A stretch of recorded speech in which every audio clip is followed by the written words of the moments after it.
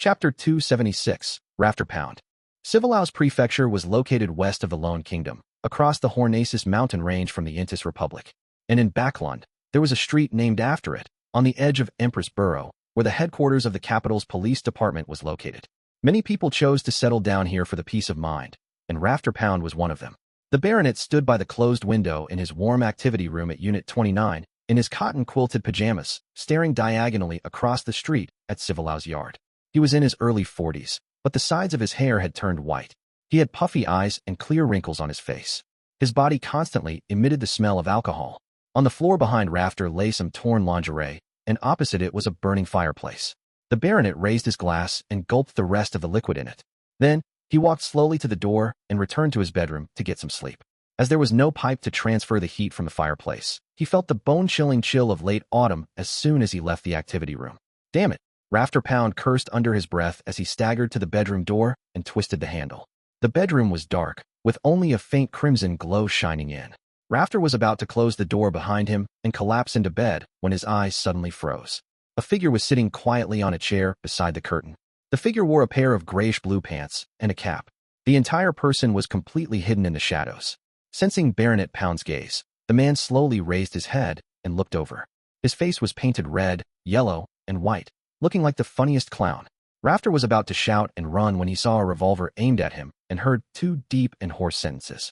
I advise you not to do anything unwise. If you cooperate, I won't harm you, and I won't take away your belongings, if you still have any left. Rafter Pound's expression changed a few times, and he very obediently closed the bedroom door. Then, he half raised his hands and sat on the edge of the bed. What do you want from me?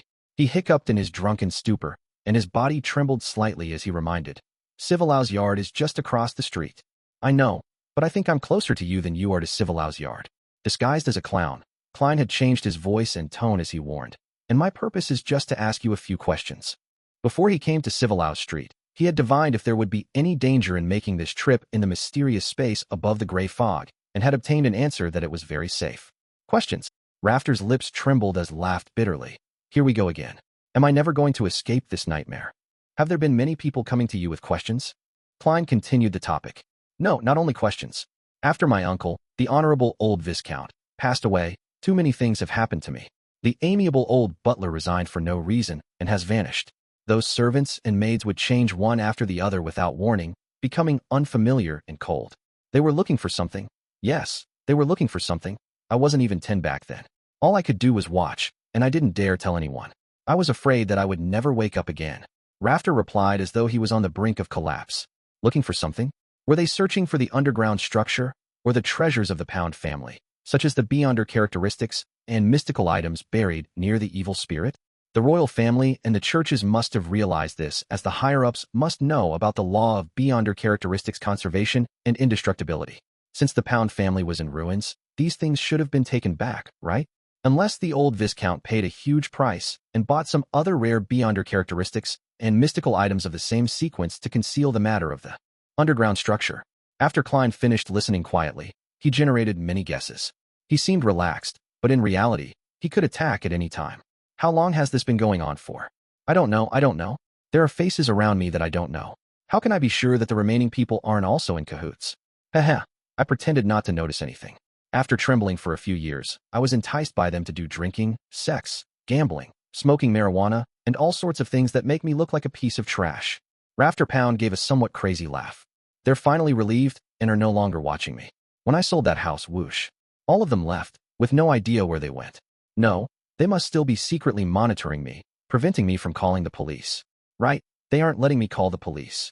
This fellow has some mental illness. I have no idea if what he said is true or false. In his aura, the change in his mood colors adhere to logic. But what if he just feels that he had let down the old Viscount and fantasized a whole sequence of events like this to find an excuse for his degeneration? Later, he would keep telling himself that until he's utterly convinced. As a qualified keyboard warrior, Klein, who knew a little of everything, had seen similar cases in his previous life. After thinking for 2 seconds, he asked, "What did these people ask you?" They asked me how the 2 children of the old Viscount died. They asked me what abnormal behavior the old Viscount had over the years. I wasn't even 10 years old at the time, so I don't know anything. Rafter waved his arms and growled under his breath. Calm down, please calm down. Klein lowered his left hand and attempted to confirm if Baronet Pound knew of the underground structure via multiple angles. Time flew by as the question and answer session ensued. Klein said in a hoarse voice, "You really don't seem to know anything. I'm very sorry to bother you, but it's time for me to leave." He stood up, bowed slightly, and appeared very well-mannered. And almost at the same time, the excitement and appearance of having a breakdown on Rafter Pound's face vanished. His light blue eyes became abnormally deep, as though he was examining something. When he saw the intruder about to stand up straight, he immediately reverted back to his previous performance: grief, anger, madness, bitterness, and neuroticism. At that moment, a mysterious voice suddenly resounded in his ears. Crimson. Klein injected spirituality into a slumber charm and threw it at Rafter with his unarmed left hand. Amidst crisp, crackling sounds, a strong sense of serenity spread out, enveloping the baronet, causing him to shut his eyes involuntarily and fall weakly onto the bed. "I'm sorry. The questions from before are for the comparison of what shall ensue. Next, it's the process of entering your dream and spirit channeling." Klein patted Rafter's pajamas, and with his hand on his chest, he made another bow. Then, he used the dream charm and entered Rafter's dream like a nightmare. In the gray, fragmentary, constantly coruscating world, Klein soberly walked beside Rafter, watching him see the blank faces of the servants and maids who had no facial features as they gave off abnormal and frightening vibes. He saw Rafter turning his head only to always to see an old face silently gazing at him, watching him curl up in the corner, shivering, and him being enveloped by a shadow, little by little. This matches what he had described earlier. Klein tried to guide the dream to make sense of the situation, but it was as though Baronet Pound had a very serious psychological trauma over these matters. Any tiny bit of stimulation would cause him to scream and run like a madman in his dreams. This made it impossible for Klein to get any more information. Thus, he withdrew from the dream and cast another slumber charm on Rafter Pound before taking out a mantha extract and other materials in preparation to channel his spirit in a mediumship ritual. After responding to himself, Klein's spirituality passed through the storm of thoughts and saw the illusory image of Rafter, an illusory image based on the body of heart and mind. "What did the old Viscount say to you before he died?" Klein hesitated for a moment before asking. Rafter Pound muddle-headedly replied, "He wants me to maintain the family." "What else?" Klein asked again in a tone of deliberate affirmation. "He wanted me to remember the glory of the ancestors," Rafter answered blankly. Klein nodded and asked, "What were those people looking for?" "I don't know." Rafter gave the same answer. Klein continued asking and compared it with the answers Pound had said before, finally coming to the conclusion that Baronet Pound had not lied, and what he had just said was true. At this point, he didn't stay any longer. He passed through the storm of thoughts and allowed his extended spirituality to return to his body. Next, Klein methodically tidied up the scene and tossed Azek's copper whistle a few times, using its nature to interfere with any possible divination investigations. "Thank you for your cooperation, Mr. Baronet." After doing all of this, Klein bowed once again. Then he turned, opened the window, jumped into the street, and disappeared into the night. After a while, Rafter Pound suddenly opened his eyes. Around those light blue eyes, there was a circle of ruptured capillaries. He flipped himself up suddenly and stared at the open oriel window. After making a long detour to East Borough, Klein washed his disguise and changed into normal clothes. As if nothing had happened, he returned to 15 Minsk Street in Sherwood Borough.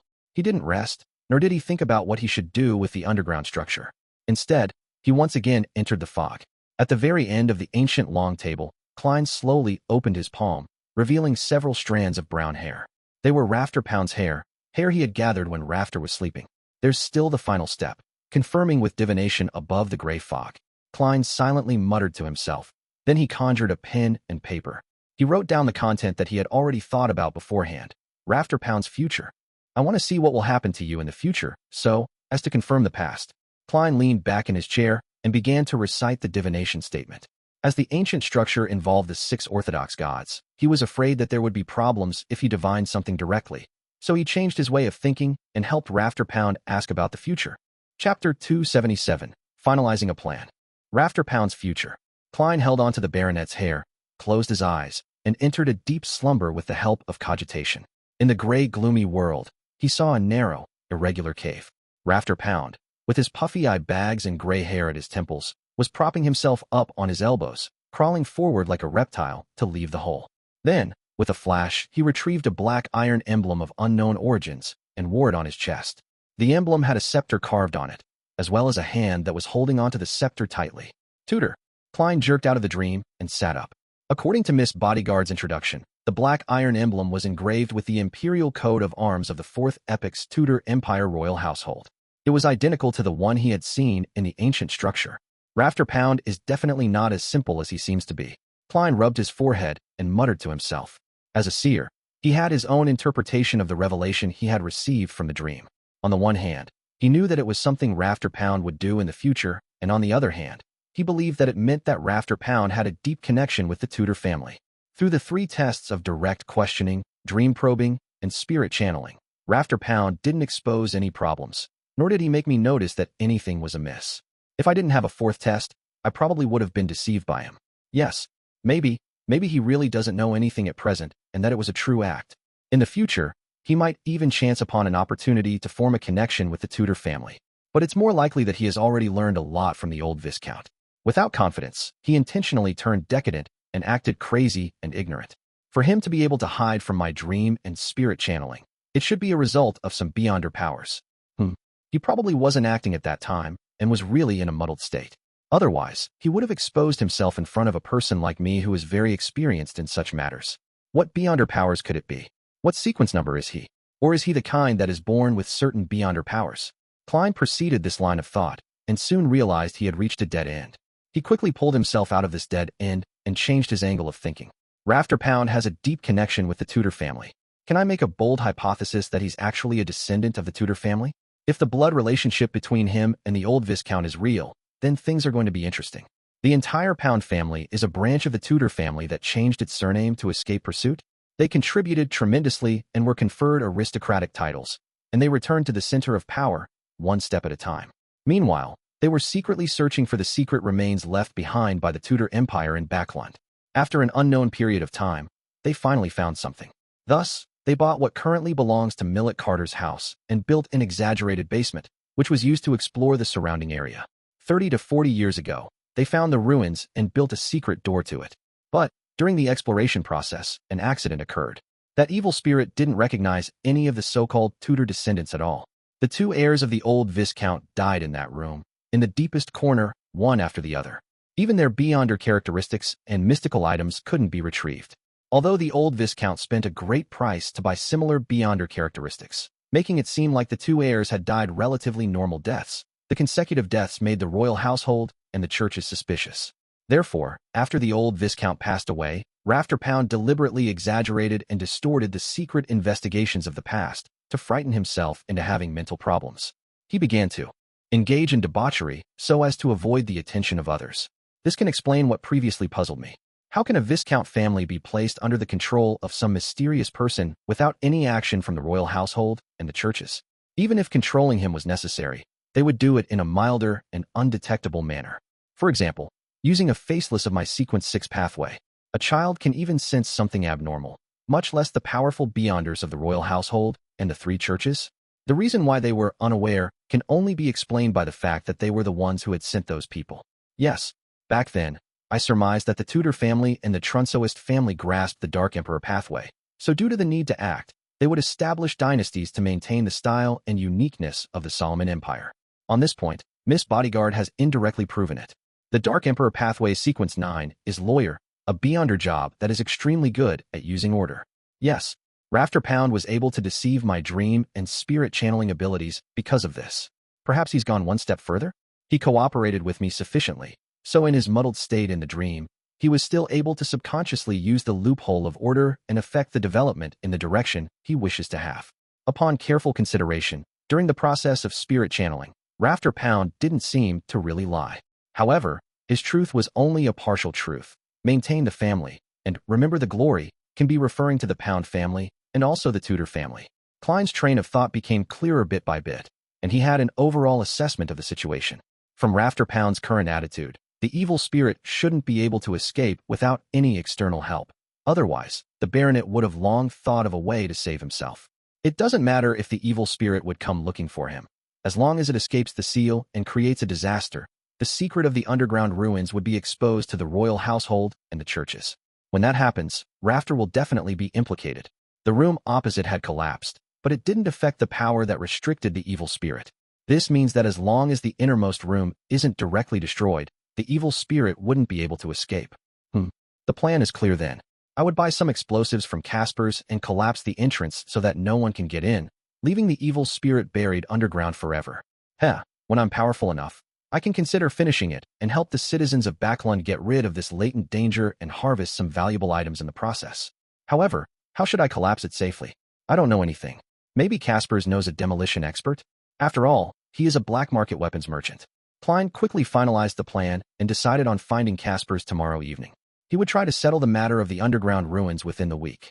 As for the true relationship between the Pound family and the Tudor family, and for Rafter's abnormality, he didn't want to probe too deeply into it.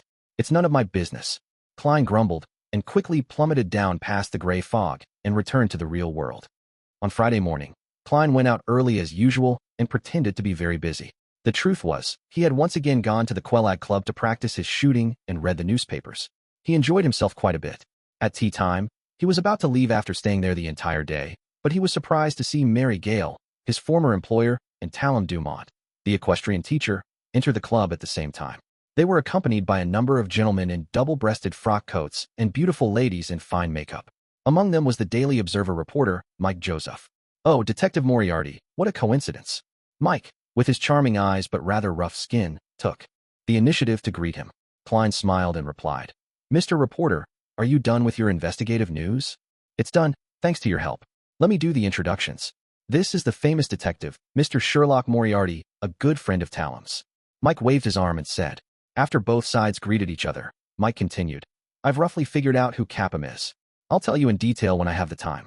In short, I have every reason to believe that Sybaris' death was caused by a copycat killer and not by the serial killer.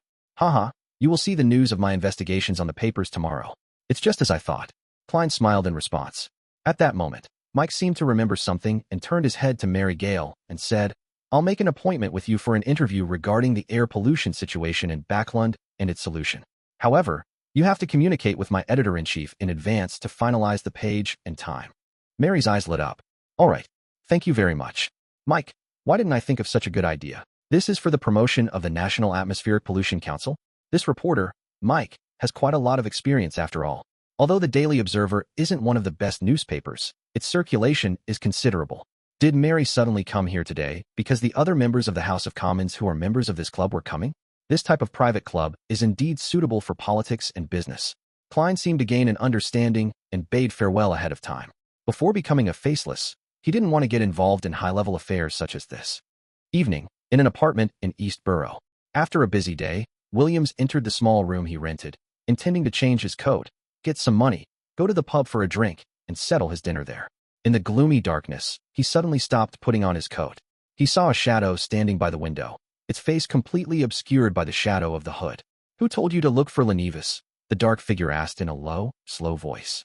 Williams quickly put on his coat, gulped his saliva, and said, "I have a friend, a bounty hunter." Bounty hunters referred to adventurers who used various bounty rewards as their main source of income. There were a lot of them in East Borough and in Backlund. Why did he suddenly start looking for Lenevis? This is a bounty that was offered a long time ago. The black figure was extremely tall. Step by step, he approached Williams. "I don't know. Maybe she just wanted to attempt another bounty." Williams took a very tiny step back. The dark figure pressed hoarsely. "Who is she?" Williams immediately entered a dilemma, but after a few seconds, he replied with a trembling voice, Zio Derrick. "I don't know where she lives." "Very good, very honest." The black figure reached out and patted Williams's body. Without further ado, he walked towards the door. Williams secretly heaved a sigh of relief, believing that his rich experience in the underworld had helped him. Don't try to be brave when you shouldn't. At that moment, he saw the shadow snap his fingers. Williams's thoughts froze, and his body suddenly split into pieces, scattering in all directions, splattering the ground and walls with flesh and blood. Then, the shadow broke the gas pipe. Amidst the sound of gas spewing out from the pipes, he picked up the candle from Williams's desk and struck it against the wick. The black shadow left immediately. A few minutes later, the candle suddenly lit up by itself. Boom. The explosion wiped out everything. Chapter 278 Free? After dinner, in the billiard room of the Bravehearts bar, dressed in a simple black coat and a dark cap, Klein held a glass of Southville beer, closed the door behind him, and walked over to Casper's, who was bent over the table, trying to hit the ball. Before he could muster a smile and say hello, Casper stopped what he was doing, straightened up, and glanced at him. "Merrick isn't here. There are no other gatherings you want." I have nothing but weapons. Very familiar with what I want. Fortunately, I have a different goal today. Klein curled the corner of his lips and said, I'm here to buy weapons. Merrick isn't here. From the looks of it, they've been exposed and are targeted by their enemies. They've decided to switch locations. Then I won't be able to contact Miss Bodyguard.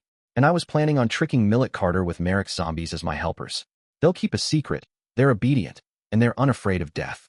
Well, the premise of their obedience is when the influence of Azek's copper whistle is shielded. As he spoke, a series of thoughts flashed through Klein's mind. Caspers was slightly surprised. With a look of suspicion, he leaned against his cue stick and rubbed his brandy nose and said, What kind of weapon are you looking to buy? Have you finished the previous bullets? That's quite a lot of practice. No, I practiced with bullets I bought at the Quelite Club. Klein smiled. I want to buy explosives, the kind that is widely used in mines. What do you want to do? Caspers blurted out as his expression turned solemn and stern. I'm warning you, don't try to do anything condemnable.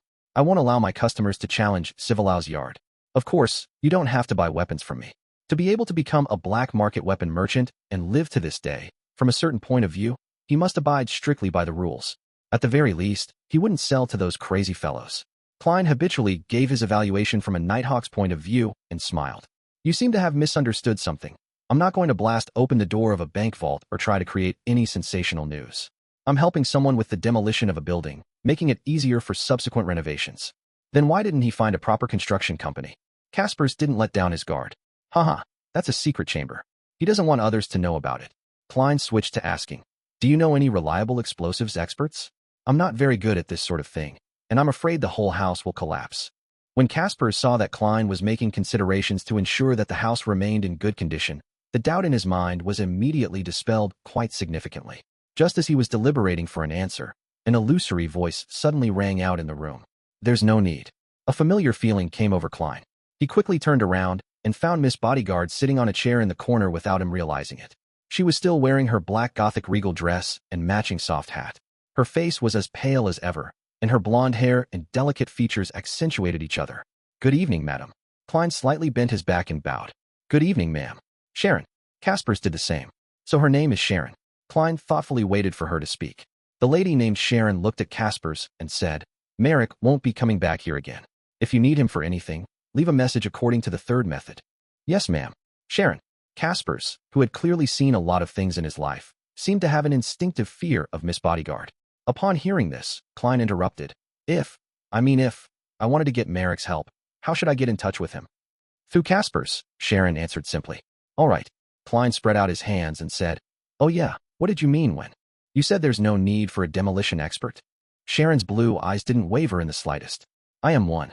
You are one. You're a demolition expert? Wait a minute. Aren't you a beyonder with special abilities, probably at Sequence 5? Why are you being a part-time demolition expert? Klein froze as he felt at a loss for words.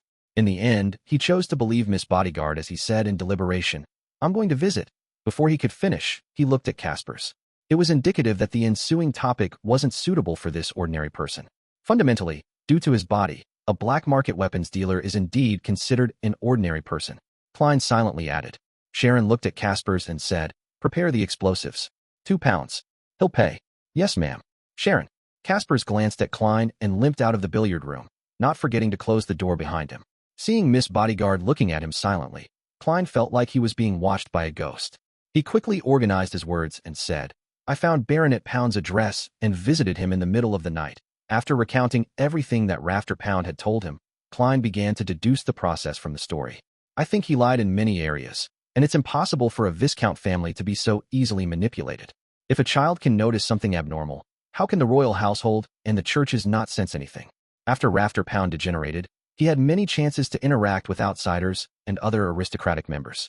As long as he showed a little courage, he would be able to easily resolve the problem. Therefore, I think he must have been hiding something that has a high chance of being related to the underground structure. From the state of his mind, it seems that the evil spirit won't be able to escape for a long period of time, so I plan to get some explosives and destroy the entrance to prevent others from getting in. I'm afraid that I might accidentally release the evil spirit. Yes. Miss Bodyguard Sharon didn't confirm Klein's guess, but she didn't reject it either. At that moment, Klein hesitated and asked, I don't know much about demolition, so I'm preparing to draw a layout and hire a demolition expert to give me the positions to lay the explosives and their corresponding weights. If I ask you for help again, how much would I have to pay? If it's too expensive, it'd better for me to look for an ordinary demolition expert.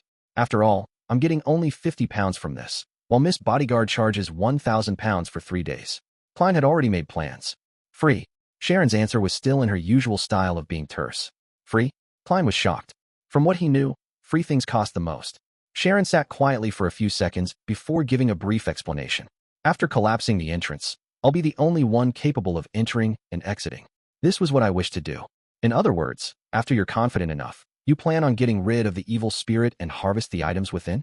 In fact, destroying the entrance is to help you eliminate any interferences or the greed of others. After all, other Beyonders of other sequences are unable to pass through the boulders and dirt like a spirit. Yes, apart from the apprentice pathway, but they don't know about that underground structure. Klein nodded in enlightenment. Deal.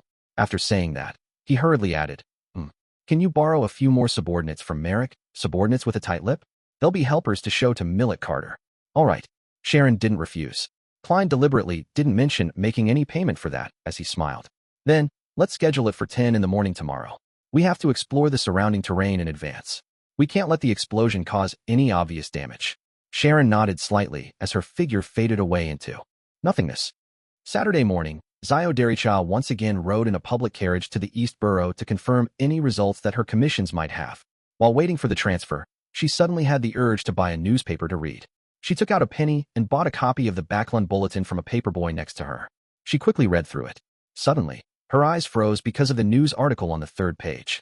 At 7:10 last night, there was a serious explosion in the apartment building at 1 Daravi Street in East Borough. It's suspected to be a result of a gas leak. The explosion happened at unit #03-06. The tenant died on the spot, to the point of not leaving a complete corpse. At press time, this explosion resulted in 3 deaths and 16 injured, 1 Daravi Street. Apartment #03-06. Isn't this the place Williams rents? He's dead? He died from a gas leak explosion? No. Absolutely impossible. He would never be so extravagant and use gas, even if there was an installation there. Did he end up like this because he had just accepted my commission? But Lenevis is a wanted criminal. If he discovers that someone was looking for him, all he should need to do is move.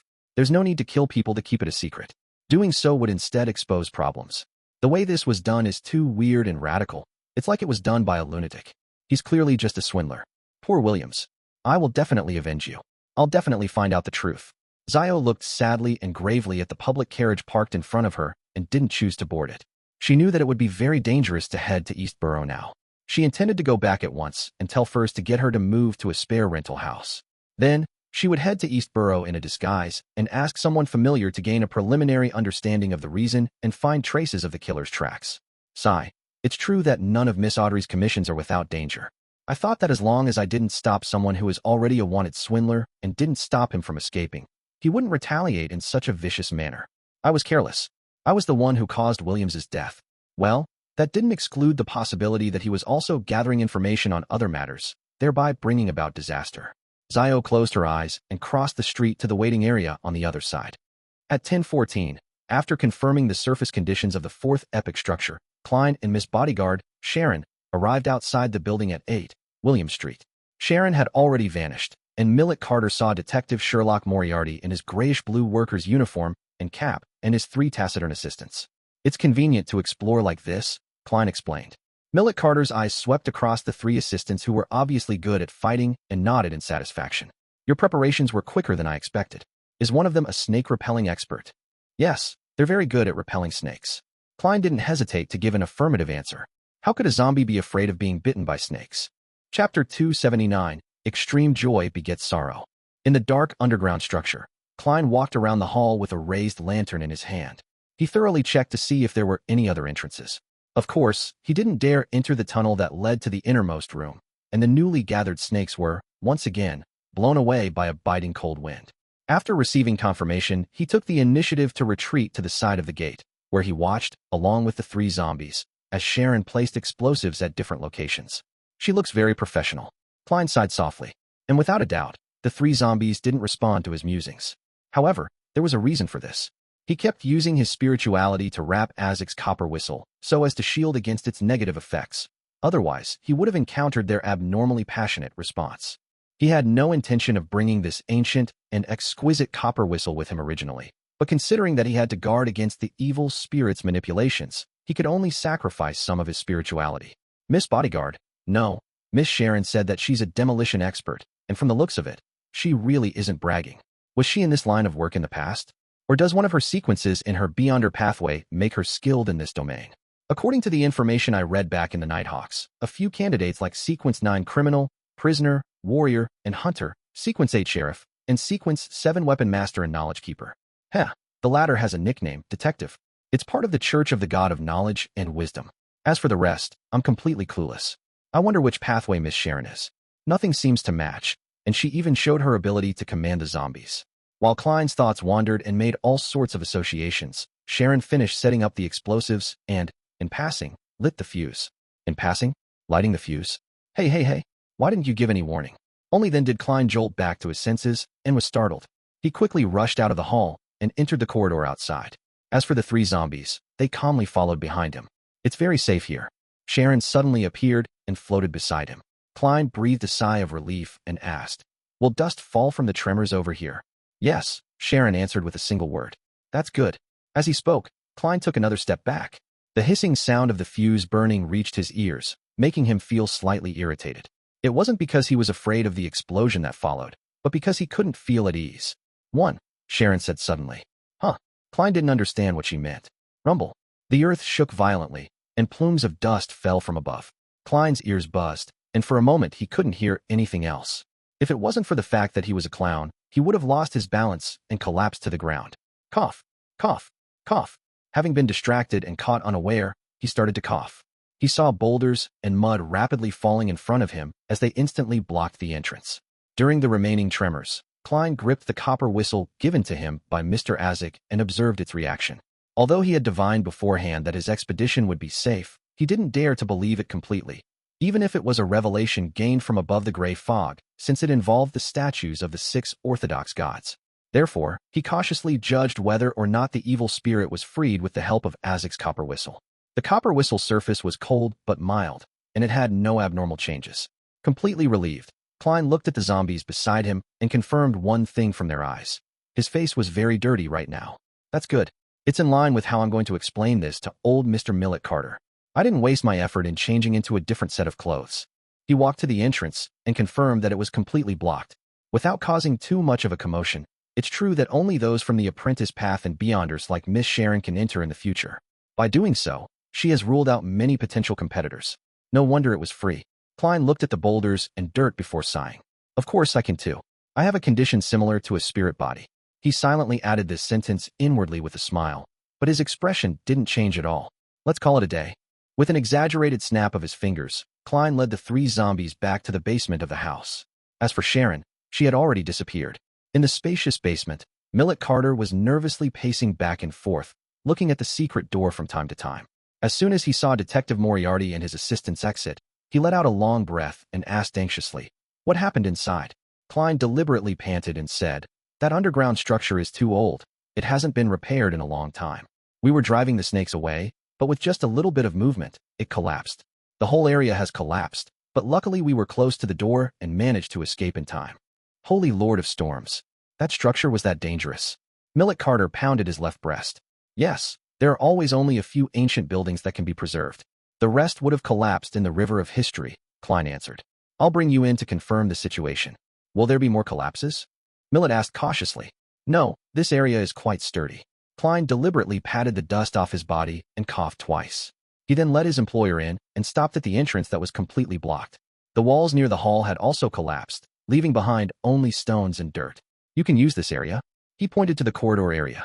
Millet was silent for a few seconds before he sighed. Thank goodness I didn't hastily send someone in to explore, but instead went to look for you, a professional. Otherwise, I would have had to bear the burden of the loss of several lives. All right, this commission ends here. I'll pay you the rest of the reward. As he spoke, Millet Carter took out his wallet, did a count, and was somewhat embarrassed to find that there were only about 30 pounds in cash. Fortunately, I still have other forms of money. Otherwise, I'd have to go to the bank, Millet mumbled as he looked up at Klein. Do you mind taking gold coins? No, I don't mind any form of money. Klein smiled. The gold pound of the Lone Kingdom could be in the form of gold coins unless they were of huge denominations. This was the guarantee of the denomination on paper money. However, in the past 100 years after Emperor Roselle, the people of the northern continent had become more and more accustomed to paper money. There were even some members of parliament who wanted notes to replace copper pennies. Gold, in the true sense of the word, already hardly ever circulated in the market. Only some of the old gentlemen would attach a fixed box on the other end of their pocket watch chains which contained some gold in case of accidents. It was to give them peace of mind, and was also a habit. Millet nodded, and following the gold chain on his clothes, he pulled out a box that flickered with golden light from a certain pocket. He opened the box, took out 5 gold coins, and handed them together with the notes he had previously counted to the detective. Klein didn't hide his actions as he counted the money, and suddenly flicked a gold coin and caught it coolly. "Thank you for your generosity." He glanced up at the statue and smiled sincerely. Then he pressed his hand to his chest and bowed whilst facing Millet Carter. Yes, if it were any other detective, even if they demolished the entrance and the passageway, they would definitely have nightmares upon returning.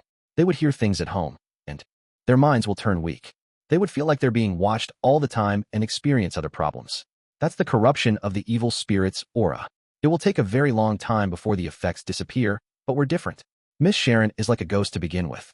As for me, I'll be completely fine once I go above the gray fog. As for the 3 zombies, they aren't even afraid of death, so what's there to be afraid of? Klein lampooned while in a good mood as he bade Millet Cullen farewell and left his house.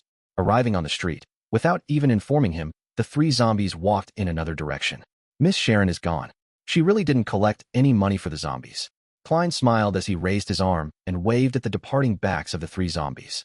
Then, he went home and changed into his normal clothes and headed for the Quellac Club to practice shooting. After also settling his dinner there as a reward for the successful completion of his mission, Klein returned to Minsk Street in a public carriage. The dark, gloomy environment was illuminated by gas lamps, and with his cane, he strolled leisurely along the street. Suddenly, he had a premonition which wasn't too good or bad. What's going on? When Klein looked up, he saw 2 police constables with a dog on a leash, apparently investigating the streets. Investigation? An investigation with a police dog? Is this a result of the serial killings? The scene of the murder had the smell of cloves and gooseberries, so they included a police dog? Klein couldn't help but silently lampoon.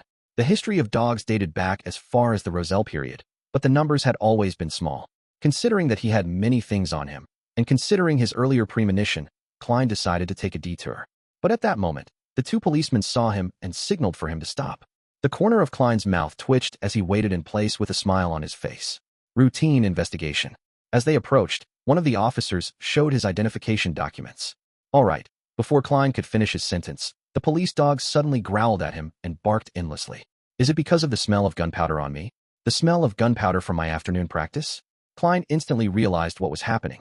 He looked at the faces of the 2 officers who were now on alert. With a thought, he smiled and said, "It's this. I picked up a revolver along the way, along with an armpit holster and bullets.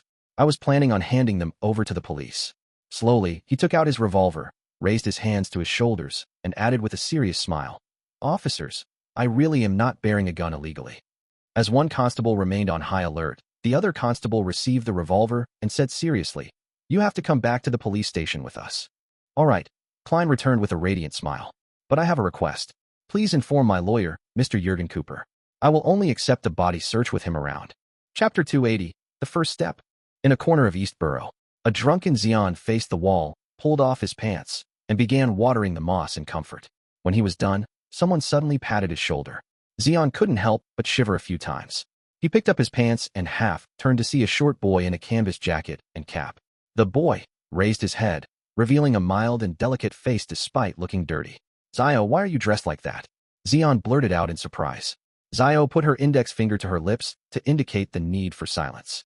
Then, she suppressed her voice and said, "I'll ask and you answer. Keep your voice down."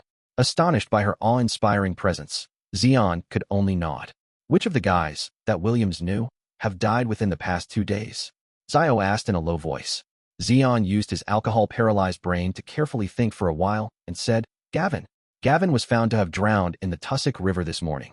He probably fell into the river last night. The poor sod doesn't know how to swim and likes to enjoy the wind by the river when he's drunk." Zio's gaze suddenly became sharp. Without any hesitation, she asked, "Did Gavin accept Williams's request to look for the wanted criminal, Lenevis?" "Of course, we all got this commission from Williams. Anyway, it's not like it's a big deal. All we have to do is show the portrait to everyone we know and keep an eye out for someone who looks like him. Oh, Williams, he said that if there's a clue, he'll treat me to 3 days of booze and meat." The poor fellow actually died in a gas explosion. That's why I refused to have my landlord install a gas pipe. That was months ago. I can only afford a cheap motel now. Jean droned on. What region is Gavin in charge of? Did he mention anything to you? Zio looked sideways, pursed her lips, and stared straight at Xion. He usually goes to the dock area near the East Balham dock. He even met me yesterday evening and said that he went to the Workers' Alliance Tavern there to spread the news of his search for Lenevis, and he also showed the portrait of Lenevis to everyone present. Jean hiccuped. There were many docks in Backlund, most of which were considered as the dock area and designated as shipyards. And after that, did Gavin say what he was going to do? Zio asked again, frowning doubtfully. Of course, drinking. He planned to have a good drink and then find a place to sleep. Oh, the poor sod must have felt hot from drinking and wanted to take a bath in the river, but he forgot he couldn't swim, and it's almost winter. Xion sighed again. Gavin didn't discover anything. He had gone to the Workers' Alliance Tavern in East Balham Dock and distributed leaflets to search for Lenevis, but ended up meeting his demise. It even implicated Williams. The murderer's reaction can no longer be described as extreme anymore. He's simply a lunatic. If I were Lenevis, the easiest option would be to immediately move somewhere else and avoid being found.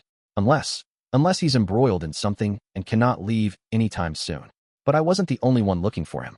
There are also many bounty hunters. He may kill Williams, but can he kill that many people? If he had the ability, he would kill off everyone who spread wanted posters in Civilau's yard. Zio was completely befuddled by the entire matter, just like how she found Williams's death was impossible. In the end, she decided to report the problem to Miss Audrey first, and then head to the Workers' Alliance Tavern in East Balham in disguise. She wouldn't make any inquiries and only observe to see if there was anyone suspicious.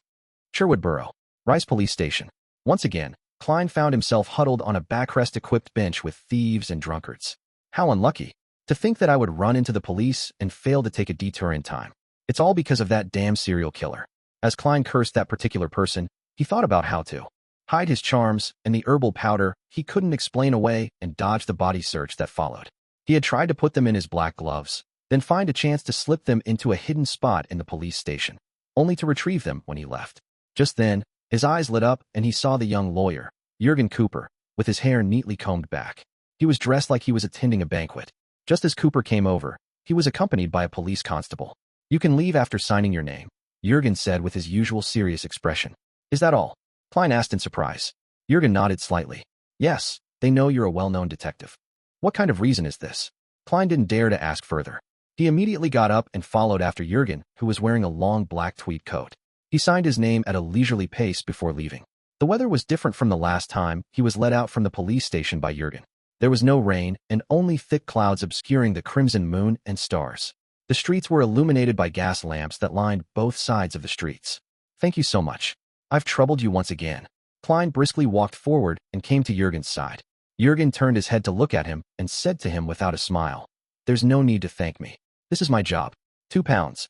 Klein sized him up seriously and revealed a smile. Okay. His wallet was bulging recently, and he produced 2 one-pound notes at once. Without a trace of politeness, Jurgen received the payment and said, If you're willing to enter into a formal partnership, then every time you come to the police station, I'll only charge you £1. Of course, not for the cases that are serious. You have to understand that a large portion of the fees I charge will go to the office. It's as if I would frequently be invited to the police station for some coffee in the future. Pooey, they don't even give coffee. Theirs isn't even a cup of water. Before Klein could answer, he heard Jurgen add, For a private detective, getting in and out of the police station is something that happens every once in a while. It's an occupational hazard. Well, I know very well that every private detective has a problem with the illegal bearing of arms and the illegal trespassing in other people's homes. Your response this time was very good. The police couldn't find enough evidence to prove that you were bearing a gun illegally, and the explanation for the gunpowder reaction on your body was quite sufficient. The name Quelag Club was enough to convince them. Otherwise, you most likely would have had to go to the magistrate's court. So, you're not a suspect, but a good citizen. A good citizen who picked up a gun and handed it in, so there was no need for a body search. All right, but I lost a revolver and the corresponding bullets. That's several pounds, and there's also the lawyer's fee. Klein squeezed out a smile. I understand. Lawyer Jurgen, let's establish a formal partnership. The corner of Jurgen's mouth twitched. With an extremely professional smile, he extended his hand and said, I hope for a pleasant partnership. I sincerely hope that I don't have to see you too often at the police station. That's not something that's up to me to decide. Klein gave a self-deprecating laugh. Back at 15, Minsk Street, Klein eased himself with a hot bath. But at that moment, he once again heard illusory prayers coming from a woman. "Miss Justice, is there a clue regarding Lenivus?" Klein suddenly jumped out of the bathtub, quickly dried his body, put on his clothes, and went above the gray fog. Staring at the constantly expanding and shrinking crimson star, he extended his spirituality and chose to listen. "The fool that doesn't belong to this era. Honorable Mr. Fool, there's been a problem with the investigation of Lenivus, Justice, who was wearing a white gown for an unknown reason, recounted the explosion that happened on Daravi Street in East Borough, as well as Gavin's drowning. As a telepathist, who had already gained some mastery, she didn't add her own guesses, lest it affect the judgment of Mr. Fool." After listening carefully, Klein frowned, feeling that the killer's reaction was unimaginably extreme. Unlike Rear Admiral Hurricane Kalangos, Lenivus, as a swindler, would immediately move if he discovered anything was amiss. That should be his professional instinct. There's no reason to follow the clues in reverse and kill those who are seeking him. According to this standard, 80% of East Borough's bounty hunters would die. This would cause a sensation and cause the case to be taken over by the Nighthawks, mandated punishers, or machinery hive mind. Has the benefits Lenivus gained, from the ritual of praying to the true creator to send his son down, left him mad? This is very consistent with the style of the true creator. However, the problem lies with the fact that it would be difficult for a lunatic to hide himself. Apart from the potential, Klein fell into deep thought and was in no hurry to respond to Miss Justice.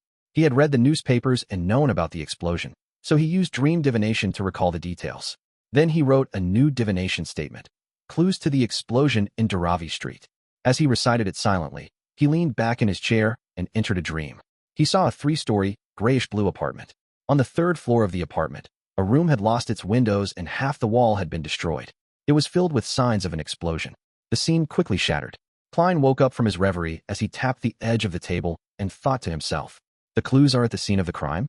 This revelation can also mean that the murderer is still watching the crime scene and wants to finish off the person who comes to investigate the matter. Yes, this will give him a chance to find the person who recently issued the bounty for Lenivus. I'll visit the crime scene in disguise and see if I can find the killer. Even if he isn't Lenivus, he must surely be connected to Lenivus. But he must have hidden himself very well. How can I find him without attracting his attention? A thought flashed as Klein's eyes was cast onto the all-black eye on the long bronze table. This was a beyonder characteristic left behind by the Nimblewright Master Rosago. In the real world, I can't use this item to manipulate those strange threads because of the residual mental corruption from the true creator. There will be irreversible harm after interacting with it for a certain amount of time. However, if it was used temporarily, I can use the threads to find a hidden person. That's something acceptable. It's just like how I used it to determine if Miss Bodyguard had left previously. Klein narrowed his eyes, removed his spirit pendulum, and divined if his trip would be dangerous. The answer was positive, but the amplitude and frequency of the spinning weren't excessive. That's acceptable. Klein was silent for a few seconds before returning to the real world. Then, by summoning himself, he placed the all-black eye into an iron cigarette case and brought it back to his bedroom.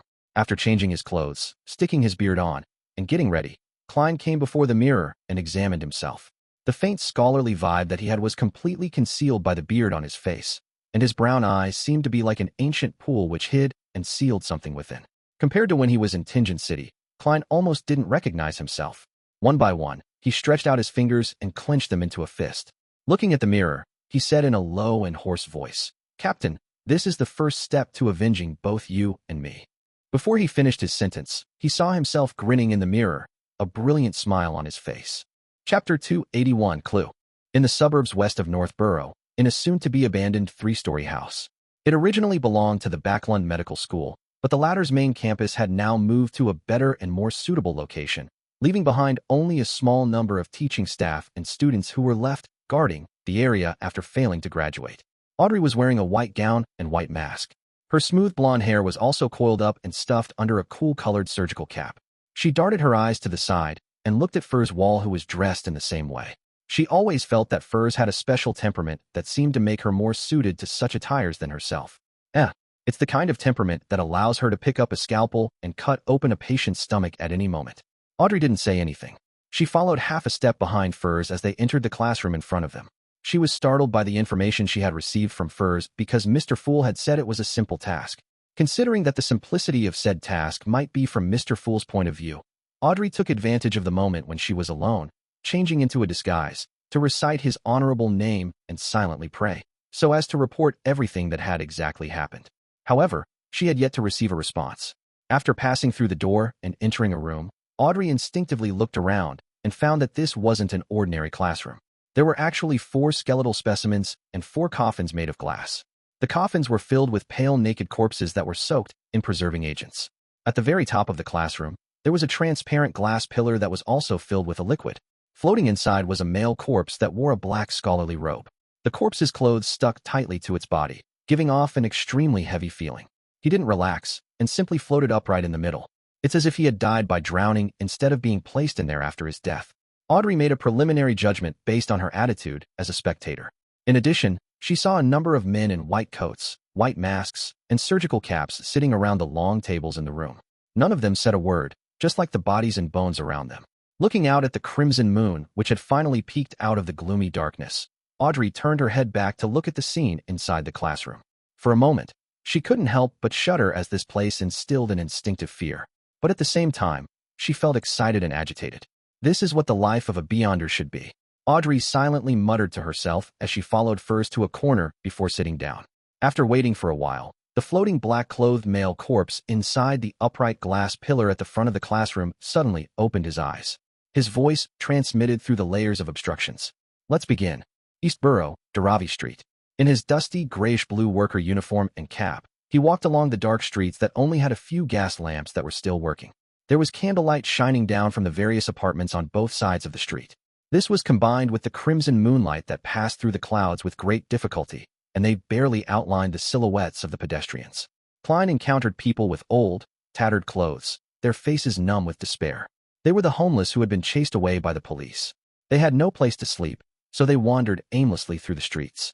Occasionally, they would find some inconspicuous corner or park bench to rest at for a while, but they were soon chased away again. In the cold and dark night, Klein felt that they were more like zombies than the zombies he had seen, and the entire East Borough was more like an abyss than the legendary abyss. He hurriedly took a quick breath which hurt his throat, causing him to cough involuntarily. He quickly gathered his thoughts and looked through the corner of his eyes at the apartment on the corner of the street. It had obviously suffered from an explosion and hadn't been repaired yet. The best place to monitor the crime scene is the apartment across the street. The 3rd and 4th story and the roof all meet these requirements. Klein analyzed the situation with the knowledge he had learned as a night hawk. Throughout the whole process, he didn't slow down his pace to avoid arousing suspicion. At the end of the street, Klein smoothly crossed the apartment building numbered 1 and entered the building across the street from the crime scene. The 1-bedroom apartment he had rented in East Borough was similar to this apartment, and he had also lived in an apartment of slightly higher class with his brother Benson and sister Melissa in Tingen City for quite a long time. It was Klein's personal experience, but it also came from the memory fragments of the original Klein. As his thoughts raced, Klein lowered his cap, lowered his head, and without rushing, he walked up the creaking stairs to the 3rd floor. Due to his unlucky encounter in the evening, he no longer had a revolver, so all he could do was stick one hand into his pocket and hold a few tarot cards in between his fingers. There was no light other than the faint moonlight in the corridor of the 3rd floor. Klein was in no hurry to move forward, so he carefully observed the layout. The spot directly across the crime scene is on the left. The one with the best view for surveillance should be the 3rd room from here. Klein began to walk slowly and carefully. After walking past 2 rooms, he also inserted his right hand into his pocket and gently opened the iron cigarette case. After a split second, his fingers touched the all-black eye, and the murmurs resounded in his ears as they attempted to tear his mind apart. At the same time, with the help of this corrupted item, Klein saw many strange black lines. These thin lines floated in the air, and although they were intertwined and entangled a little, he could still distinguish who they belonged to if he traced them back to the source. The corresponding figures were reflected in Klein's soon-to-be cooked brain. There were men, women, and children sleeping in the bunk beds, and several tenants lying in bed on the floor. Other than that, there were no other special spots, nor were there any hidden figures. The illusion in front of him and the auditory hallucination in his ears slowly improved as Klein quickly retracted his hand from the all-black eye. He endured the pain as he continued to move forward. Once he felt some relief, he would immediately observe the other room. Unfortunately, his efforts of searching the entire apartment to see if there were any places that allowed the observation of the crime scene was in vain. Phew. Klein cowered in a corner of a balcony. His hands were on his knees as he panted heavily. Tears streamed from the corners of his eyes, and from time to time, his nose would run as if he had fallen sick.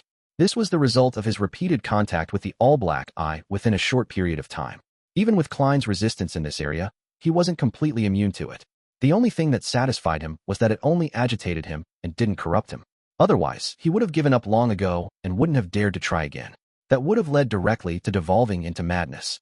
After resting for a while, Klein finally calmed down and switched to a different apartment that didn't have the same view as this one.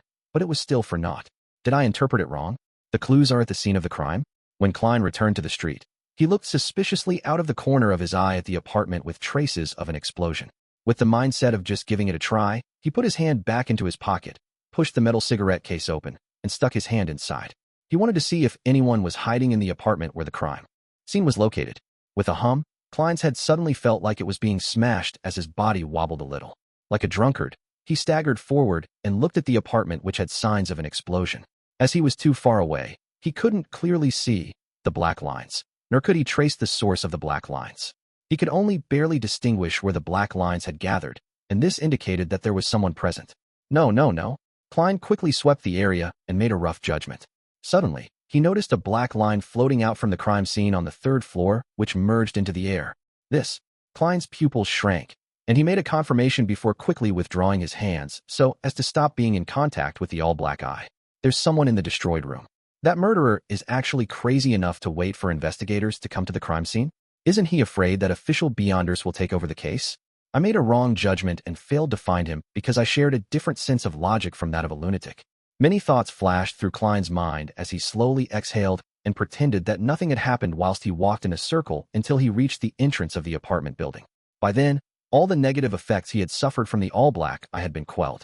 Controlling his facial expression and body language, Klein headed up to the 3rd floor as if he were going home, his footsteps quick and heavy with fatigue. In the darkness of the corridor, he caught sight of the doorless room which had half its walls collapsed. Then, he casually headed for the public bathroom. As he neared the room, his hand, which had been in his pocket, touched the all-black eye. Again, the mind-wrecking murmurs and the blurred hallucinations assaulted him. Through the corners of his eyes, Klein saw a black, illusory thread spread out from the crime scene. As he traced the source, he found a man who had completely merged into the shadows. His aura was the same color.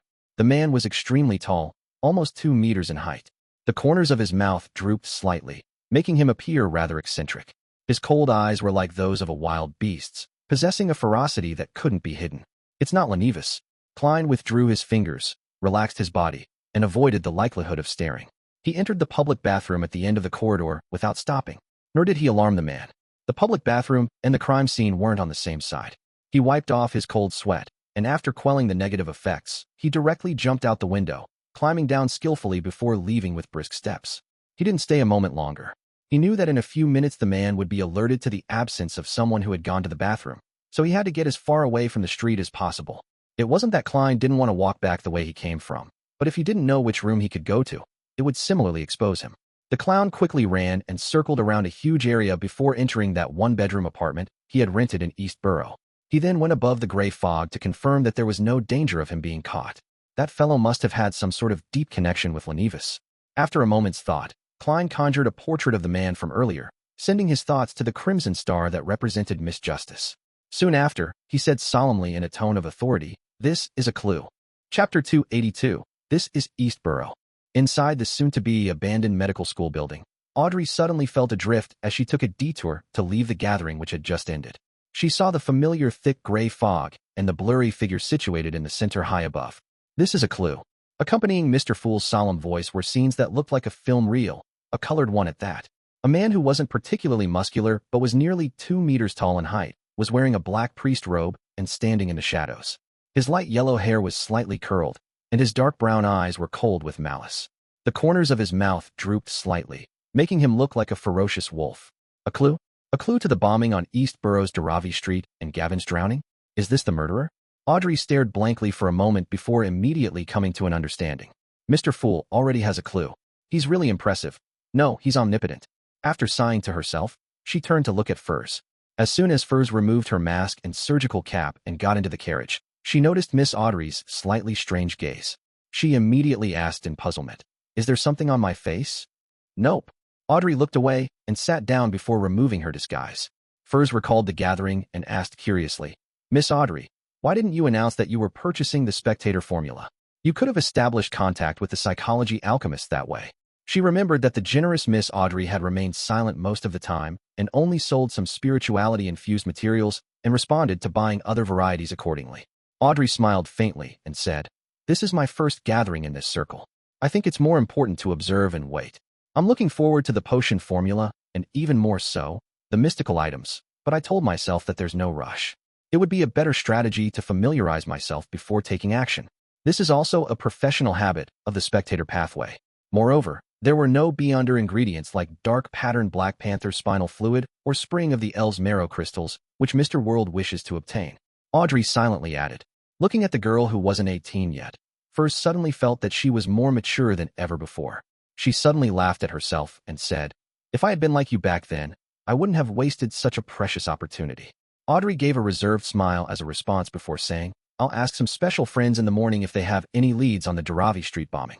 Wait for the information at the same place with Zio." "All right." Furs nodded without any doubts. Instead of returning to Minsk Street, Klein slept in the one-bedroom apartment in East Borough's Black Palm Street. He was afraid that the suspected murderer in the black priest robe had accomplices who could be searching the streets for him. Although the probability of meeting him wasn't high, and he had disguised himself ahead of time so that it was unlikely he could be recognized, his divination indicated that there was a possibility. To be cautious, Klein made do and decided to spend the night at East Borough. At dawn, he changed into another dark blue worker's uniform, put on a light brown cap, and left the room. He went down the stairs and into the street. At that moment, the white fog with a yellowish tint shrouded the surroundings.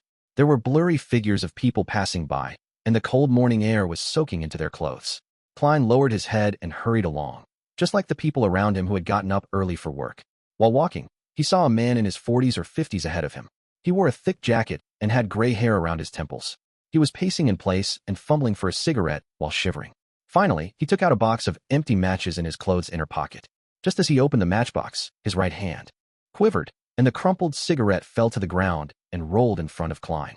Klein stopped, picked it up, and handed it to him. Thank you.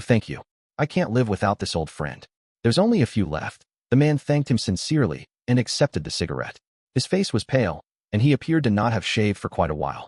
Exhaustion was expressed without reserve from the corner of his eyes as he lamented, "I haven't slept for another night. I don't know how long I can last. I hope the Lord will bless me so that I can enter the workhouse today."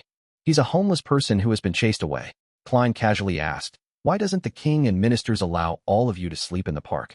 "Who knows? But to sleep in this kind of weather outside, it's very likely that you'll never wake up again. It's still better in the day, since you can find a warmer place."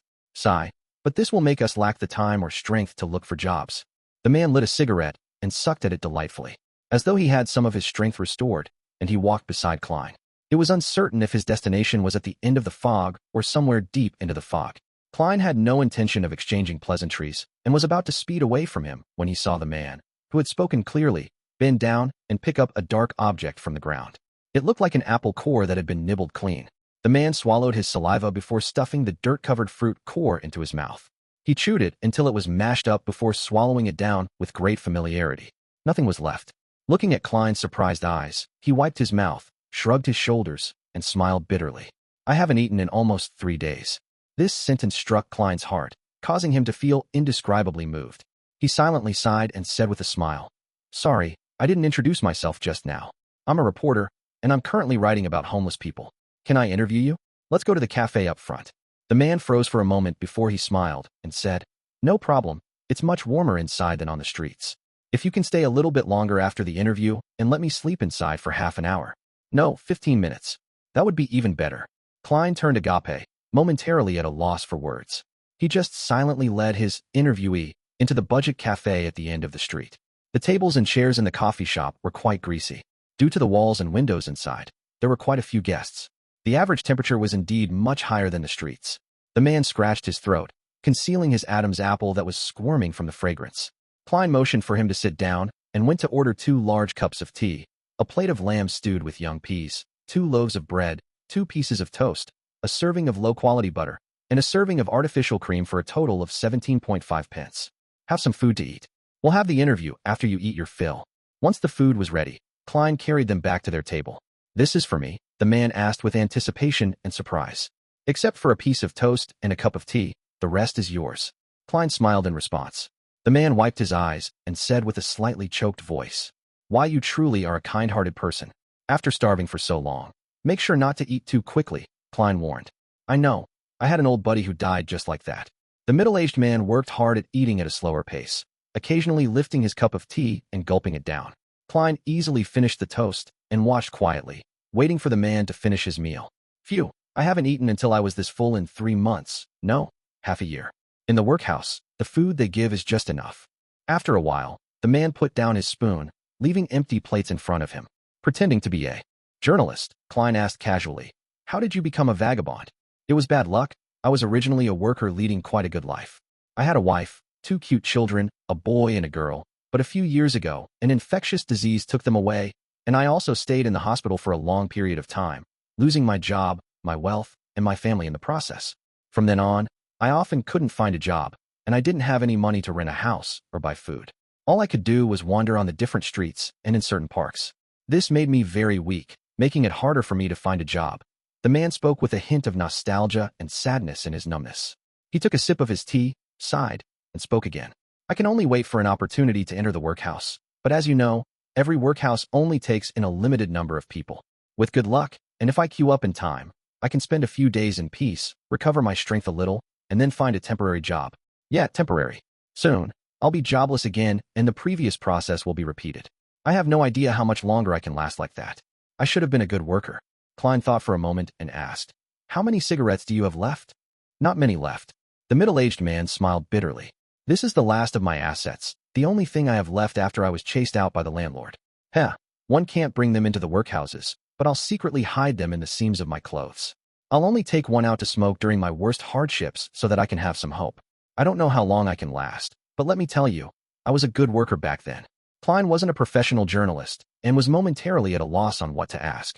He turned his head to look out the window and saw faces with obvious hunger plastered across them. Some of them were relatively sober, and they belonged to the residents of East Borough. Some of them wore looks of numbness and exhaustion, nothing like that of humans. They were vagabonds. There is no obvious gap between the two. The former can easily become the latter. For example, the gentleman in front of me. When Klein looked back, he discovered that the man had fallen asleep, his body curled up on a chair. After a few minutes of silence, Klein went to pat the man awake and gave him a handful of copper pennies. "This is the payment for the interview." Okay, thank you. The man didn't realize what was happening, and when Klein reached the door, he raised his voice and said, "I'll go to a budget motel and get a bath, get a good night's sleep, and then get a job." At noon, Klein attended a party at the Sammers. There were 10 guests. There was apple juice with steak, roast chicken, fried fish, sausage, cream soup, lots of delicacies, 2 bottles of champagne, and a bottle of red wine. On his way back from the bathroom, he met Mrs. Stellan Sammer. He thanked her sincerely. It was a sumptuous lunch. Truly delightful. "Thank you for your hospitality." It cost a total of £4 and 8 soldi. The most expensive were the 3 bottles of wine, but they were all part of Luke's collection. He has a liquor cabinet. The pretty Mrs. Stellan smiled in response. Without waiting for Klein to speak, she said, "You earned £10 from Mary's matter alone, and if you can keep up the good fortune, you'll soon be able to have a banquet like this. For people of our class, you have to invite friends once a month and also be invited by friends." Klein, who was already used to her mannerisms, obliged politely. "Well, I'll have to wait till my income settles at £400 a year before I can be like you." Stellan immediately raised her chin slightly and tried hard to make her smile faint. £430. It must be £430. Dock area, East Balham Dock, Workers' Alliance Tavern. Zio wore boots that gave her height a huge boost and stuck on a thick beard, making herself look like a short man. She tried to recall the portrait from Miss Audrey, trying to engrave in her mind the image of the man who might have been the murderer. If Gavin had been killed by him, the murderer probably frequents this tavern. Zio ordered a glass of rye beer and a lunch set before huddling in a corner and eating slowly. From time to time, she would look around furtively in search of her target. After a while, the tavern's door was pushed open again, and Zio reflexively looked over. With just one look, her pupils shrank so thin that they resembled needles as she nearly became petrified. The patron who entered was nearly 2 meters tall. Chapter 283, Dock Union. Zio has been in the bounty hunter business for a very long time. Many things were done on instinct without any thought. When she saw the patron who entered was nearly 2 meters tall, she instinctively lowered her head and continued to eat her pork sausage and French fries as if nothing had happened. Although the food entered her mouth, Zio didn't taste it at all. She endured dozens of painful seconds before she slowly raised her head and pretended to look around casually. Soon, She saw that the patron who had just entered was sitting in front of the bar counter, waiting for his booze and lunch. Soft, curly pale yellow hair, dark brown beast-like eyes, a slightly drooping mouth, an aura of solitude and malevolence. Little by little, the details came into Zio's eyes, overlapping with the image in her head. It's him. It's the suspected murderer, the man who killed Williams. Zio lowered her head again and slowly stuffed the rest of the food into her mouth. After a few minutes, she set the tray down on the bar, along with the glass, and left the Workers' Alliance Tavern without looking back. Due to her high boots, they effectively masked the most obvious features of her boots. Outside, Zio slowed her pace and found a secluded spot to observe the people entering and exiting the tavern. After waiting for a while, she finally found an acquaintance, a technician named Burton, who lived in East Borough and worked at the eastbound dock. The young man liked to treat himself to a cup of shoddy rye beer at noon or in the afternoon, and his salary only allowed him to afford such a beer, and he couldn't drink it every day. Zio nimbly darted over and patted Burton on the shoulder. She lowered her voice and said, "It's me, Zio." Zio.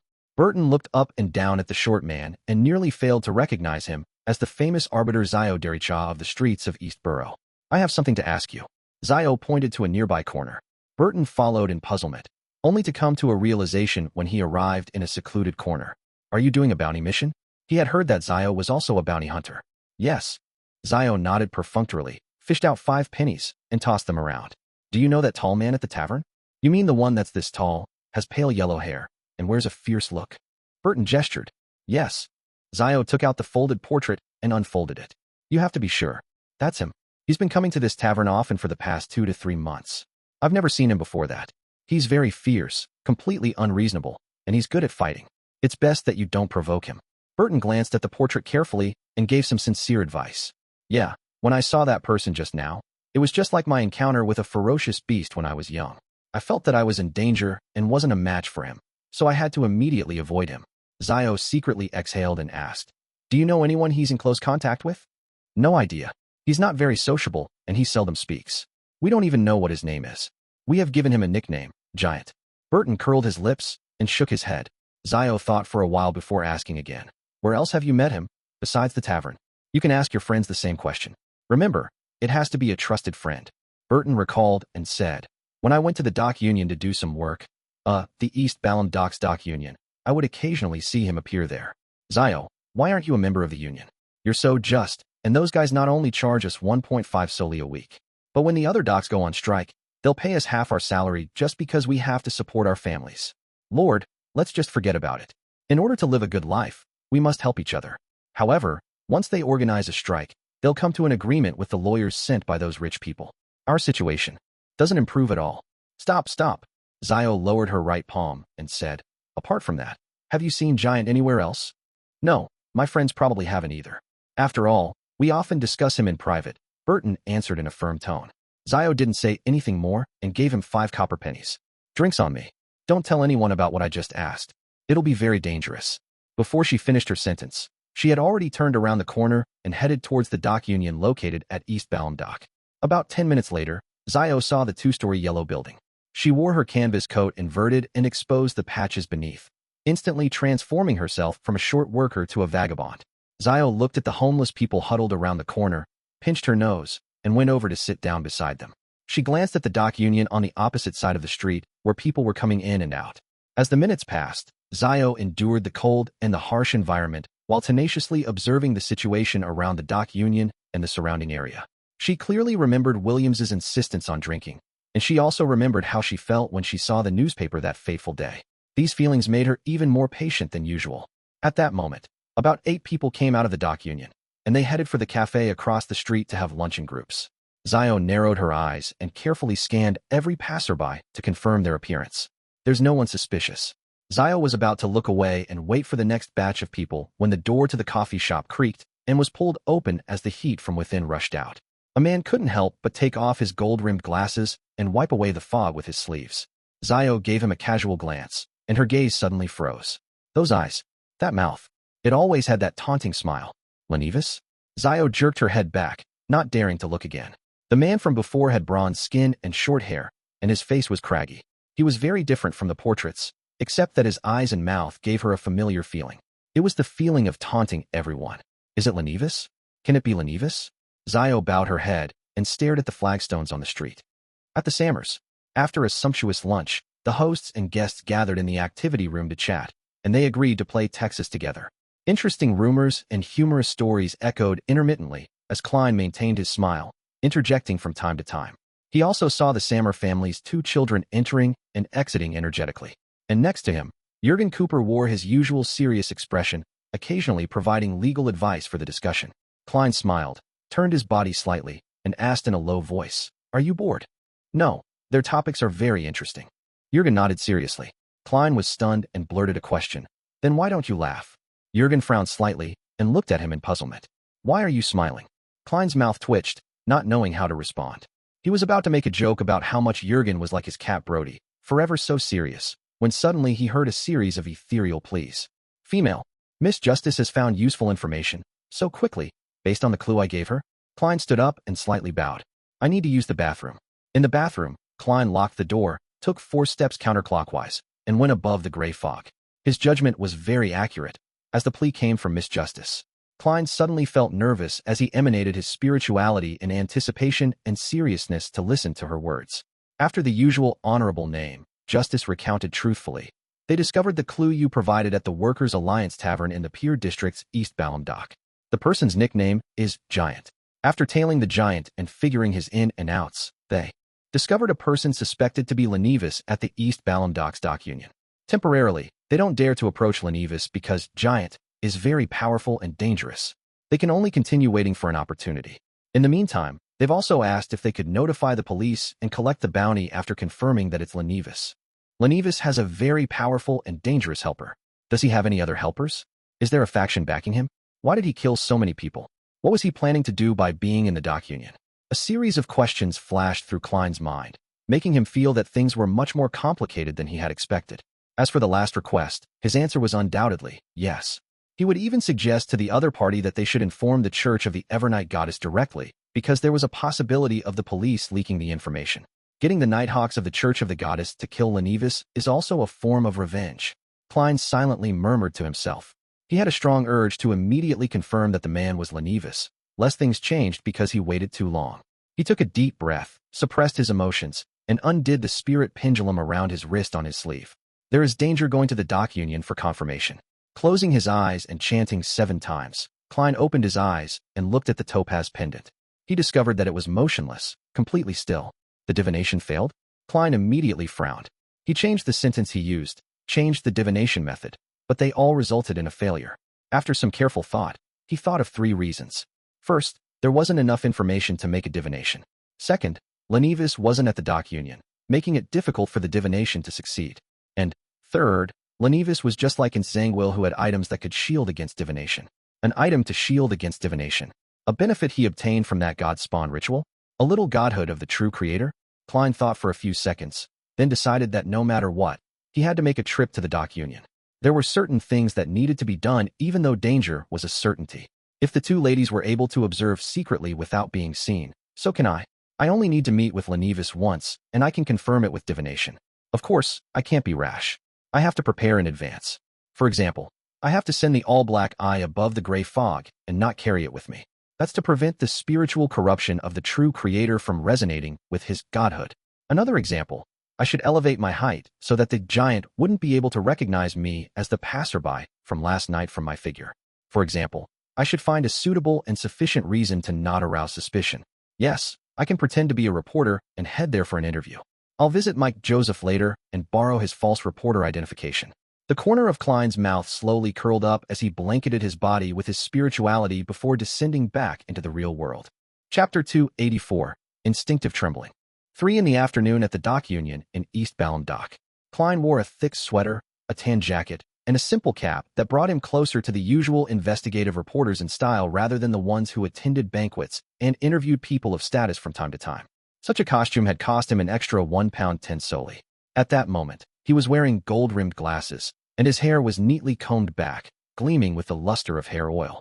His face no longer had a messy beard, so he could only plaster a deep black stubble around his lips. His height was at least 5 centimeters taller than before. He was trying his best to look different from the worker from last night, making it impossible for anyone who wasn't particularly familiar with him to make any associations. In the pockets of his clothes and trousers, There was no all-black eye, no charms or herbal essential oils.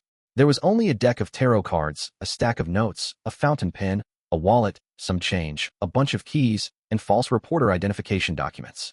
He didn't know the Lenevis's current condition, nor did he know where the powerful beyonder lingering around him came from. Hence, out of precaution, he didn't bring any suspicious items. Looking at the two-story building ahead of him, Klein crossed the street, pretending to not rely on the clown's intuition to notice that several pairs of eyes were watching him. He pushed open the door and saw that the dock union's layout was rather simple. There were no female receptionists or spacious lobbies. The stairs to the second floor were in the middle, flanked by office corridors, and the floors weren't lined with wooden planks, much less carpet. They were paved purely out of cement. Klein turned his head to look at the man guarding by the door as he went over and said, "I'm a reporter from the Backlund Daily Tribune. I would like to interview the workers of your association and get to know your needs and desires." The man was wearing a very patched jacket which even had dirty cotton lining exposed and a linen shirt underneath. After hearing the word reporter, he suddenly became vigilant and replied loudly, "No, we haven't organized a strike lately, no? I think you've misunderstood me. I'm someone who sympathizes with you. I'm planning on doing a special report on what the union does to help the workers and the actual difficulties they encountered. Trust me." With the help of his clown beyonder powers, Klein made his eyes look abnormally sincere. "Is that so? Go to Mr. Rand, our committee member in charge of publicity. Turn right, and it's the second office on the right." The man hesitated for a few seconds before replying. "Thank you." Klein bowed with feigned relief, and he felt the gaze observing him from a dark corner of the room vanish. He turned to his right, and, with his back perspiring in cold sweat, knocked on the office door. The door creaked open. A middle-aged man with sparse hair looked at him and asked, "May I know who you are?" "Mr. Rand? I'm reporter Statham from the Backlund Daily Tribune. This is my reporter identification documents. I'd like to make a report with unions as the theme to help you acquire more attention." Klein almost believed he was a journalist. "That's me." The middle-aged man looked at the reporter's identification documents and said hesitatingly, clearly unwillingly, "It's hard for me to believe that you reporters are here to help us. I was born in East Borough, and I know how miserable the lives of the workers are. If you don't believe me, you can follow me the entire time and monitor my every question." Klein suddenly smiled and added, "A report with actual interview data would be better than nothing, far better than news that's written purely based on imagination. At least you can provide your views and hopefully guide things in the direction you want." Rand touched his scalp and replied hesitantly, "All right then, I'll follow you the entire time. Thank you." Klein almost lost control of his emotions. Afterward, under Rand's guidance, he entered one office after another, interviewing the members of the Workers' Association according to his prepared questions. Right corridor, nothing. Left corridor, nothing. Klein calmly went up the wooden stairs to the second floor. This time, Rand led him into the office directly opposite the staircase and introduced the people inside. "This is a reporter from the Backlund Daily Tribune, Mr. Statham. He wants to interview the lot of you. But I have to remind you that there are some questions which you have the right to refuse to answer." Klein smiled, took 2 steps forward, and made a gesture to shake hands with each and every staff member in the room. At that moment, he saw a slightly familiar figure. Although the man's skin had turned bronze, his ordinary round face had become angular, and his glasses had changed from a round frame to a gold-rimmed frame. Klein still found a trace of familiarity from his spirituality as a seer. Immediately afterward, his body trembled, and the smile on his face almost went out of control. "I am sorry. I suddenly have a stomachache. May I ask where the washroom is?" Klein asked with an awkward smile, holding his stomach with the hand that didn't hold a pen and paper. Rand and the staff didn't suspect anything. They all pointed to the door and said, "Go out, turn left. When you reach the end, you'll see the sign." Klein smiled apologetically and walked out of the room, heading quickly for the washroom. Inside, he selected the cubicle closest to the window, sat on the toilet, and locked the wooden door behind him. He bent down, the corners of his mouth curving into a silent laugh. He laughed so hard he nearly couldn't keep his body straight. A drop of sparkling liquid fell onto the ground from his laughter. Klein had confirmed that it was Lenevis. This wasn't because of that small sense of familiarity, but because he felt another type of aura from the other party's body, one that left an extremely deep impression on him. This was also the main reason why he had nearly lost control on the spot. The trembling of his body originated from his instinctive fear. The collapse of his emotions came from the horror and sorrow deep within his memories. That was the aura of the true creator. Klein washed his face and went on with the interview as if nothing had happened. Even while facing Lenevis, who had somehow changed so much, he continued to ask questions and record the answers. After finishing all of this, he bade farewell to the Workers' Association and walked out of the dimly lit building. Outside, the sky was cloudy and misty, as if the evening had come early. The true creator's aura can only come from his body or spawn, as well as things that extend from the two. For example, items bestowed by him, or his godhood. This corroborates with what Lenivis said to Hood Eugen. In addition, there's that tinge of familiarity. I didn't even need to go above the gray fog for divination to confirm that it's him. If it wasn't for me having already interacted with the true creator a few times and coming close to his mental corruption, there's no way I could have recognized that aura to be his, which didn't contain any strength and of his nature. Klein felt heavy emotions, but he appeared very relaxed. He stood on the street and purposely organized the interview notes. In the process, he caught a glimpse of a slightly familiar figure among the vagabonds across him. Miss Zhou? Klein instantly made a guess with what he knew.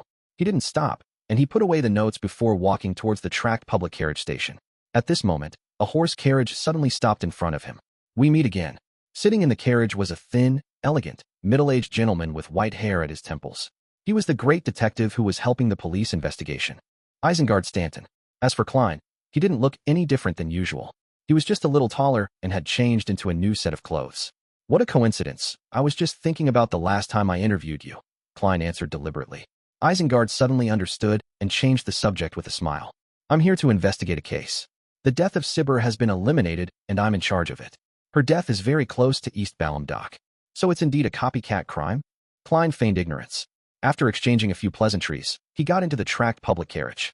Instead of going straight home, he made a transfer and headed to the Quelag Club in Helston.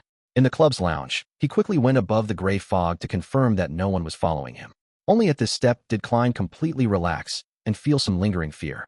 The aura of the true creator lingered in his mind like a nightmare, leaving the clothes on his back moist after they repeatedly dried. To be sure, Klein conjured a yellowish-brown goatskin parchment and a dark red fountain pen before writing a divination statement he had already long thought of, the source of the inexplicable familiarity earlier. Putting down his fountain pen and leaning back into his chair, he began to mumble as he entered the dream. In that gray and illusory world, he saw a figure. This figure had ordinary facial features. He wore round glasses, and he had a condescending and taunting smile from beginning to end. He was none other than Lenivis. I've finally found you. Klein no longer used his clown ability to control his facial expressions as he muttered to himself through clenched teeth. Then, he sat up straight and prepared to answer Miss Justice's prayer. Klein controlled his emotions and said in a deep but cold voice, "There's no need for confirmation. That is Lenivis. You can inform the Church of the Evernight Goddess and tell them that Lenivis has the godhood of the fallen creator." Audrey, who was watching her father train the hunting hounds with Susie, froze when she heard Mr. Fool's response. Fallen creator? Isn't that the true creator? That swindler actually has the godhood of the true creator? Such a simple mission actually involves the godhood of the true creator? As expected, I knew Mr. Fool had other deeper motives. He was targeting the true creator. As expected of Mr. Fool, many thoughts flashed through Audrey's mind. Chapter 285, Midnight Bell Tower. Audrey, who had set up an urgent communication method with Zio and Furs, quickly passed on Mr. Fool's message to the two ladies through the huge golden retriever, Susie, claiming that the information she had received came via other sources. In the corner of an old church, as Zio was thinking about how to confirm Lenivis's identity, or how she should create chaos and avenge Williams, she unfolded the ball of paper. There's no need to confirm. He's Lenivis? Zio's eyes widened as she quickly skimmed through the rest of the paper's content. The piece of paper clearly wrote, "The only choice is to notify the Church of the Evernight Goddess. Alert them that Lenivis has the godhood of the true creator on him." Godhood? The true creator's godhood. Zio blurted out as she looked at the golden retriever in front of her in shock, only to realize that she was equally dumbfounded. What? Furs was listening when she suddenly felt something was amiss. She hurriedly reached out for the piece of paper and scanned it. After a moment, she curled her lips and said at a loss, This must be a joke, right? How did we get involved in a matter that's tied to an evil god's godhood? This was meant to involve the capture of a cunning swindler worth only 200 pounds. In response to Furz's question, Susie could only express the notion that she was only a dog and that she didn't know what was happening either with her innocent eyes. Not expecting a dog to answer her questions, she turned her head to Zio and said, I'm afraid Miss Audrey isn't as naive and innocent as we thought. She has many secrets. This might be a power struggle between a cult, the nobles, and the church. However, it's evident that she didn't know about the matter of godhood prior to this. She's also being used by someone. That person could be her father, Count Hall. What's fortunate is that this matter ends here. You don't need to take the risk anymore. After you get someone to make the report, you just need to wait to collect the bounty in peace. Zio was startled and said, "That's true. Hopefully, those Nighthawks are able to avenge Williams. They're so strong, so they'll definitely be able to do it. Definitely." Before she finished speaking, she suddenly turned her head to the side and spoke as if she was talking to herself. "I'm still too weak." Too weak. Zio jerked her hand up, covering her mouth and nose. "I'm still too weak. If not for that, I would have chosen to take revenge myself, but right now I can only take a step back. Not to mention there's Giant and those hidden helpers around Lenivus. With just his godhood, he isn't someone I can deal with. With the reaction speed of the Nighthawks, they'll likely take action tonight once they receive the report. The Backlund Diocese is second only to the church's headquarters. They have many sealed artifacts and many powerful beyonders. There's no need to wait for any additional helpers." After completing his task of informing Audrey, Klein returned to the real world. He stuck on a beard, changed his hairstyle, and stared into the mirror for several minutes. He felt anticipation and excitement, as well as depression and a sense of powerlessness. Before the evening arrived, he left the Quelite Club and returned to Minsk Street. On his way, he went to the grocery market and found a stall that was bustling with its great business. He bought several masks, including a clown's. He had decided to watch the hunt for Lenivus tonight. He wanted to see the other party pay the price for his madness with his own eyes. Of course, with his strength, he could only watch from a distance and not even have the right to approach them. By 11 o'clock, when many people were in their dreams, Klein changed into his grayish-blue worker's uniform and disguised himself as he had the night before. Then, he put on his cap, walked a few streets away, and took a rental carriage to the Backlund Bridge area. Once there, he switched to walking and walked all the way to the eastbound dock. His interview yesterday included questions such as, "Where are you staying now, and how's the environment like?" Therefore, he knew very well that Lenivus would be staying in the dormitory provided by the dock union at night. However, Klein didn't go near it. Instead, he carefully went around it. His target was the clock tower of the eastbound dock. In Backlund, in addition to the large church with its tall, iconic clock tower, many government buildings were also equipped with one. However, they weren't necessarily tall, grand, and not ornate. It was mostly built for pragmatic reasons, such as this one in the eastbound dock. Compared to the surrounding buildings that reached a maximum of 3 stories, it was like a giant that stood high in the night sky as it overlooked the entire area.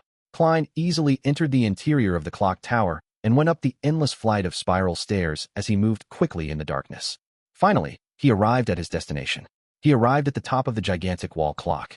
It was surrounded by a dark yellow fence, and at the top of his head was a steeple that could be reached by stretching his hand. Taking a few steps forward, Klein hid in the shadows, got a sense of his bearings, and looked towards the dock union's dormitory. It was a 2-story, brick-red building, and the occasional pedestrian resembled a black in Klein's eyes. He stared for a few seconds, then took a step back and sank into the darkness. At the same time, he took out his newly bought mask and wore it. It was a clown with the corner of its mouth sharply raised and a painted red nose. A happy clown. Wearing a clown mask, Klein stood in the rich darkness, patiently waiting for the predetermined show. He waited for 2 hours. When the hands of the large wall clock passed 1 o'clock, he suddenly saw something flying from the distance. It was a huge airship covered in dark black paint. If it weren't for the faint moonlight, it would have been indistinguishable from the night sky. Unlike what was described in the newspapers and magazines, depicting them as machines that emitted exaggerated mechanical noises, its oars rotated quietly, as silent as a vulture who had found its prey but hadn't found a chance. The solid, light alloy supported the cotton frame, and below it hung the compartment for guns, projectile launchers, and cannons. At a glance, it appeared to be a powerful deterrent. It's silent. Is this a temporary result caused by beyonder means? Klein, wearing his clown mask, looked at the slowly descending airship and made a guess. At this moment, he was most puzzled over the dispatch of an airship for a small-scale beyonder battle in a densely populated area of the city. Aren't they afraid of dealing collateral damage to the surrounding citizens? Aren't they afraid of causing panic? Very soon, the airship hovered about 10 meters in the air. This way, Klein was even less worried about being discovered. His position was much higher than them. Observing the situation below, he suddenly had a hunch. It was likely that the airship wouldn't engage in combat, but rather provide air surveillance of the area to give the personnel involved in the operation a better view and prevent the target from escaping if any accidents occurred. Right at this moment, 3 figures dressed in black robes suddenly appeared in front of the 2-story brick-red building. The man in the lead didn't wear a hat, revealing his short golden-brown hair and blackish-green eyes which appeared to be as deep as a windless lake. The collars of his shirt and windbreaker were propped up high, and his palms were covered with a layer of gloves that were as red as blood. A silver-white metal suitcase was wound around his left hand via a chain of the same color. This was one of the 9 high-ranking deacons of the Church of the Evernight Goddess, Christet Sesamir. He was also one of the 3 powerhouses of the Red Gloves, and he happened to be in Backlund. After looking straight ahead, Sesamir turned his head to the left and said to his subordinate, "You sealed artifact 1 to 63. Yes, Your Grace." The Nighthawk crouched down and helped Sesamir untie the chain around the silver suitcase. Throughout the entire process, Christet Sesamir's muscles were very tense, as though he was fighting something. The Nighthawk on the left took a deep breath and pressed down suddenly, causing the illusionary ripples on the surface of the silver box to crack. The surrounding halo suddenly disappeared as if it was completely sucked into the case. A bone sword, that was less than a meter long, emitted glossy, pure white light as it slowly floated up. Its blade had an ancient silver-coated mirror attached to it. The scenes reflected in the mirror were layered and superimposed without end. The Nighthawk on the left took the mirror and pointed it at the brick-red building. The building was clearly reflected in it, and nothing seemed to change. However, Sesamir slowly exhaled, stretched out his left hand to grasp the short-boned sword. The surrounding halo was somewhat restored. "Let's go in." He started walking towards the entrance of the brick building. The 3 Nighthawks opened the door and entered the dark building and targeted the stairs that led to the second floor. At that moment, a tall, thin figure emerged from the shadows in the corner. He wore a black priest's uniform, and he had curly, pale yellow hair and beastly dark brown eyes. "You're the goddess's sword?" The nearly 2-meter-tall giant spoke in a deep voice. At the same time, he clenched his right palm. Bang, bang, bang. The Union members in this small brick-red building exploded one after another in their dreams, without even having the chance to scream. Their bodies split into pieces, turning into thick, sticky flesh. Half of their bodies rushed towards the giant to weave into cloaks that could reduce magical damage. The other half condensed into furry giant rugs that blanketed the 3 Nighthawks. Christet Sesamir only watched silently without doing anything. Silently, the flesh and blood dissipated and collapsed before falling down like rain, but the raindrops didn't stain the floor red. In each of the rooms, figures emerged once more, still sleeping soundly. This is the world within a mirror world that only targets beyonders. The flesh bombs you planted in the bodies of the ordinary people are only illusions in here. Sesamir raised the holy artifact bone sword in his right hand, causing the light around him to disappear. Oomph! The giant suddenly grabbed his left shoulder with his right hand and tore off his arm. He then threw the blood arm forward. Boom! His arm exploded like a bomb, turning into a rain of blood that rained down on the 3 Nighthawks. At the same time, the flesh on his left shoulder began to squirm madly as he slowly grew a new arm, which was still bloody without any skin. Smack! Smack! Smack! Sizzle!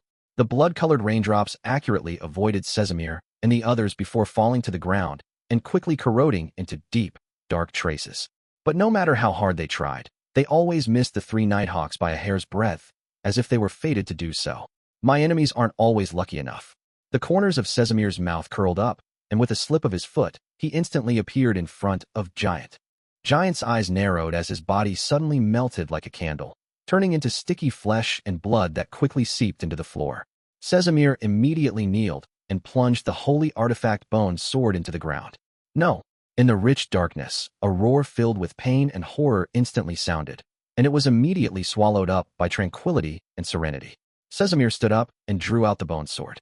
A drop of dark red blood was slowly dripping down its tip, and on the floor, flesh and blood were seeping out, congealing into a face of despair. It was precisely the giant, who had a slightly drooping mouth. Pat! Pat! Pat! 3 shadows appeared around Sesamir in succession. However, they all mysteriously collapsed to the ground, having been forcefully taken down by many invisible entities. Bang! Bang! Bang! Another Nighthawk fired, and the silver surface of the bullet seemed to bear the Evernight sacred emblem. The 3 attackers hiding in the shadows suddenly revealed themselves, twitching as they lost their breath. Rose Bishop, Shadow Ascetic. People from the Aurora Order. Sesamir frowned and said in a low voice without turning to his companions, "There's something wrong about this. It's very strange. All of you be careful." Before he could finish his words, he heard the shuffling of footsteps which echoed in the silence and serenity. Immediately, he saw Lenevis with his chiseled face dressed in a linen shirt walking down the dark staircase. He appeared calm and placid without any signs of fear. "I'm very curious. To the Aurora Order, you should be a blasphemer. Why would they send people to protect you?" Sesamir didn't seem to notice the abnormality as he asked casually. Lenivis showed his trademark taunting smile and said, "That's simple. Because I'm no longer just Lenivis." He paused for a moment, and his gaze suddenly turned cold. "Now, I'm even more of the true creator." He yanked open his linen shirt, revealing the dark red flesh of his skinless chest and abdomen. The flesh and blood were conjoined together, forming the figure of a hanged man. All of a sudden, the void around them shattered like glass, and all the scenes around them crumbled. This was the aura of a deity. Chapter 286, A Taunting Smile. In the clock tower of East Balham Dock, Klein hid in the darkness while donning a clown mask as he quietly stared at the dormitory of the dock union. An airship floated above. He couldn't see the details of the battle, and he had no way of knowing the developments of the operation in the red brick building.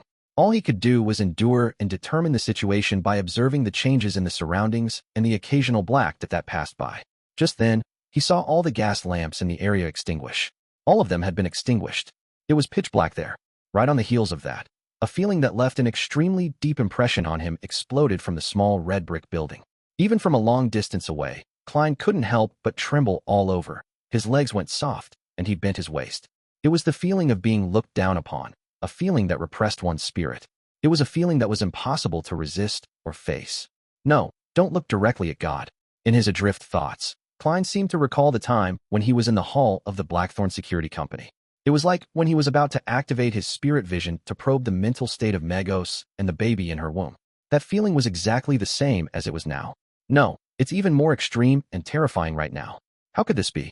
Wasn't Lenivis just bestowed with a little bit of the true creator's godhead? At most, he would be given one or two other corresponding items. Why does it feel like an evil god is about to descend?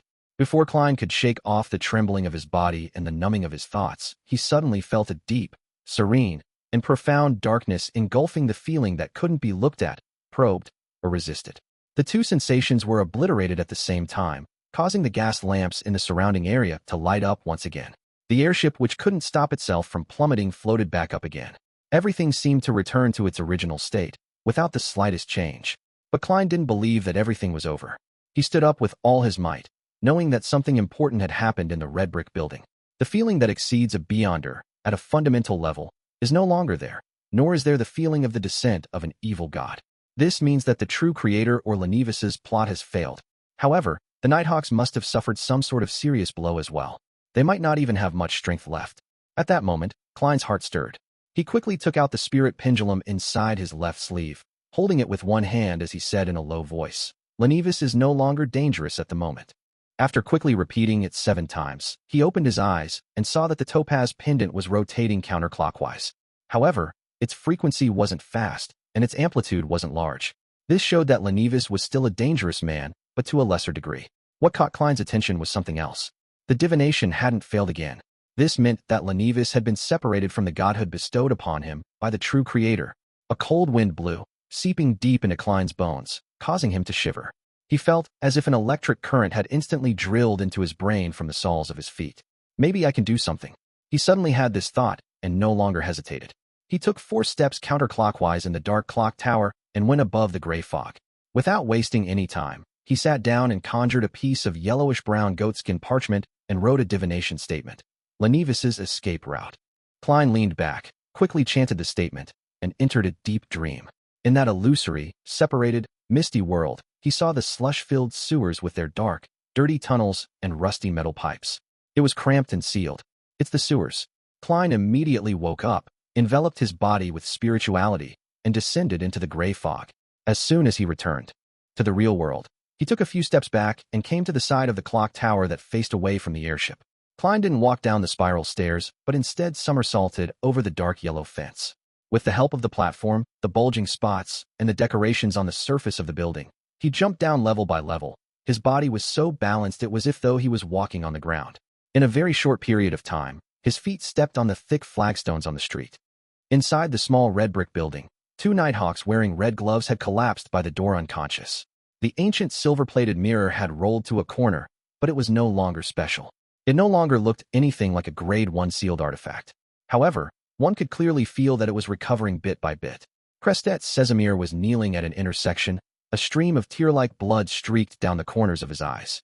His short, golden-brown hair hung limply, and his standing collars on his windbreaker and shirt were in tatters, revealing his relatively sharp chin and his thin, stiff mouth.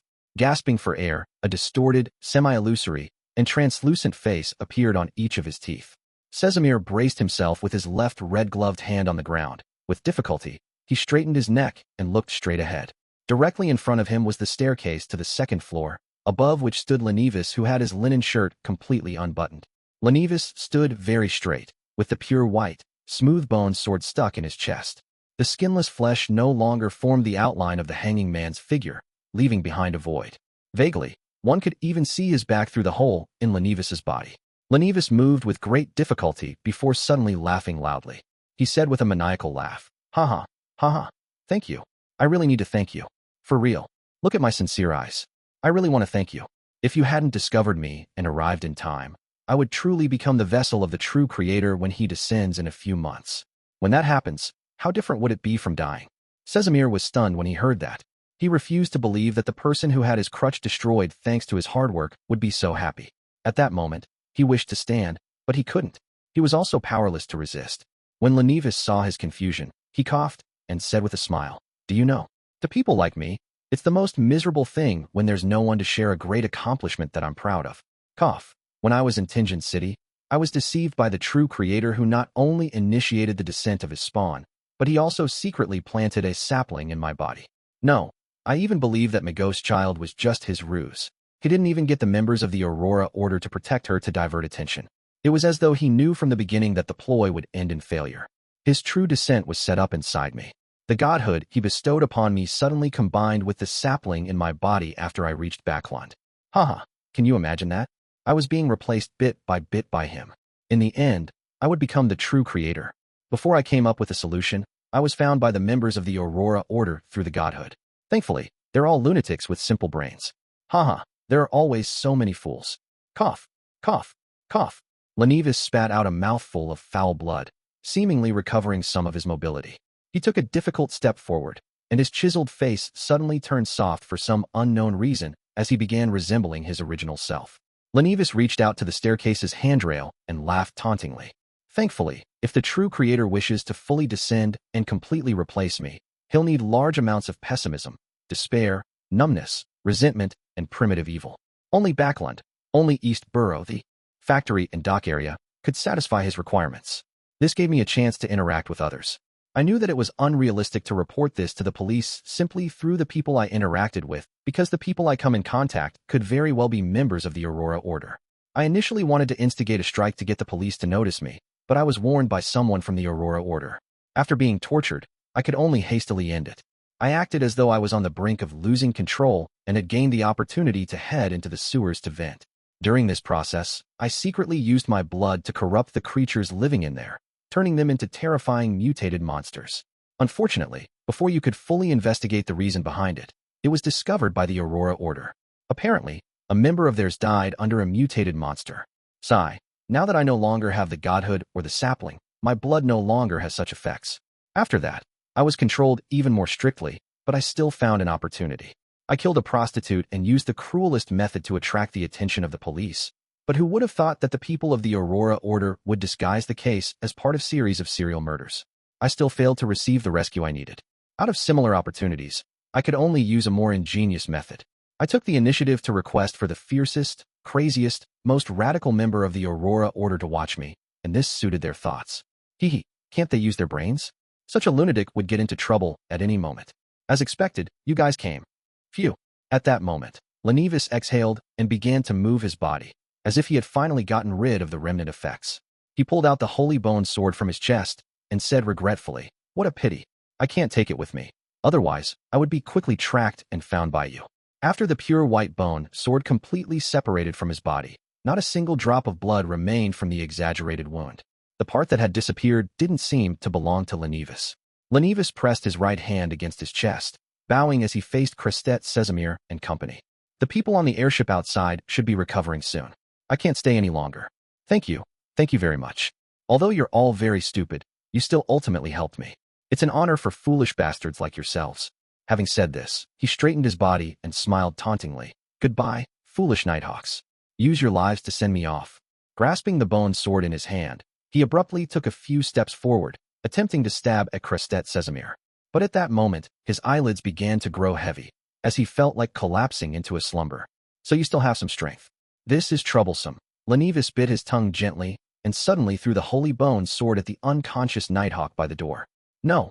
Sesamir waved his hand with the strength he accumulated through painstaking means, causing an invisible entity to divert the holy bone sword. Lenivis seized that opportunity and dashed to the side. He somersaulted out the red brick building through the window at the washroom at the end of the corridor. Soon after, he opened a manhole cover along the streets and quickly climbed into the sewers. Lenivis seemed to be very familiar with this place. Even though it was dark, he could still run, jump, and turn, quickly fleeing deep into the maze of sewers. Suddenly, he instinctively stopped and leaned back. Oof! A card had stabbed deep into his right chest, and blood began dripping profusely from its edge. Lenivis looked up, and with his ability to see in the dark, he saw his attacker. It was a medium-sized man in a worker's uniform, wearing a mask with a raised mouth and red nose. It was a happy clown. Chapter 287, Death Battle. The moment their eyes met, Lenivis suddenly ducked and rolled forward. Clang! A tarot card, with an angel and trumpet, shot out sharply like a dagger, embedding itself into the wall of the sewer, and its position was at the same height as Lenivis's neck just moments before. Clang! Clang! Clang! Lenivis either rolled, jumped to his side, or threw himself forward, nimbly avoiding the three cards that came in succession with abnormal agility. Their collision with the walls, slabs, and concrete echoed like metal striking a wall. Meanwhile, out of the corner of his eye, he saw that the man in the clown mask was following him closely, not much slower than he was. In his hand was a thick stack of cards as he launched them with great familiarity and skill. On the surface of an approaching card was a sun with 5 facial features. With his left hand, Lenivis propped himself up against the wall and leaped into the air, drastically changing his course. At that moment, he heard a swishing sound before suddenly feeling a sharp pain in his ankle. He launched 2 cards. One arrived slightly late and was aimed in the direction I was escaping in. Can he foresee my movements? The moment he landed on the ground, Lenivis endured the pain and rolled once again. Clang! Another tarot card embedded itself into his original position, resonating constantly in response to the impact. It was only then that Lenivis noticed a card deeply embedded in his right ankle. The card depicting stars, water containers, and holy water stained in red. So. Lenivis didn't even have the luxury of time to think or treat his injuries. One after another, the cards turned into seemingly sharp, flying daggers, shooting at different parts of his body. Very soon, the injuries on his right leg and chest, and the remnant effects from the hole in his chest, as well as the prior demigod-level clash caused this Sequence 9 Marauder to turn sluggish. This was in contrast to the nimbleness and speed that Marauders were known for. Pow! He sent a card flying, but a deep laceration tore through his wrist, one that kept bleeding profusely. The Nighthawks and the military will be coming soon. I can't delay any longer. At this moment, Lenivis's mind was very clear. Suddenly, he stopped in his tracks and stopped dodging, allowing a card depicting the devil to strike him squarely in the neck. In almost an instant, the cards sticking out from his body were sent flying. The hideous wounds on his neck, right chest, wrist, and ankle were all squirming madly, sprouting one meat tendril after another in disgusting shapes. On his skin, numerous small goosebumps appeared. These goosebumps had a metallic tint to them, as if they had turned into a set of armor. Clang! A tarot card was shot over, but it was deflected by the fine goosebumps. With bloodshot eyes, Lenivis stared at the clown who had put away his cards after coming to a halt. He said, half laughing and half mocking, "No matter what, after being tormented by a deity, one will always get something in return." Before he could finish his words, he had already jumped over the polluted waters in the canal with his left foot, throwing himself at the enemy opposite him. As if expecting this, Klein stepped to the side, pulled his left hand out of his pocket, clenched it into a fist, and threw it at Lenivis's temple. Bam! Lenivis swung his elbow sideways and raised his forearm, accurately hitting his opponent's fist. The explosive force surged like a torrential tide, causing Klein's body to move from the impact as he staggered a little. Pa! Pa! Pa! Crisp explosive blasts sounded in Klein's ear. Punches, each heavier and faster than the last, constantly reflected into his eyes. The flurry of attacks made him seem to forget to maintain his balance. He staggered and fell to the side. Then, with the support of his left elbow, he rolled in a different direction. Smack! Smack! Smack! Bang! Bang! Bang! Lenivis's punches and kicks came quickly and furiously, almost hitting Klein quite a few times, but thanks to his exaggerated balance and movements that defied common sense, he managed to dodge successfully. At times, he would be on the wall, and at other times, on the ground. It was as though he was performing an acrobatic act. He appeared very calm, without the slightest bit of impatience. It was as though he had decided to drag out the battle as long as possible until the Nighthawks and the military arrived. And once there were any signs of Lenevis's attempting to escape, he was hell-bent on pestering him and not give him an opportunity to do so. Lenevis's punch forced Klein to use the rebound from the wall to fly back into the air, and as for himself, he didn't hesitate to turn around and flee towards another tunnel. The moment Klein's toes touched the ground, his body shot out like a cannonball as he pounced straight for Lenevis's back. At that moment, an image appeared in his mind. It seems as if Lenevis has no bones. I should force him to twist his upper body and land a punch on his body. This was a clown's intuition. Without any doubts or hesitation, Klein took the initiative to reduce his subsequent strength. With a smacking sound, he still threw himself forward, but it was much weaker than he expected. Gotcha! With a jarring noise, Lenevis twisted his upper body suddenly, while his legs remained immobile. His face faced backward as his toes pointed forward. In such a terrifying scene, Lenevis threw a punch towards Klein's head.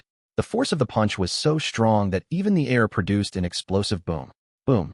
His fist hit nothing but air, and his fist was still 20 or 30 centimeters from Klein's face. The winds, that stirred from the punch, blew through Klein's hair, but he didn't take the opportunity to attack the enemy. Instead, he croaked a single word in ancient Hermes, crimson. A charm? Lenevis scrunched his face as he immediately jumped to the side in a bid to dodge the impending attack. However, Klein had yet to throw out the charm. Instead, he clenched his left fist tightly and followed in the direction of Lenevis. He similarly threw himself to the side and rolled on the ground as well, causing the distance between them to only widen slightly. It was a bluff? Just as this thought flashed through his mind, the highly raised corners of the clown's mouth were clearly reflected in his eyes. There was also a dark red flame, which had unknowingly ignited in the clown's left fist. Lenevis's gaze immediately froze. A light crackling sound entered his ears, and a calm, tranquil feeling emanated instantly, enveloping him and Klein. What is he trying to do? He wants both of us to be affected at the same time, to allow for the Nighthawks and military to rush here in time. Lenevis's eyelids drooped heavily, and the fatigue and weakness he had been suppressing began to rear their heads uncontrollably. He did his best not to fall asleep, hoping to rely on the uniqueness of his body to endure through the most intense period of the charm's slumbering effects. As for Klein, he didn't choose to resist at all and quickly entered a deep slumber. However, whenever he fell asleep unnaturally, he would instinctively wake up. This was the unique thing about him when fighting mediumship and dream invasions. This was the reason why he had been lucky enough to escape from the hands of Madame Sharon-Back and Tingen.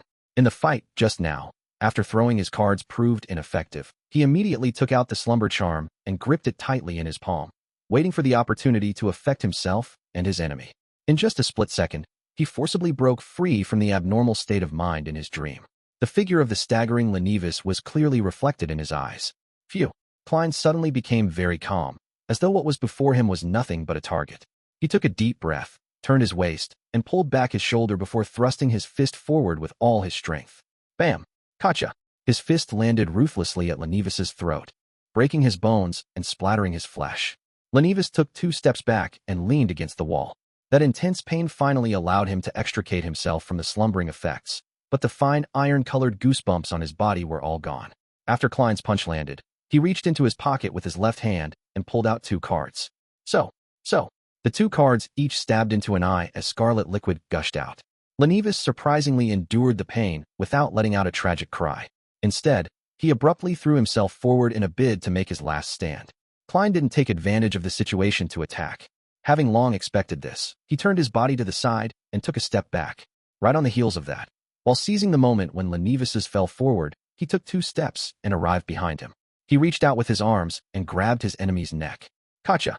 Klein's arms exerted force, and he suddenly turned around, twisting Lenevis's neck. After doing all of this, he took 2 steps back and looked at his enemy. With the card embedded in him, Lenevis looked ahead weakly as he slumped to the ground. At the same time, he was very confused and asked in a staccato manner, "Why do you want to kill me?" With his clown mask on, Klein stared at his archenemy and replied indifferently, "No reason." No. With his eyes wide open, Lenevis collapsed to the ground in the sewers, unable to accept his fate. Finally, his breathing came to a stop. At that moment, Klein, who seemed to be extremely calm, suddenly stepped forward, tightened his right leg, and, with all his strength, kicked him in the head. Bam! His neck, which was already badly mutilated, could no longer bear the pressure and was sent flying like a rubber ball. It slammed heavily into the wall, creating a red and white patch. Upon seeing this scene, Klein suddenly crouched down. Ha ha ha ha ha ha ha. He laughed crazily with a suppressed voice. The clown mask looked so very happy. The corners of those raised lips, the bright red nose, and that white face wore a very happy expression. Ha ha ha ha. Klein laughed so much that he went out of breath. His laughter was more jarring than crying. After a few seconds, he finally calmed down. He slowly straightened his body and winked with his left eye at the darkest part of the sewer. Then, he smirked and muttered to himself, "Captain, look, we've saved Lone once again." Droplets of liquid quietly slid down and landed on his collar. At that moment, he felt that his clown potion had been digested completely. Chapter 288, a scene filled with symbolism. In the dark sewer, Klein wiped his neck and turned his attention back to Lenevis's cracked head and decapitated body before turning to the 2 tarot cards that were stuck in Lenevis's eyes. He originally wanted to retrieve all the projectiles that he had thrown and wipe the scene of any clues. However, he realized a very real and extremely serious problem. He didn't have the vision to see in complete darkness. He had relied on his spirit vision to rush through the pitch-black sewers and engage in the intense battle with Lenevis. He could see the colors of Lenevis's aura, the spirituality radiance of all sorts of critters, and could faintly use the light's illumination to distinguish the path. Unfortunately, the tarot cards he was currently using weren't the same as the ones that had originated from the Nighthawks. It didn't have any spirituality or silver engravings, and it was completely ordinary with no special characteristics. In such an environment, Klein could use his own aura's color and spirituality radiance to create a tiny radius around him where he could distinguish things. However, he couldn't see the cards stuck in the walls and ground, as well as the cards that had scattered everywhere. In the intense battle with Lenevis, they hadn't restricted themselves to a particular spot. Of course, he believed that as long as he had enough time, it wouldn't be difficult to find all the cards he had thrown out. But the main problem was that the Nighthawks and the military on board the airship would arrive at any minute. I can't be too careless regarding this. I've been wearing gloves all this time. This deck of tarot cards was bought before coming to Backland and is standard across the nation. I don't usually use it. Most of the time, even if I have it with me, it's placed together with Mr. Azek's copper whistle. Regardless of what methods are used, it would be very difficult to locate me through them. At most, they would be able to restore a portion of the battle scene. I donned a mask, and my shoes are padded. All sorts of thoughts flashed through Klein's mind, and he quickly came to a decision. He turned to the headless corpse and crouched down. Reaching out with his black-gloved right hand, he quickly searched for any items left behind. Klein didn't have the intention of carrying out a mediumship ritual. Firstly, the feeling of the evil god's descent had left a deep impression on him, so he didn't dare to blindly channel Lenevis's spirit unless he brought it above the gray fog with him. Secondly, with the situation of the Nighthawks and military arriving at any time, he didn't feel that he had enough time to set up the ritual of summoning himself, responding to himself, and then going up above the gray fog and channeling the spirit. I should give up when it's necessary. Klein silently muttered to himself, and he withdrew his hand from Lenevis's body. This crazy swindler seemed to be in a hurry when escaping. He didn't bring any cash, materials, or charms. He only had an eye-sized badge on him, which coruscated a faint spirituality radiance. Klein wasn't afraid that this item could be used to locate him, as he planned on throwing it above the gray fog later to study it slowly. Therefore, he stood up and put the badge in his pocket. He stole a glance at Lenevis's corpse, and without waiting for the Beyonder characteristic to appear, he used his left black-gloved hand to remove the remaining tarot cards. Then he stretched out his left arm and placed his palm directly above the Lenevis's corpse. All of a sudden, Klein released his grip, allowing the tarot cards to fall, like leaves cascading over the headless corpse. Some of them faced up with pictures and numbers printed on them, whilst others had dark red patterns on their backs. After doing all of this, Klein took out Azek's copper whistle and tossed it a few times. Then, without looking back, he ran deep into the sewers. After almost 2 minutes, figures finally arrived at this place. Some of them were wearing thick black windbreakers, while others were wearing well-tailored military uniforms. The leader of the group was Crestet Sesamir, who was carrying a pure white-bone sword. His red gloves were smeared with dust, and his determined face showed obvious signs of fatigue and frailty. They stopped a few meters away from the body, and through the means of their night vision, they could see Lenevis's corpse and his head against the wall. There were 2 tarot cards stuck in his head. One was the Emperor, and the other was Wheel of Fortune. The headless body was covered with even more cards, each separately depicting the Chariot, the Hermit, Death, and more cards of different suits comprising of chalice, scepters, etc. On the walls and on the ground around him, there were also tarot cards such as the Devil, the Sun, and Judgment. It all looked like the scene of some bizarre ritual, and Lenivis was the sacrificial offering that was destined to be sacrificed. Christet Casimir drew a silent gasp as he knitted his brows tightly. The beyonders around him fell into a momentary daze at the sight of this frightening and mysterious scene in the darkness. Far away from the scene of Lenivis's death, Klein quickly found an exit and left. He took off his clown mask and, in the shadows of the gas lamps, walked quickly towards East Borough. Before that, he had already dealt with the stains on the soles of his shoes. It was only when he reached Black Palm Street in the East Borough did he breathe a slight sigh of relief. Then, he quickly held the ritual of summoning himself inside his rented one-bedroom apartment and responded to himself. In his spiritual body state, Klein moved all the clothes he had worn tonight, as well as the remaining charms, herbs, and essential oils, as well as the badge he had obtained from Lenivis to the space above the gray fog. Then, he used a spiritual flame to burn the corresponding clues. Phew. He exhaled and finally had time to take a look at what the badge he had taken from Lenivis looked like. This badge was only the size of an eyeball. On the front was a symbol that depicted fate and concealment, and behind it was a ring of tiny and compact words in ancient Hermes. You can join if you have this item. What does it mean? Was Lenivis also a member of some secret organization? Klein rubbed his temples. In a situation where he was physically and mentally exhausted, along with the fact that the timing wasn't right, he decided to give up on his research and leave it till after the Tarot Club's gathering. He quickly left the mysterious space above the gray fog, changed into another set of clothes, and removed his disguise. However, he was in no hurry to return to Minsk Street. He planned to sleep for the night before leaving. This was because it was easy to be inspected after midnight, especially when such an accident had just occurred. He lay down on the bed, looked out the window at the moonlight's encroaching of the darkness, and gradually calmed down. After completing his initial revenge, he felt that he had relieved himself of a lot of his burdens and lost a lot of his pressure. His mental state was clearly much better than before. The present me isn't capable of handling Zangwil and sealed artifact 0-08. Besides, the gap between us is huge. Only after becoming a high-sequence beyonder, a demigod, would I have the qualifications to involve myself in such matters. Before advancing to sequence 4, I'll act as though they don't exist. Yeah, for the foreseeable future, my goal is to work hard to improve myself. Now that I've completely digested the clown potion, I can advance to magician once the beyonder ingredients are gathered.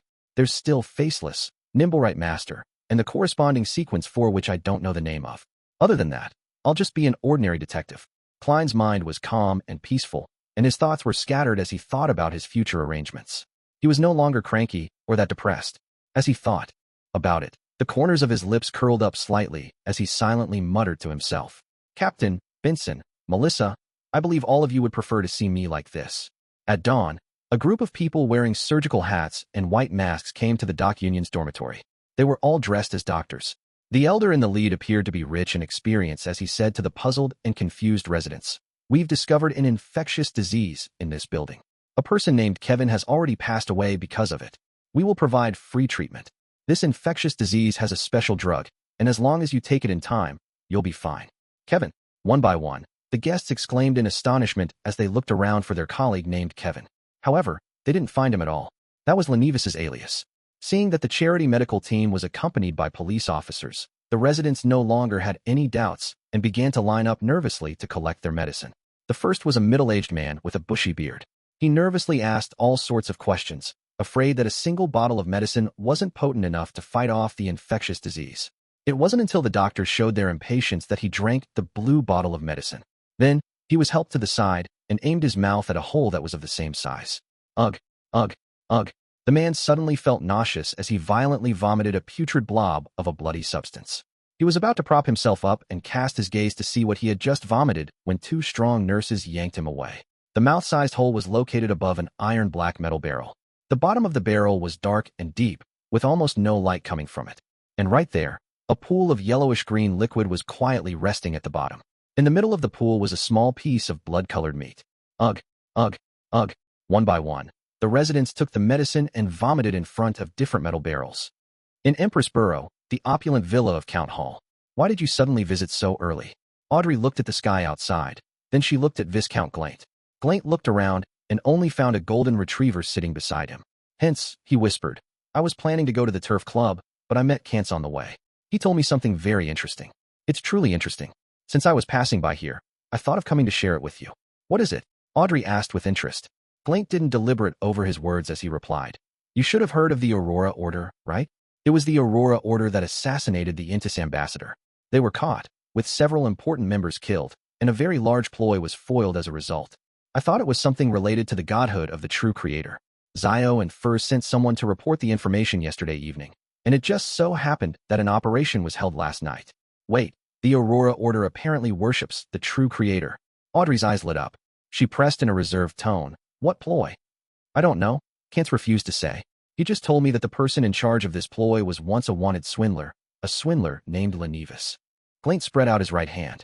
As expected, Audrey nodded indiscernibly. She didn't conceal her curiosity and asked, was he caught? He's dead, but he wasn't killed by our people. Klein paused for a moment. This is what I meant by interesting. When his body was found, it was covered with many tarot cards. Same for the surroundings. You can imagine that scene. Tarot cards? The body was covered with tarot cards? Audrey was startled at first before it hit her. This was done by our tarot club. It was Mr. Fool's adorer.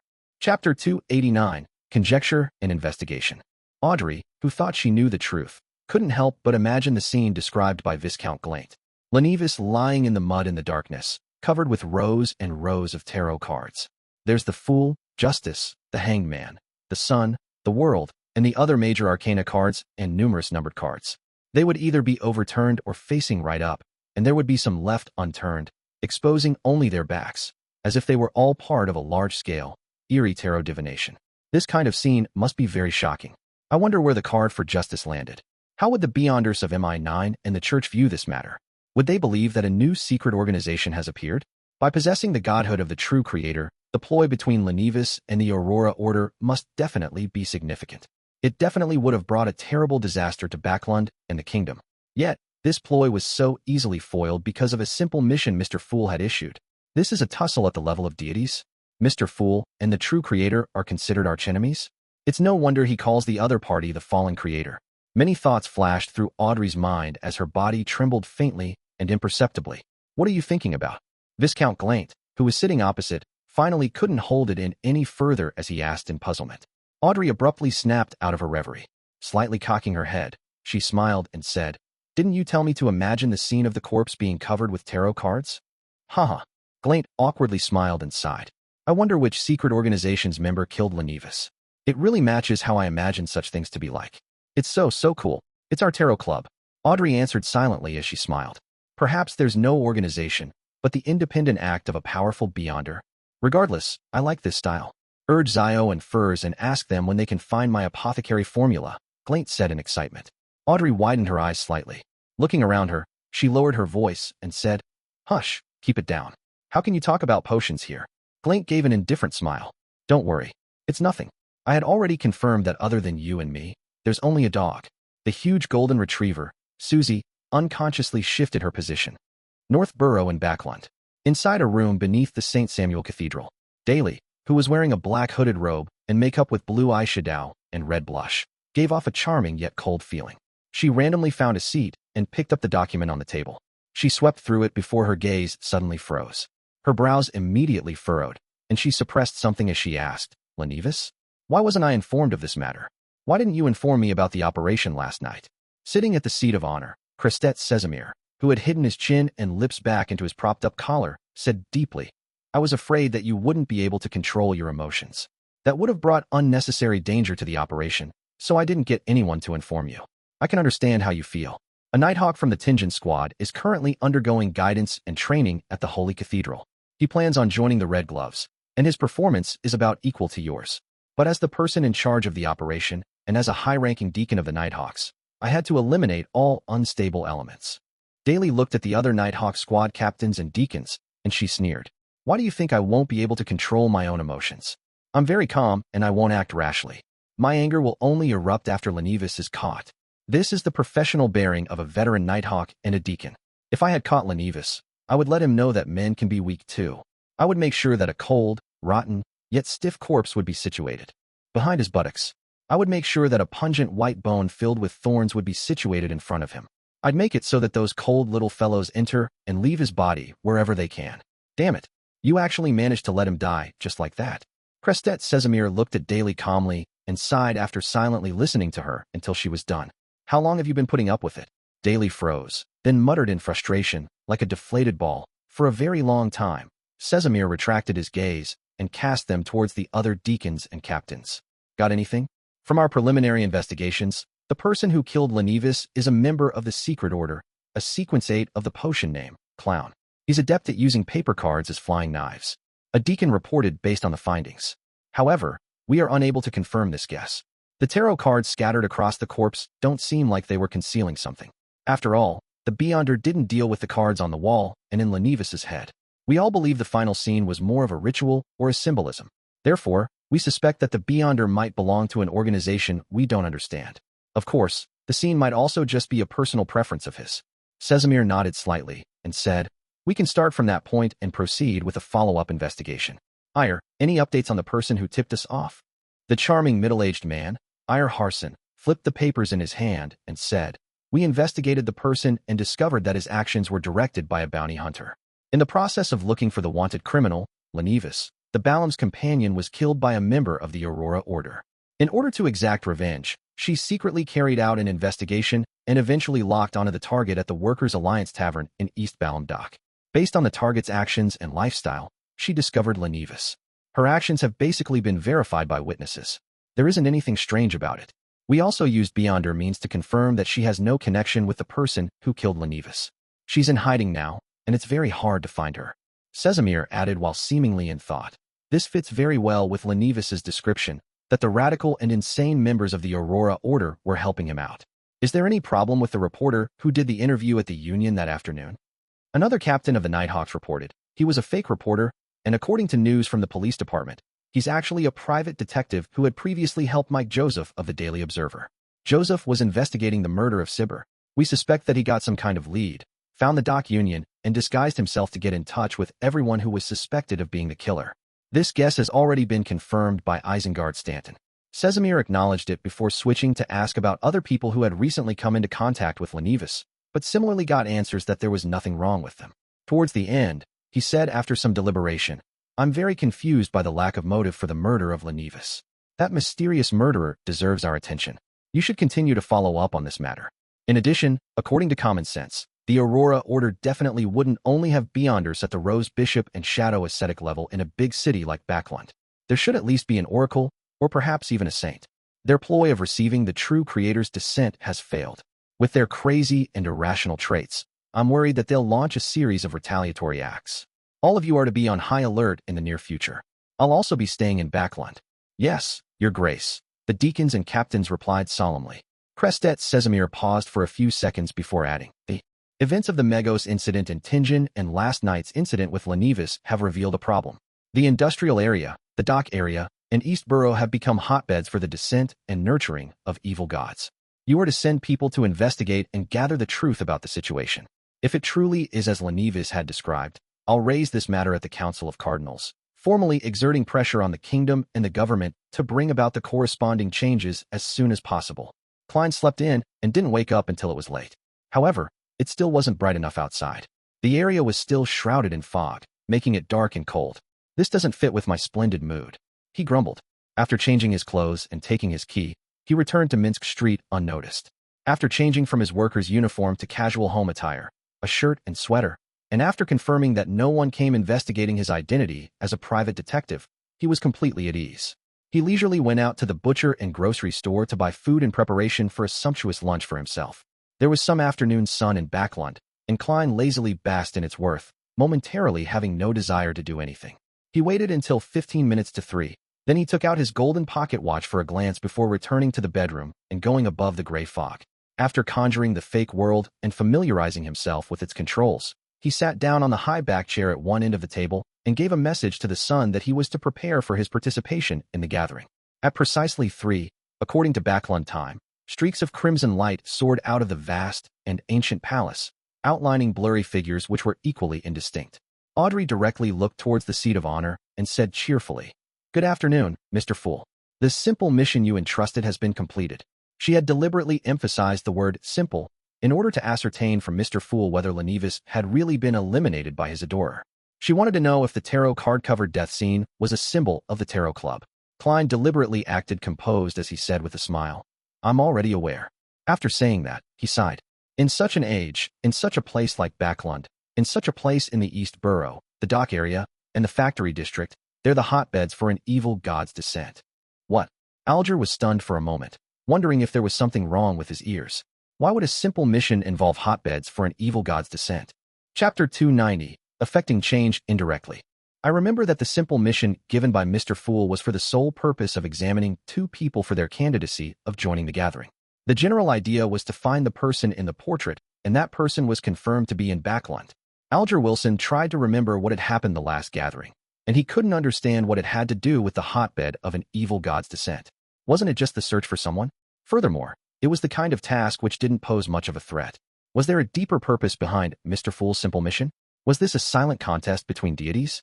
Many thoughts went through the hanged man's mind instantly, and he almost couldn't stop himself from asking justice, tempted to pay in order to understand what exactly was going on.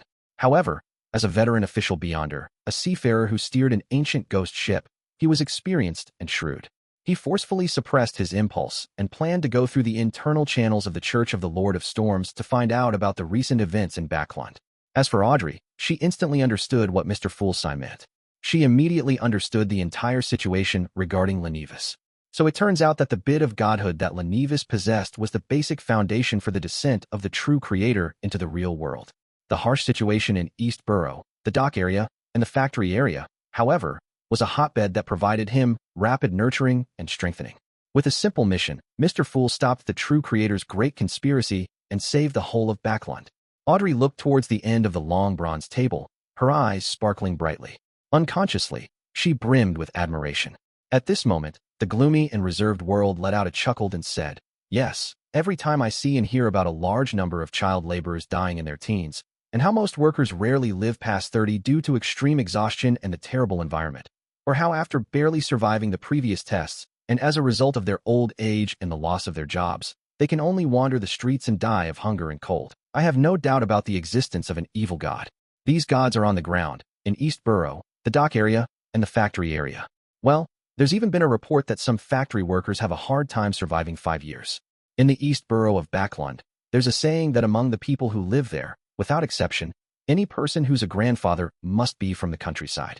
The meaning of this sentence is that people living there won't have a third generation as they can't have grandchildren. Poverty and hunger make their children very thin. Work that's difficult to adapt to causes them to quickly wither away in Backlund, much less getting married and conceiving the next generation. This was the first time Audrey heard Mr. World speak so much. She was suddenly plunged into deep shock and confusion. Why don't I know anything about this? The newspapers and magazines I read only mention that the residents of East Borough are having a hard time. This is far worse than being laborious. Audrey's eyes lost their focus for a moment. She felt as if her understanding of the kingdom and the world had been completely overturned. Suddenly, she understood why Mr. Fool had uttered such a sigh, and why in such an age, such a Backlund, in such an East Borough, the dock area, and the factory district were the hotbeds of an evil god's descent. We can't go on like this. Otherwise, Backlund will one day be destroyed because of this. Audrey felt a strong urge to go back and learn more, to remind her father, Count Hall. She wanted to use the powers of a spectator and a telepathist to secretly guide the governmental policies that would improve the lives of the pitiful people in East Borough, the docks area, and the factory district. At the end of the long bronze table, Klein quietly observed Miss Justice's reaction. He had purposely lamented a while ago and used his smuff, the world, to give a detailed explanation. He wanted this noble, one who still had a semblance of purity, to realize the seriousness of the problem and use her to push for change in the kingdom. Before I become faceless, I must clearly remember that I cannot be personally involved in such matters. He silently set such a boundary for himself. Thank you, Mr. Fool. Thank you for saving Backlund. Your sigh has made me understand the problem at its roots. Thank you, Mr. World. You have made me understand a great deal of the situation I didn't know in the past. Audrey held back her emotions and sincerely thanked the two gentlemen at the two ends of the table. Saved Backlund. Alger was no stranger to the conditions of East Borough, the factory district, and the dock area. He was more surprised by the description Miss Justice had used. Just how huge was this matter? He thought with an extremely puzzled frown. The son, on the other hand, listened quite attentively, and although he couldn't understand all of it, he still listened attentively, hoping to learn more about the regions where Mr. Hanged Man, Miss Justice, and Mr. World were located. Klein only smiled in response to Miss Justice's gratitude and didn't do anything further. He then turned to look at the Hanged Man. Alger immediately understood what he meant, and he quickly conjured the last page of the promised Roselle's diary. Klein received it out of thin air and took a casual glance at it. January 14th. I discovered a problem. If unconscious high-sequence beyonder objects are not sealed, they would unconsciously attract nearby low-sequence beyonders from the same pathway, causing them to come into contact with each other. The higher the original sequence, the more likely that this will happen. However, this situation doesn't seem to be a constant. It seems to be intermittent. This diary entry immediately jolted Klein to attention because he had made similar guesses before. After he came to Backland, he soon found himself intertwined with the secret order, with a beyonder of the seer pathway, and thus found himself in an extremely passive and extremely dangerous situation. However, he had also obtained the corresponding sequences 7, 6, and 5 potion formulas as a result. At the time, he had suspected that his transmigration involved secrets that gave him the power to resurrect, and that he would occasionally attract people and objects related to the seer pathway, such as the Antigonus family's notebook or members of the secret order. After seeing this diary entry of Emperor Roselle, Klein suddenly had a new idea. He used the corner of his eyes to scan the thick gray fog and the illusory dark red stars below him. He muttered to himself in silence. Could it be that the one who created that attractive force wasn't me, but this gray fog, the mysterious space above the gray fog? This could also be considered as a secret behind my transmigration. Without any further clues or information, Klein quickly gathered his thoughts and read the second diary entry. January 16th. The taste of a demonist still isn't bad.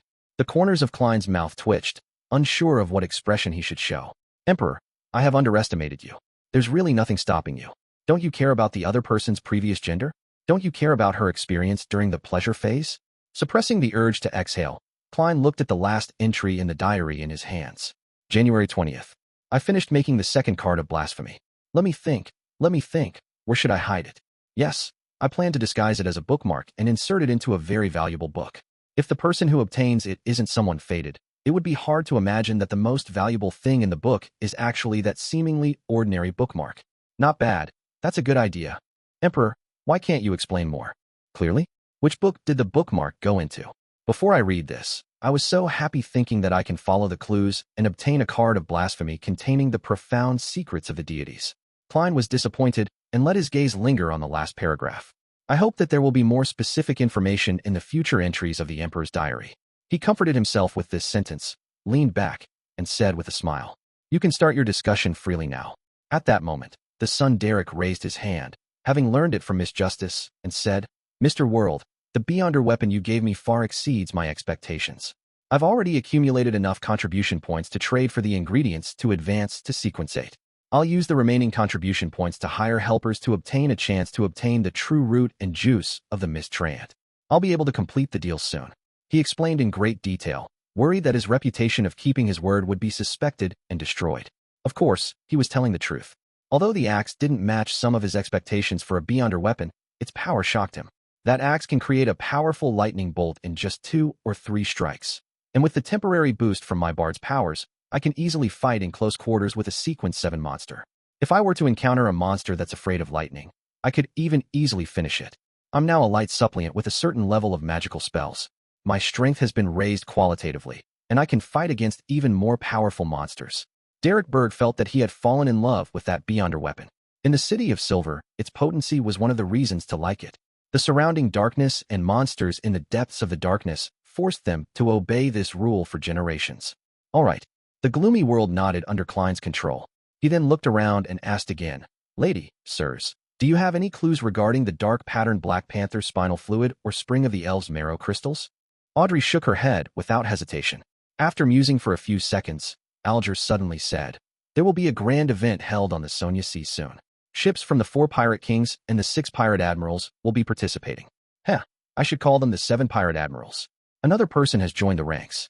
There'll definitely be transactions of beyonder ingredients at such an event.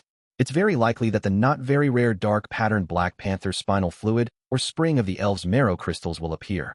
I have the opportunity to participate in this event, but what can you offer in exchange? I'm sure you don't have the potion formula for Wind Blessed, and that it'll be very difficult for you to find it in the future too. Chapter 291, Seller and Notary in One. High probability of appearing. Klein controlled the world and made him laugh deeply. Yes, I really don't have the potion formula for Wind Blessed, nor will I have the means to obtain it anytime soon. However, I have an incomplete formula for a sequence 4 potion. Even though it's incomplete, I think you should know its value very well. It can be exchanged for at least 10,000 gold pounds, and most of the time, you can't even buy it with money worth several times that. This is a crucial step that will lead to a human's qualitative change. So, are you interested? The spinal fluid of a dark patterned Black Panther is worth between 500 and 700 pounds, and the spring of the elves' marrow crystals is between 300 and 400 pounds. I believe you'll still need to prepare an additional 9,000 pounds in cash or an item of equal value.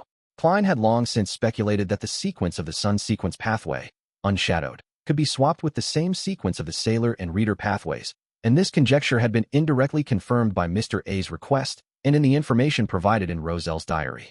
It was even suspected to extend to the secret suppliant and spectator sequence pathways. Therefore, he believed that the incomplete formula of unshadowed was an irresistible temptation for the hanged man who was from the Sailor pathway. It doesn't matter if you don't have something worth 9,000 pounds for the time being. You can pay it in installments with Mr. Fool bearing witness. Klein silently added. Currently, he was lacking the spinal fluid of a dark patterned Black Panther, so he didn't mind letting the hanged man remain on credit. In any case, he didn't need to worry about the possibility of him running away. Well, there are also latent risks. I would be at a huge disadvantage if Mr. Hanged Man suddenly dies. With such an expensive deal at hand, Klein couldn't help but feel a little apprehensive. The incomplete formula of a sequence 4 potion? An incomplete formula that leads to the path of a demigod? This is something that you can't even buy with money. Audrey's eyes lit up. She couldn't help hiding her curiosity as she asked before the hanged man could speak. Mr. World, can I ask which sequence 4 pathway the formula pertains to? If it's not convenient to tell me, pretend I never asked. Mr. World actually has a sequence 4 potion formula. Even if it's incomplete, it's still very shocking. No wonder Mr. Fool pulled him into the tarot club. He isn't a simple beyonder. Well, Zio's and Furz's test mission has come to an end. Mr. Fool didn't mention if he's letting them join. Well, he must have other considerations, and maybe he needs more time to observe them. I shouldn't take the initiative to ask since it will appear impolite. Many thoughts ran through Audrey's mind at that moment. Miss Justice's question was just what Klein wanted. He made the world reply in a husky voice. I was planning to say it anyway. It's the potion formula to sequence 4 of the Sun pathway, unshadowed. The Sun pathway? Derrick instantly looked towards Mr. World, who sat at other end of the long bronze table, his eyes filled with sudden eagerness and longing. However, he maintained his silence because he knew that he was still far from the threshold of a demigod. He had to spend his limited resources to strengthen himself first. Only caring about the near future was the way the City of Silver operated. This was because, to its residents, there might not be any future at any moment. Unshadowed. Audrey nodded gracefully, then happily said, Thank you for your answer, Mr. World. She felt like she had learned something important again. Unshadowed. Alger muttered slowly before calmly replying, I'm sorry. I have no need for it. No need for it. Klein was taken aback. This was completely different from the script he had imagined. In his shock, he indirectly caused the world to pause, looking incredulous. It took quite a few seconds. Before he said, You can first owe a portion. With Mr. Fool as witness, I believe you'll definitely make up for the rest. No, I really have no need for it. Alger shook his head. No need for it. He really has no need for it. He's confident that he would gain the favor of the Church of the Lord of Storms and be bestowed with the corresponding potion directly? Or does he actually have the sequence 4 potion formula to the Sailor pathway? The name was cataclysmic in terror. Klein quickly thought of 2 possibilities. What should I do? Don't tell me that I should trade the witch or demoness of pleasure formulas with him. Klein silently mocked himself, deliberately making the world silent for a few seconds before saying, Other potion formulas, or some secrets I know, such as secrets of the peak level sequences. Alger changed his seating posture a little as he deliberated before answering. I personally know some secrets of peak level sequences. How will you guarantee that there's no overlap? How will you guarantee that the secrets you will tell me is equal in value to the dark patterned Black Panther, spinal fluid, and spring of the elves' marrow crystals? We'll each give the peak level sequence secret to Mr. Fool and let him decide if there's any overlap and determine their values. Mr. Fool, is that all right? Klein manipulated the world and asked himself this question. Then, he said with a supercilious attitude, Sure. Alger slowly nodded. I have no problems with that. Let's begin. I really want to know the secret of the peak level sequences, but I haven't had any extra money lately to buy it. Audrey looked enviously at the world and the hanged man as they each conjured a piece of goatskin parchment. Having never worried about money since she was young, she finally experienced the taste of poverty. Very soon, Klein received the content written by the 2 members. Without a doubt, he first looked at the goatskin parchment from the hanged man and discovered that the content was simple. There was only one sentence. The peak level sequence conceals the path to divinity. Phew. Great. Otherwise, there would be a need to use other information for the exchange. Klein carefully examined the world's goatskin parchment before chuckling softly. It doesn't overlap. To most Beyonders, the secrets Mr. World is providing is of no value, but in the eyes of others, it's extremely important. This cannot be measured with money. Hearing this conclusion, Alger immediately fell into a dilemma. To him, getting 2 Beyonder ingredients at the same time wasn't a small burden. He had to sell many valuable items in order to trade for them. To pay such a price to hear a secret that might not be very useful to him? Alger considered it for nearly 20 seconds before saying, "Mr. Fool, can you provide more hints? I can't make a decision yet." Can't make a decision? The corner of Klein's mouth moved slightly. He knew that the words he had said to maintain his image had the opposite effect and had been ineffective. He hesitated for a moment and then smiled. The content he describes is a detailed supplement to the secret you know. Detailed supplement? A detailed supplement to the path to divinity? Alger didn't hesitate any longer. He turned his head to look at the world and said in a terse and firm voice, "Deal." Then, he immediately added, "I'll help you exchange for the spinal fluid of a dark-patterned black panther and the spring of the elves' marrow crystals within the week. Of course, the premise is that they'll appear at the pirates' meet. Although the probability is very high, we still have to believe that anything could happen. If that happens, I might have to postpone it to next week, the following week, or even the next month. But don't worry, I will keep my promise." "No problem. With Mr. Fool as witness, there's no need for me to worry," the world answered hoarsely. After they had confirmed the transaction, Klein conjured a goatskin parchment in front of the hanged man. Alger lowered his head eagerly, reading through each word voraciously. There is a sequence 0 above sequence 1, and sequence 0 is the sequence of a true god. They can similarly be reached through the corresponding potions and rituals. Sequence 0? The sequence of the true god. Alger was astonished and shocked at first, but soon he felt relieved, and then he murmured to himself in delight, "I see. I understand what it means." He inhaled silently and leaned back in his chair as if nothing had happened. That secret must be astonishing. Mr. Hanged Man even lost his composure. Audrey looked away with a longing expression and said to the son who was diagonally opposite her, "Mr. Son, I remember you mentioning that the City of Silver has the Dragon Pathways sequence 9, 8, and 7 potion formulas?" "Yes." Derrick nodded honestly. "Sequence 7's potion formula is Psyche-Analyst. If I wish to get it, what is the price I need to pay?" Audrey asked in a reserved manner. "The sequence 7 potion formula of the Sun Pathway," Derrick replied without any hesitation. Audrey nodded gently and said, "I'll do my best to obtain it." Zio and Furs mentioned before that there's a Beyonder of the Sun Pathway at Mr. A's gathering. He's at least sequence 7 and is adept at purification and exorcism. Once all the recent events settle down, I can attempt to get it from him. In addition, I should join more of the gatherings at the abandoned education building in that hospital. I should try to come into contact with members of the psychology alchemists. One of the two paths will definitely lead to something. Thoughts flashed through Audrey's mind, but she suddenly realized that she was unable to obtain it even if she discovered clues to the formula. This was because she would be experiencing a financial crisis for the next few months and was barely holding on. The price of a sequence 7 formula is around £800, so if I scrimp, I should be able to produce that. It's already October, it's almost New Year's. I'll be an adult then, and I'll have the freedom to handle a lot more of my money. Or should I use the knowledge I was taught by Mr. Fool to trade?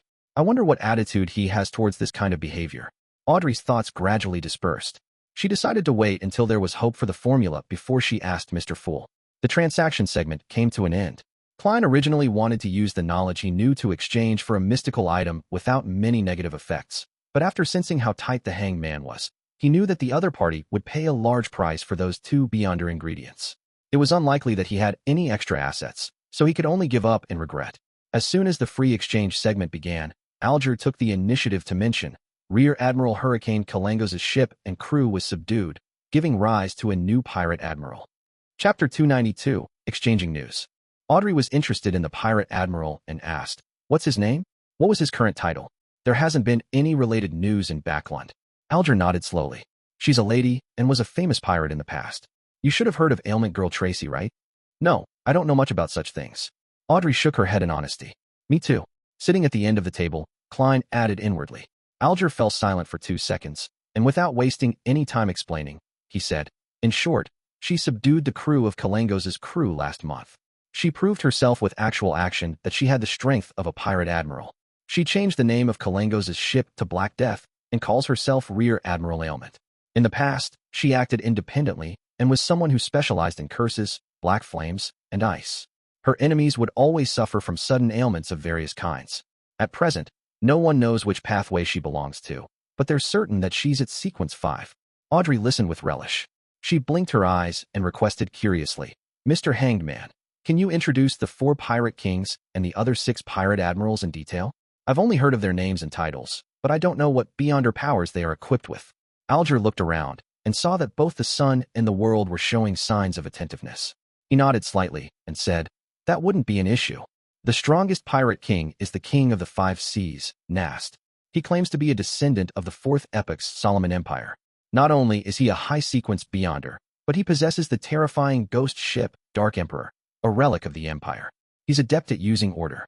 He can pull his enemy into combat, in a domain that he's best at, and create fascinating effects. He's also the oldest pirate in the world. Rumor has it that he's over 100 years old, and he has been active in the 5 seas since the Roselle-era. No one knows exactly how old he is. Of course, compared to the other pirate kings, there's a lot of information about him. As for the owner of Dawn, all we know is that she's a beautiful woman. She was once a warlock and is now a demigod. She calls herself Queen Mystery." After introducing the 4 kings, Alger changed the topic to the 6 remaining pirate admirals.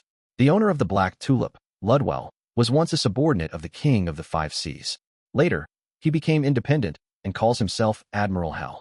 Rumor has it that he's established certain connections with the numinous episcopate. He's a powerful medium and can control all sorts of creatures in the spirit world. He's terrifying and odd. Rumor has it that he possesses a ring left behind from the ancient era's death. Admiral of Stars Catlia was once a follower of Queen Mystery, but they've long become estranged. The reason for that, according to rumors, is because she joined a particular secret organization, angering Queen Mystery. And according to the information I know, this secret organization is the Moses Ascetic Order. The Moses Ascetic Order. The Mystery Prior Pathway. The Hidden Sage. Klein suddenly thought of old Neil's loss of control and the evil god who would whisper temptations into the ears of low-sequence beyonders of the same sequence. This was the first time he learned news regarding the Moses Ascetic Order through reality instead of books. Then, Alger introduced Admiral of Blood Seigneur, who was suspected to be non-human, Rear Admiral Deep Sea Hal Constantine, who possessed a bloodline that was partially from sea monsters, Rear Admiral Iceberg Edwina Edwards, and Rear Admiral Dusk Bulatavioan. "Thank you so much for sharing. I'm beginning to yearn for the sea," Audrey said, filled with longing. "I don't know when I'll be able to truly travel." "No, Miss Justice, it's absolutely not as nice as you imagine. From my point of view, it's an amalgamation of blood, chaos, murder, desire, and horror." Alger calmly doused her enthusiasm. Audrey nodded and switched topics. "There have been 11 serial murders in Backlund recently, but one of them has been proven to be a copycat crime. The serial killings are against women who were street girls but are now working normal professions. The murderer cuts open their stomachs and removes all of their internal organs. This sounds like something to do with devil worship. Was it done by someone from the Blood Sanctify sect?" Alger instantly made a guess. "I don't know. The murderer hasn't been found yet." Audrey yearned to become a detective, bringing Susie along and capturing that cursed murderer. At this moment, Derrick blurted out in a daze, "I know about such rituals." He knows? That's right. Before the Cataclysm, especially during the Second Epoch, devils were active in the real world where they lived on the ground. They were the object of hatred for both giants and dragons. It's normal for the City of Silver to have relevant records. Their history hasn't been tampered with, nor has there been any blanks over the generations. Klein looked thoughtfully at the son, waiting for him to say more. "You know about this?" Audrey asked in joy. Derrick nodded. "It's mentioned in our devil studies. It's rather ancient. The devils use it as a ritual to supplement their advancement, typically used when advancing from sequence 6 to sequence 5. It's not a ceremony to please the devil, but a ceremony for the devil to assist them in advancing." Audrey asked in surprise. Derrick replied very seriously, "That's right. The Abyss Pathway Sequence 6 is called Devil. This is also the origin of that race's name. The Abyss Pathway. Before the Cataclysm, the Devil Pathway was called the Abyss Pathway, and Devil is only the name of Sequence 6. Could Sequence 0 be Abyss?" Again, Klein discovered the value of the sun. A lot of knowledge and mysteries were lost across the river of history, but the City of Silver still possessed them. "Is that so?" Audrey nodded indiscernibly. "Mr. Sun, are you aware of the actual details of the ritual?" Derrick nodded and said, "The minimum requirement is 13 and the highest is 49. The more complete the ritual, the higher the chance of advancement. Between 2 murders, there must be a minimum of 3 days. Otherwise, it would be easy to lose control, but the interval will also not exceed 9 days. That will cause the ritual to be reset. Every time a murder occurs, and after every partial ritual, the devil will eat the victim's organs. From this point on, he'll be in a violent and bloodthirsty state, wishing to harm others until that desire is satisfied once again. That's really scary. Audrey sighed from the bottom of her heart, feeling that she couldn't even bear to imagine it. Klein sat in the thick gray fog, quietly listening and remembering. After discussing the case of the serial killer, Audrey looked at Alger and organized her words. Mr. Hangman, there's something that I've been wondering about. I've attended several Beyonder gatherings and find that very few people sell potion formulas. Even if there is one, it would be very difficult for the transaction to close. Why is this? Alger chuckled and said, that's because a potion formula is easy to fake, and Beyonder gatherings are relatively hidden and not too binding. Therefore, no one dares to risk their lives. Are you going to prepare 2 sets of Beyonder ingredients and conduct an experiment with animals first? That price is too high. Audrey suddenly felt a little guilty. Moreover, that's not the only extra cost. Animals can lose control more easily than humans after taking potions. You have to hire a few Beyonders to protect you to prevent you from dying during your experiments.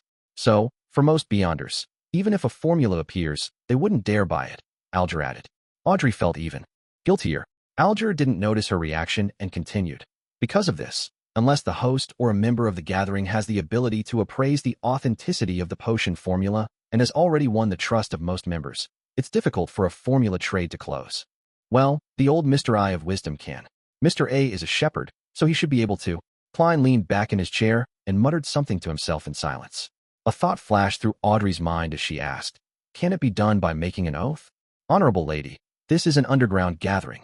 Do you think it's suitable to make an oath in the name of one of the 7 Orthodox gods? This isn't something that can be resolved with an oath. A corresponding ritual is needed. Alger chuckled. As for other evil gods or devils and mysterious existences like the hidden sage and the true creator, unless you're their believers, who would dare to swear an oath in their name? Wouldn't they be wishing death upon themselves? At this point, he sighed. In addition, without them knowing the acting method, potions easily lead to a loss of control, easily turning people into monsters. Furthermore, the corresponding ingredients are hard to obtain and rather expensive. Therefore, as long as the 7 churches don't allow such trades to be officially recognized, there's no need for them to deliberately control the spread of potion formulas on a wide scale, much less talk about advancement. So that's how it is, Audrey murmured to herself, clearing a huge question in her mind. No wonder. Klein suddenly came to a realization. 7 Orthodox gods. Derrick really wanted to ask which 7 they were, but he ultimately held himself back. He thought for a moment and said, the City of Silver has recently organized an expedition to explore deep into the darkness and found a semi-destroyed temple. The statue that's worshipped inside was a naked man nailed upside down on a cross. There were also a lot of bloodstains on its surface. Do you know which god that is? This is the true creator. The forsaken land of the gods actually has a temple of the true creator. Judging from what the sun said, the true creator shouldn't exist before the cataclysm. Otherwise, it would be impossible for the City of Silver to not recognize it. Klein used his clown ability to control his expression to prevent the shock from showing on his face. Justice, the hanged man, and the world exchanged looks, shook their heads, and said in unison, we don't know. Just as they finished speaking, they heard Mr. Fool in the gray fog say in a deep voice, that's the fallen creator. Chapter 293, Derrick's Worry. The fallen creator? Derrick frowned immediately. The residents of the City of Silver had always believed in the omnipotent and omniscient God, the Lord that created everything. Therefore, when he heard a similar name with the word fallen tagged to it, he couldn't help but instinctively reject and feel uncomfortable about the notion. Fallen creator. That's the way Mr. Fool addresses the true creator. So that's the image of this evil god. But why would his statue and temple appear within the City of Silver's exploration confines? That place is suspected to be the forsaken land of the gods. Or perhaps, before it was abandoned by the gods, there was already the faith of the true creator. Could the holy residence that the Aurora Order always talks about be the forsaken land of the gods? Many thoughts came to Alger, but he couldn't make an accurate judgment because the history before the cataclysm had long evolved into myths and legends. It couldn't simply be described as information shrouded in fog. He thought for 2 seconds and deliberately said, we have another name for the fallen creator. It's the true creator. The faction that believes in him is in control of the Beyonder pathways such as the secret suppliant, listener, and shadow ascetic. The subsequent sequence includes the shepherd you mentioned before. Shepherd? The silent Derrick sat up straight, his eyes filled with horror. He wasn't unfamiliar with the Beyonder pathways which the hanged man had referred to, other than some of the sequences being described with similar words in the City of Silver. For instance, the whispered and listener. So that strange and evil statue represents the secret's suppliant pathway. Elder Lovia is already a shepherd. She's been acting more and more strangely. Derrick suddenly started to worry about the six-member council's newly advanced elder and the safety of the City of Silver. In the past, when they explored the surrounding areas, the City of Silver had found a few cities that were completely destroyed. In those places, only a few pieces of rubble had been carved with words that proved the existence of such a civilization. These words were all variations of Dragonese, Jotun, and Elvish, and most of them repetitively described one kind of existence. That existence was called Evil God. The residents of the City of Silver who was involved in the expedition were guessing that those cities were destroyed by evil gods. So, after finding out that Elder Lovia's pathway was probably controlled by an evil god, how could Derrick not be shocked, worried, and terrified? He returned to his taciturn state, disappointing Audrey, who had been waiting to hear more stories about the City of Silver. After so many gatherings, after her purchase of the dragon race's intelligence, her interest towards the City of Silver had grown even more. His reaction is a little different from what I expected. Alger observed calmly for a while, but he failed to gain anything from it. For a moment, he couldn't find a point of entry into the conversation. And if he asked directly, he suspected that the son would request payment, which wasn't an easy task for him since he was burdened with the debt of 2 beyonder ingredients. It was at this moment that they simultaneously heard the sound of the table being tapped gently. Klein concealed his fatigue with the thick gray fog and said with a chuckle, "Let's end today's gathering here. Your will is our will." Audrey immediately stood up and curtsied with her illusory skirt. The hanged man, the sun, and the world successively replied with similar words. Klein waved his hand and severed the connection, quietly watching the blurry shadows of Miss Justice and the others disappear into thin air. Then, he made his smuff, the world, disappear. Then, he picked up the small badge which he had obtained from Lenivis and studied it. "You can join if you have this item." Klein read the sentence on the back of the badge, but realized that it didn't undergo any changes. He thought for a moment and carefully injected spirituality into it. A layer of faint light bloomed and quickly condensed into a light beam, shooting out of the gray fog. However, it was repelled by the endless gray fog. The beam of light suddenly dispersed, transforming into a palm-sized piece of illusory goatskin parchment. On it was written in ancient Fasak, January 4th, 1350, 8 p.m. in Borough Valley. A simple communication device in the field of mysticism. It sends out messages, requests synchronization, and gets the latest rendezvous time and venue. Klein recalled the scene he had just seen and made a preliminary judgment on the use of the badge. 1350, that's next year. The Bobber Valley lies in the area before the Tussock River enters Backland. The time is precise, but the venue is vague. It's a valley that's almost 100 kilometers long. Perhaps, this badge can be used as a location tool when one gets there. Klein turned the badge over and over, with interest, trying to figure out the corresponding symbols, incantations, and characteristics, to see if he could copy one himself. Unfortunately, since he was no longer part of the Nighthawks, his knowledge in mysticism was still at the same level as before. He had no opportunities of improving it further. Therefore, after studying it for a few minutes, he could only helplessly give up. As for the phrase, "You can join if you have this item," Klein's plan was to not consider it for the time being. If I can become a faceless by the end of this year, then I can head there in disguise. Otherwise, forget it, Klein silently said to himself. Then he turned his attention to the matter of advancing to magician. The true root and juice of the mist treant is likely in the bag, with the sun. If my luck isn't too bad, I should be able to get the spinal fluid of a dark-patterned Black Panther this week. Sequence 7, a mid-sequence. I can already see and touch it. How should a magician act? As he thought about it, Klein began to consider specific issues. Due to his experiences before and after his death and resurrection, he instantly comprehended the true essence of clown. Therefore, in this month or so, he only needed constant acting in his daily life to gradually digest it. He didn't need to make further summaries and adjust it according to the feedback. After killing Lenivis and attaining his initial revenge, the clown potion was completely digested the moment he was laughing amid tears. This wasn't the same as the process in which Klein first digested the seer potion. It was considered a special case, and now he had to return to such a situation with the magician's acting. The true essence of magician, to pass off the illusory with the genuine? According to what Zeradal said in the Emperor's Diary, although the main focus of this pathway isn't fate, a portion of it still belongs to it. So, there must be something corresponding to it. For example, it might seem that fate can be changed to a certain extent, but in the end, it turns out to all be an illusion. It's just a magic trick that fools you. Klein rubbed his temples, then wrapped his remnant spirituality around himself and descended into the gray fog. St. George's Borough, in a 2-bedroom apartment. Fortunately, I prepared another place like this. Otherwise, I wouldn't even know where to hide. Furs stared into the mirror and removed her dropping hair. That's right, Zio replied weakly, lying in bed. I just read in the newspaper that Lenevis is dead, but this matter involves godhood, so it won't end so soon. We have to hide for a while. No, it's you who's going to hide, not me. I'm an upright clinical doctor, the author of a bestseller. Furs looked at herself in the mirror and began putting on simple makeup. Zio couldn't provide a rebuttal as she slowly sat up and said, Thankfully, I was sufficiently clever and possess rich experience. When I got someone to make the report, I didn't directly say that it involved the godhood of the true creator. I only described it as seemingly very dangerous and that the target had experienced huge changes like he was praying to evil gods. If not, I wouldn't even dare to stay in Backland.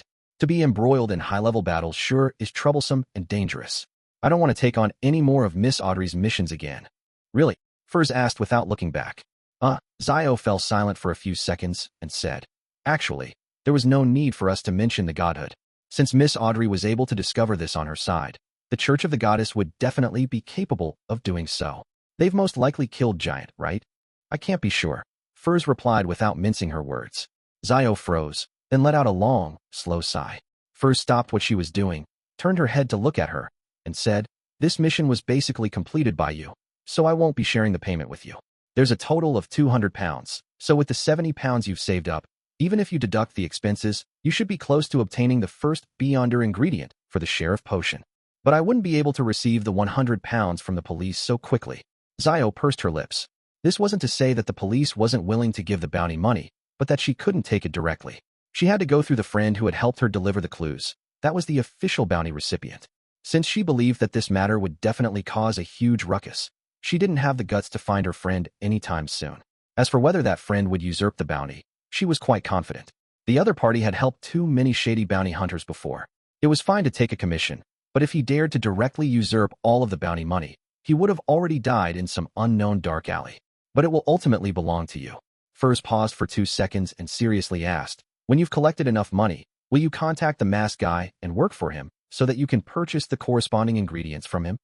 No, unless I can't get it anywhere else and that there's no hope. Zio gave her answer. In Empress Borough, the opulent villa of Count Hall, Audrey was still reminiscing over today's gathering when she suddenly saw her personal maid, Annie, coming over with a piece of paper. Miss, here's your telegram. Annie smiled and said, It's from the east coast of Balham. Alfred's? Audrey happily received it and read it carefully. Dear sister, the rainbow salamander that you asked for has arrived at Pritz Harbor last night. My orders are to deliver it to your manor in the suburbs. Arrived last night? Then it'll be delivered to my manor as early as today and by the latest, tomorrow. Audrey tilted her head to the side and looked at Susie, who was fighting with her snacks.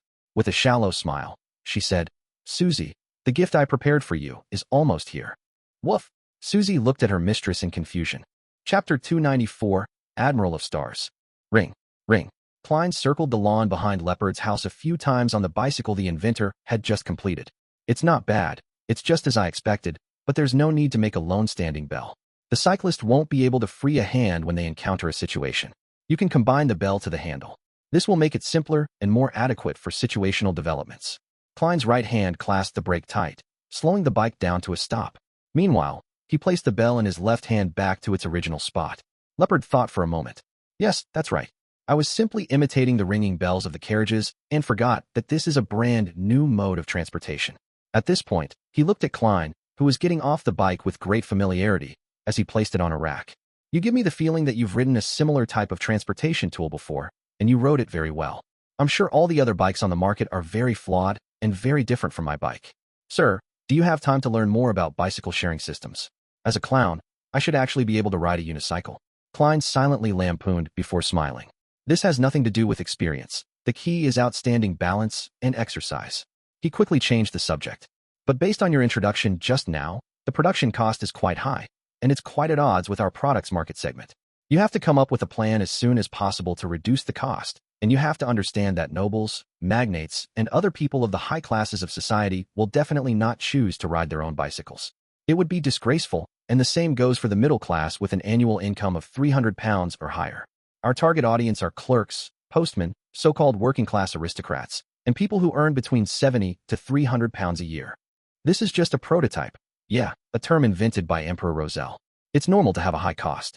If the subsequent industrialization is successful, I believe it wouldn't be a problem to lower it to £6. If we can find a cheap replacement material for natural rubber, it'll be even better. That's the most expensive component. Leopard had long considered this problem as he replied. Unfortunately, no crude oil has been found in this world yet. I wonder if it actually exists or not. Can refined coal tar be a replacement in this aspect? I don't know about this at all. I'm neither a student of this profession nor a savant. Klein thought for a moment and said, if the cost can be kept below £4, we'll be rich.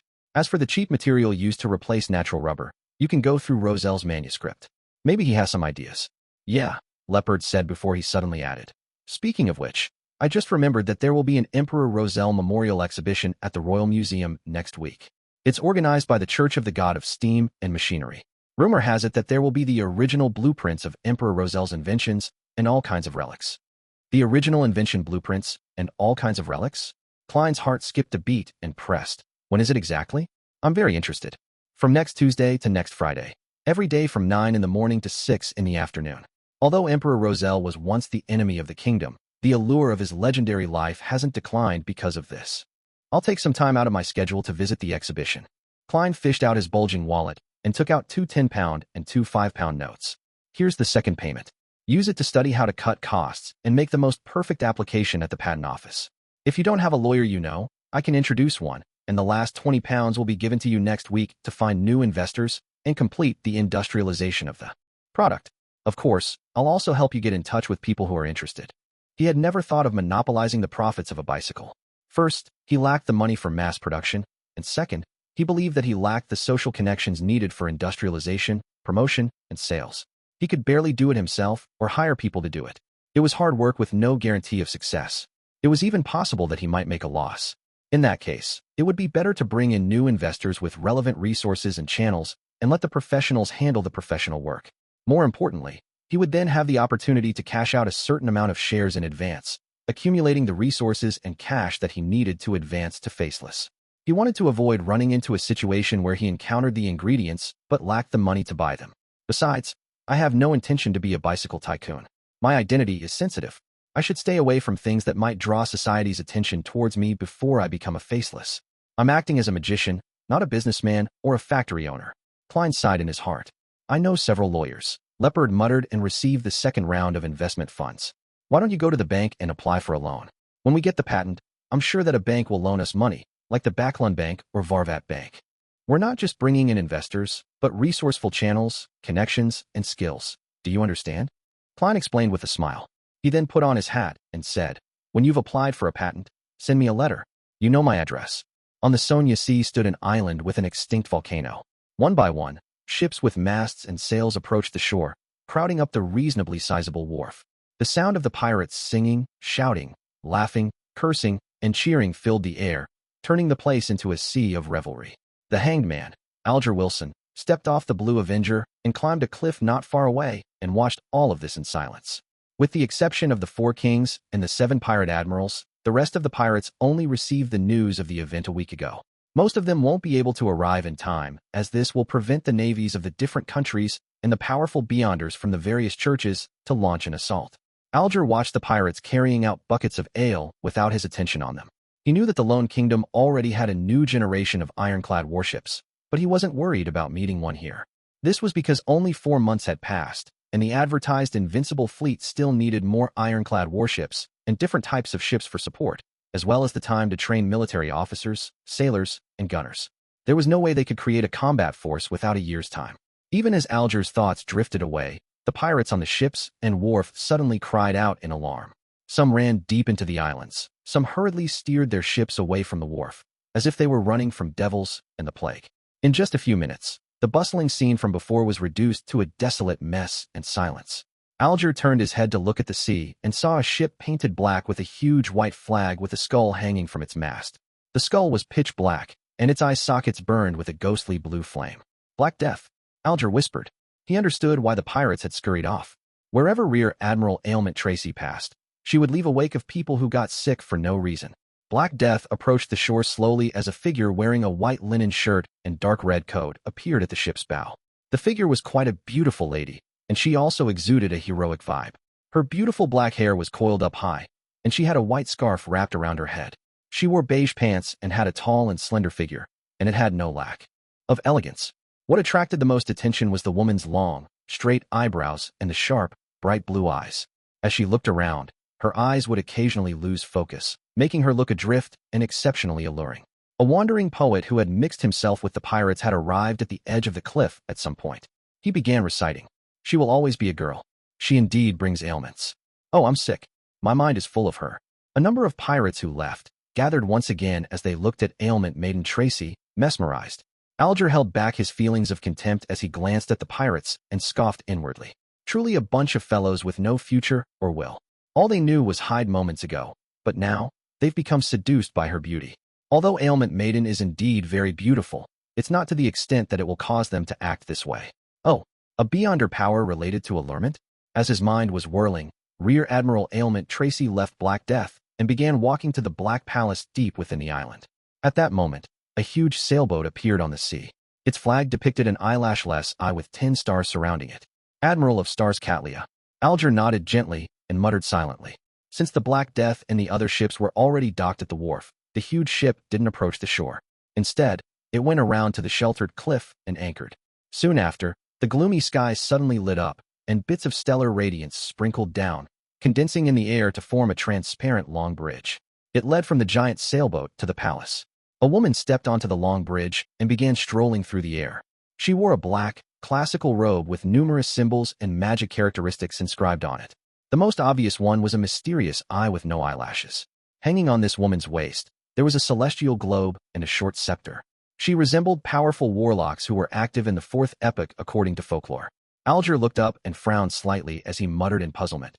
That celestial globe looks familiar. It's like the strange glass bottle I previously obtained, the one I had no idea how to use. It eventually shattered after Mr. Fool pulled me into the gathering. On the outskirts of Empress Borough, Audrey led her maids and the huge golden retriever, Susie, into her own manor. "Miss, the delivery from Inmat Harbor is just ahead," the butler in charge of the manor said in a respectful tone. "All right." Audrey nodded lightly and said half-jokingly to the large golden retriever beside her, "Susie, this is your present." As they spoke, they turned a corner and saw the so-called gift. It was a giant lizard whose skin changed color depending on how the light hit it. It was 3 meters long, and its height reached Audrey's knees even with it laying on the ground. They were 2 colossal creatures, enormous enough to frighten a child. "Woof!" She turned her head to look at her mistress and saw that her expression was exactly the same as hers. Apparently, she hadn't expected the gift to be so exaggerated. Chapter 295, All Ingredients Gathered. Audrey had always had a subconscious understanding that a rainbow salamander equals the rainbow salamander's pituitary gland equals the size of one's palm. To her, it would be something soft with grooves, a beyonder ingredient which constantly changed in color. So, what did that have to do with the 3-meter-long colossus in front of her? For a moment she was confused, but when she heard Susie's yelp, she snapped to her senses. She pretended to be satisfied with the result and said to the butler, "This is exactly the animal specimen I need.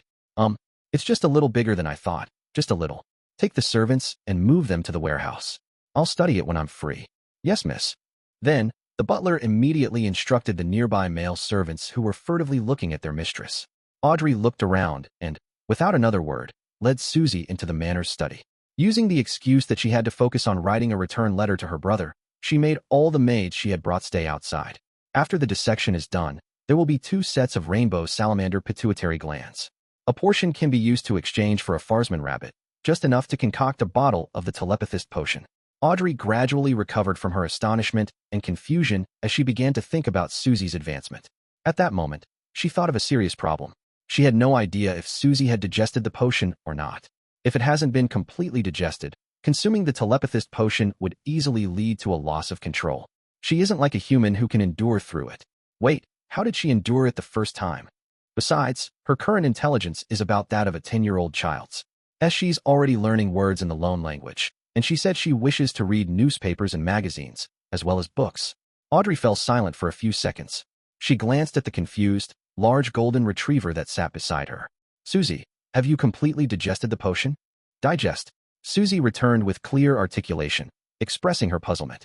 Audrey had already told her that what she had taken was a potion, and she had warned her not to tell anyone, and not to tell any intelligent animals that could bark or meow. Audrey nodded her head slowly and heavily. It's a very strange and unique feeling. It feels like something illusory inside your body breaks down and fuses with your mind. You will vaguely see illusory stars one after another, and you will be one of them. These stars will attract each other in a bid to fuse as one. Susie quietly listened to everything, then replied with a light and brisk voice. Then I should have completely digested it. I've had a similar feeling before. Susie has completely digested the spectator potion? But no one taught her the acting method. At most, I would occasionally remind her to observe more and remain calm. Audrey asked in astonishment. When did you digest it? Last month, the month before last, or perhaps even earlier. Susie tried her best to recall when. Seeing that her mistress's expression was getting odder and odder, she hurriedly wagged her tail and timidly added, I don't remember. I'm just a dog. I won't purposely remember such things. Woof, just a dog. But you were only a little slower at digesting than me. Don't tell me that when I interact with other Beyonders. I'll say that when it comes to digesting potions, I'm a little better than a dog. Pooey. Audrey, what are you thinking? Audrey maintained her elegant smile and politely praised. Very good. I mean, on this matter regarding the digestion of the potion, you did very well. Returning from Leopard's Place, Klein took a leisurely afternoon nap. But it wasn't long before he was awakened by illusory, disconcerting cries. Mail? Is it Mr. Hangman or Little Son? Is one of the final main ingredients for my potion ready? Klein carefully tried distinguishing who for a few seconds, and soon forgot about his anger from being awakened. He quickly got up, took 4 steps counterclockwise, and went above the gray fog. He noticed that the crimson star that symbolized the hanged man was contracting and expanding. Hence, he stretched out his hand, spreading his spirituality before touching it. After the usual honorary names of the fool, the hanged man prayed. I've already gathered the dark patterned Black Panther's spinal fluid and the spring of the elves' marrow crystals. Please permit me to hold a sacrificial ritual and seek your help in handing it to Mr. World. That's pretty fast. The hanged man had said that there would be a grand event among the pirates soon. It seems like it's not soon, but now. He always holds back when speaking, never fully speaking the truth. Klein nodded indiscernibly and said, sure. After a simple sacrificial ritual, Alger resisted his urge to ask Mr. Fool if the celestial globe on Admiral of Stars Catlia had anything to do with him. At this moment, Klein had already forgotten about him and was admiring the 2 Beyonder ingredients on the surface of the long bronze table. The dark patterned Black Panther spinal fluid was a seemingly translucent liquid, but if one looked carefully, they would discover that its clarity was also divided into different levels. The lower one went, the more transparent they were at distinct levels. It fully satisfied someone with an obsessive-compulsive disorder. The spring of the elves' marrow crystals was similar to a faded egg. Its shell was very thin, and it looked like it could easily shatter at a touch. Even without shaking, one could still hear the sound of swishing water inside. I should be able to get 300 pounds and a formula clue. My magician is only short of the true root and juice of the mist trant. I wonder when Little Son will complete the mission. Klein waited in anticipation. As for the other supplementary ingredients, he had already bought them at various stores. For example, the droplet gem he needed to buy was purchased from a jewelry store, and he had ground it into powder. 5 grams was about 2.5 pounds. The son, Derrick, didn't keep Klein waiting long, and on Wednesday evening, he whispered a prayer to the fool that he had prepared the true root and juice of the mist trant and asked him to pass them on to the world. The mist trant's true root was heart-shaped, brown, palm-sized, and wrinkled. It looked like an old man's skin, but its back was as smooth and exquisite as a gem. It was slightly expanding and contracting, as though it had a certain amount of vitality. Its juice was light green and sparkling, making it look very delicious. Klein just looked at them, feeling a little smug. In the present day and age, Sequence 7 was the threshold of a mid-sequence Beyonder. This meant that a Beyonder would finally be able to bid farewell to the state of being only slightly stronger than ordinary people in certain aspects. They would be able to wield a relative abundance of Beyonder powers. Phew. Klein slowly exhaled, returned to his bedroom, and summoned himself to bring the Beyonder ingredients into the real world. He didn't prepare any additional vessels. He washed an iron pot in the kitchen a few times and began to concoct the potion according to the steps of handling the supplementary ingredients before handling the main ingredients. With the clown's ability at controlling his body, he quickly finished the first stage, and one by one, he put in the dark patterned Black Panther's spinal fluid and the mist trant's true root. Sizzle! With a jarring sound, a pale white fog suddenly rose and was forcefully pulled back into the pot by an invisible force. When everything calmed down, Klein quickly poured every drop of liquid into a transparent bottle that he had prepared. That liquid was rather special. It was as if fireworks were constantly being released from within it. Red, orange, yellow, green, and other colors constantly scattered, disappeared, and then reappeared again. This was the magician potion. Klein stuck a coin worth £1 between his thumb and index finger of his left hand, flicked it up, and opened his palm to catch it. He was using divination to confirm if the potion he concocted had succeeded. Huh. The gold coin fell, its portrait faced up, indicating a positive response. Without any hesitation, Klein put away the gold coin, picked up the potion, and walked out of the kitchen. At that moment, the sky was already dark. The gas lamps in the room hadn't been lit up yet, causing the surroundings to be in complete darkness. Only the light near the oriel window created a gloomy scene. Klein sat down on the sofa and began cogitation to calm his stirring heart and dispel all of his emotions temporarily from his body. After doing all of this, he raised the glass bottle, tipped his head, and drank the magician potion. Gulp, gulp. The ice-cold potion went down his throat, and at every moment, it felt like countless bubbles were bursting. Klein's entire body was experiencing this stimulation, and massive amounts of information flooded his mind, blooming into fireworks. The veins on his forehead bulged, and his head felt like it was about to burst. However, this wasn't a very difficult situation for Klein to endure. The terrifying ravings before entering the gray fog and the evil roars of the true creator were much more terrifying. Hornacis, Phlegria, Hornacis, Phlegria, Hornacis, Phlegria. The ethereal temptation echoed again. Klein's head expanded and contracted repeatedly before he gradually recovered his thoughts. He began to consciously restrain his thoughts, outline the spherical light, and slowly enter a state of cogitation. After an unknown period of time, his vision recovered. At the same time, he felt an itch all over his body, with his arms feeling the worst. Klein rolled up his sleeves and was surprised to see that one of his arms was deeply wrinkled, like a centenarian. The other arm had lost its color and had become translucent. He could directly see his blood vessels, muscles, and veins. Could it be that I had nearly lost control? No, it shouldn't be. This should be the remnant influences.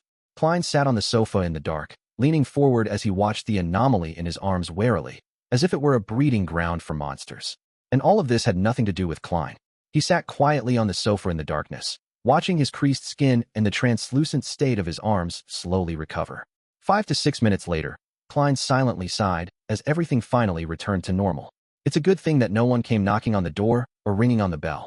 I only chose to advance after completely digesting the Sequence 8 potion.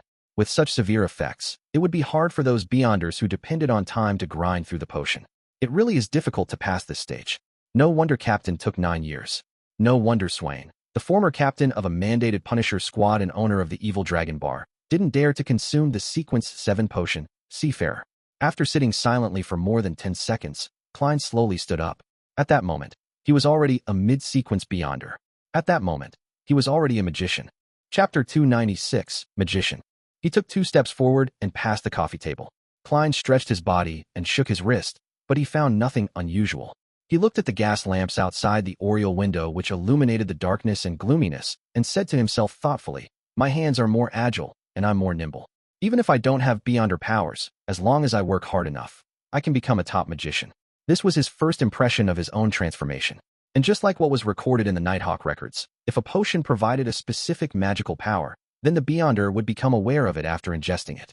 They would grasp the specific details as though the corresponding knowledge would be injected and imprinted into the mind through a mysterious method. Just now, my head nearly exploded. Klein smiled and shook his head, carefully recalling what he had felt and the corresponding magical spells. It had to be said that Magician was indeed considered a powerful Sequence 7, with it possessing many miraculous abilities that could all be cast very quickly. Among them, there were 3 which Klein valued and liked the most. The most important one was damage transfer. As long as he didn't die instantly, as long as his hands could still move, he could transfer the vital wounds to unimportant areas like his arms, turning fatal wounds into minor injuries. This was a very useful beyonder ability for life preservation in actual combat. The only problem is that at Sequence 7, wounds can only be transferred around my body, and there's only one opportunity. Perhaps as my sequence is raised, the wounds can be transferred to other items or people. It really does feel like magic.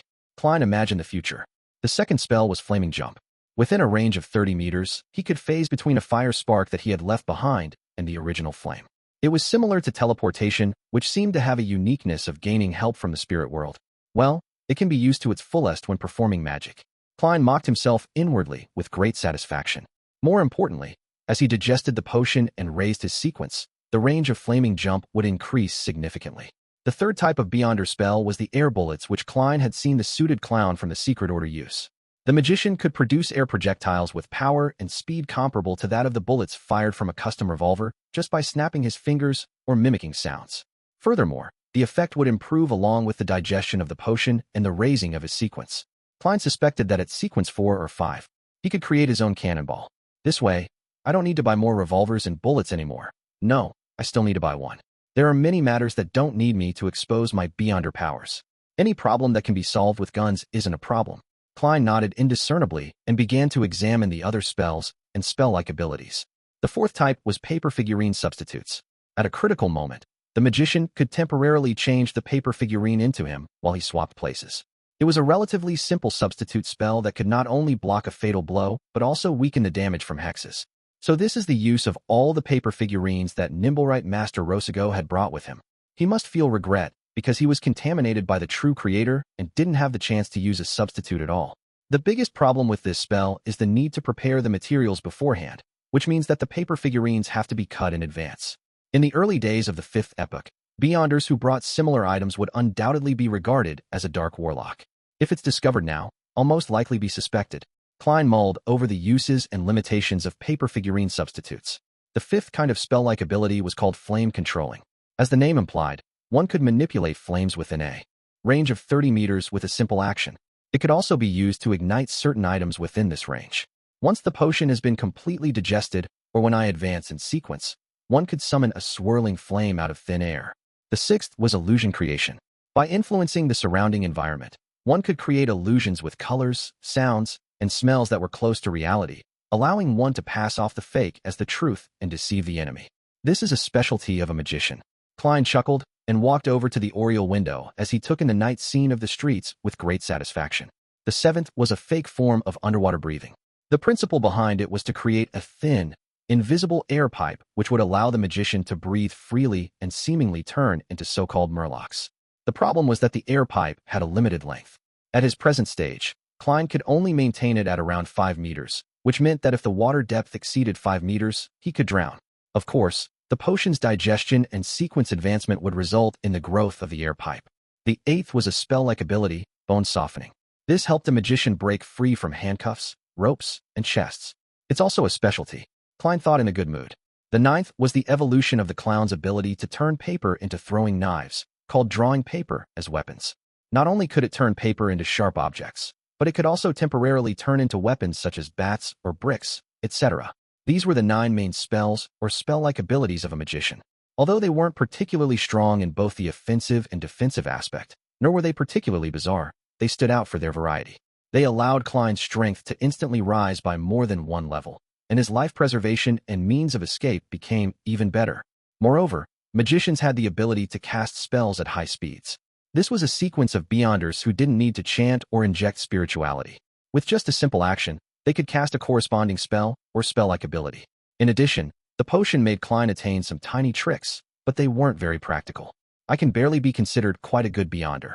Klein sighed silently.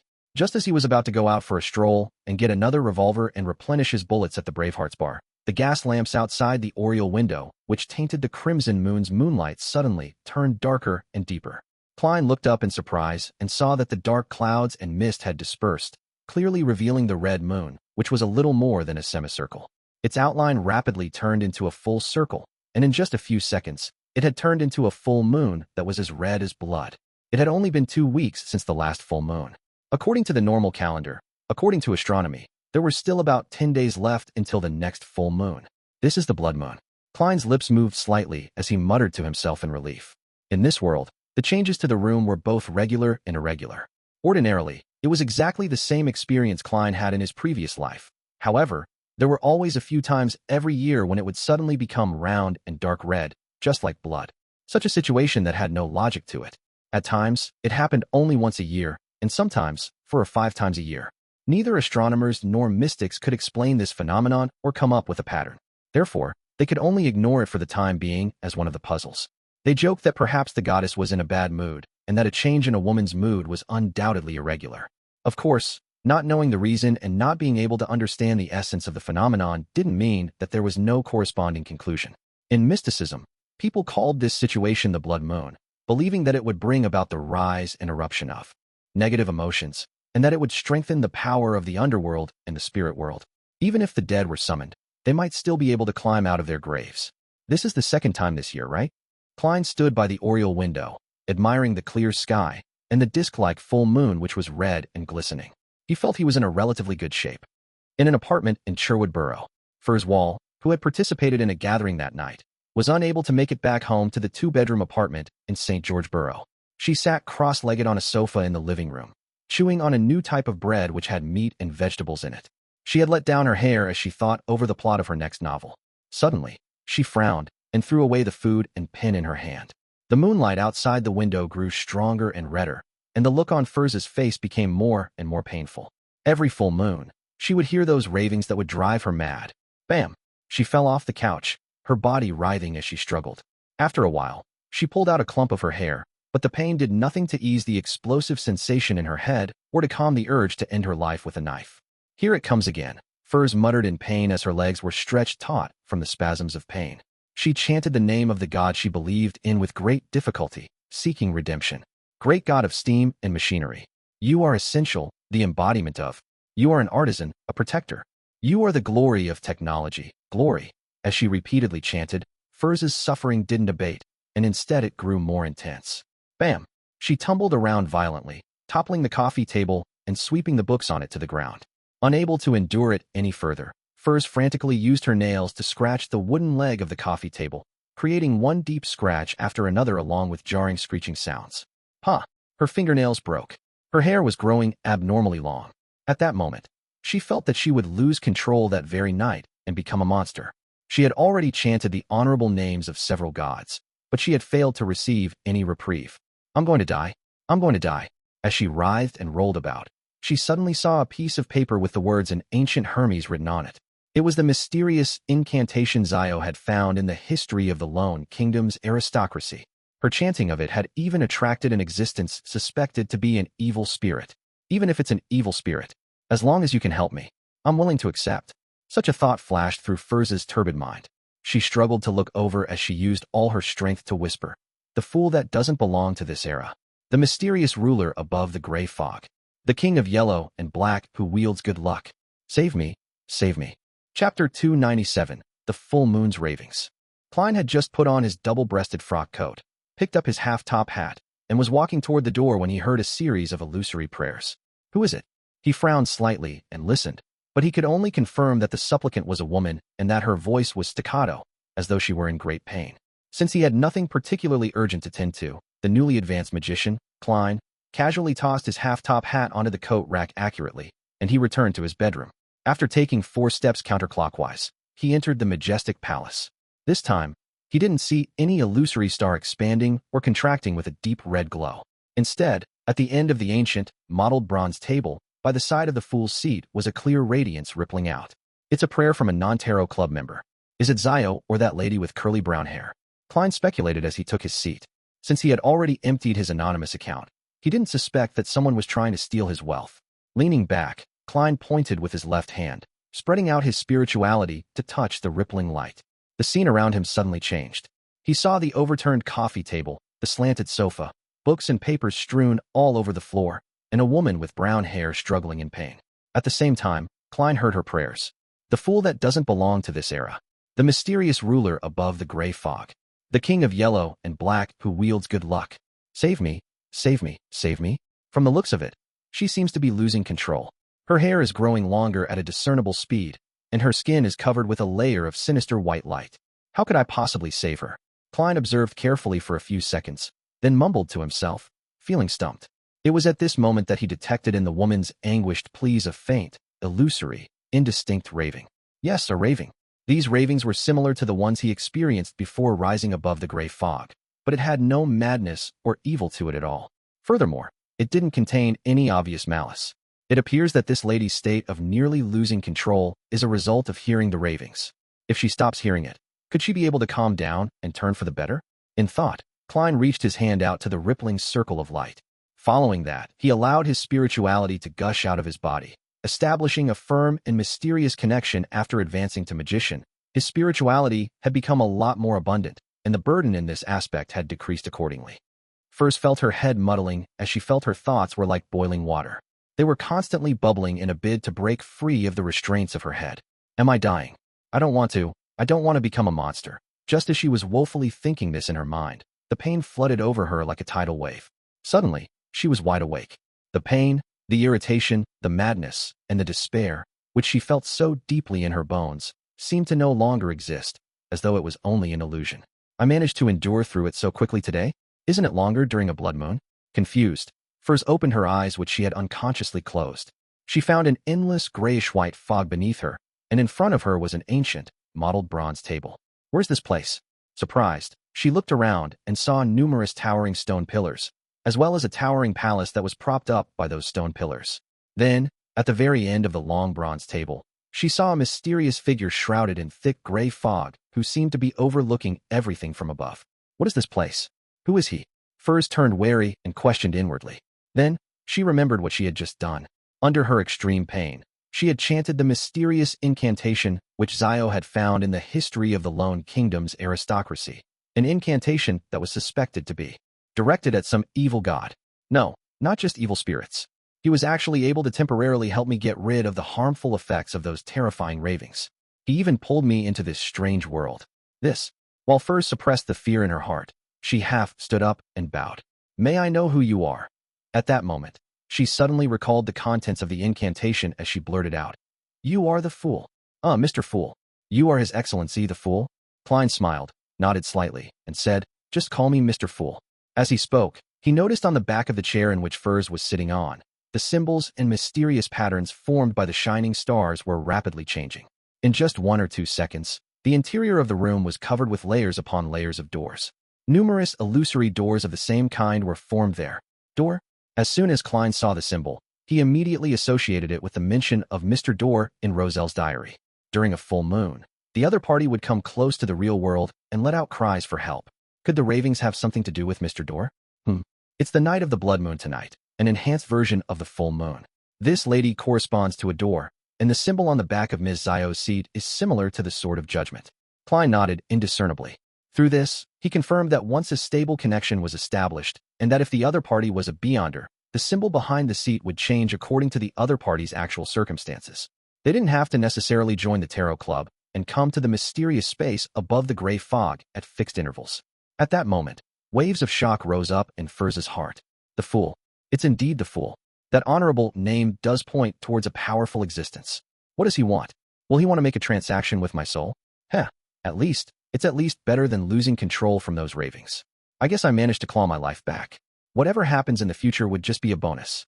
While she was still lost in her thoughts, she suddenly heard Mr. Fool ask with a smile, You hear ravings from nowhere every full moon? How does he know? Furs looked over in surprise and replied in a daze, Yes. Before she finished her sentence, she suddenly thought of a possibility and asked, Do you know the origin of those ravings? Do you know who is trying to harm me? Do you know how to solve this problem once and for all? He's a miserable wretch who is lost in the darkness and trapped in a storm.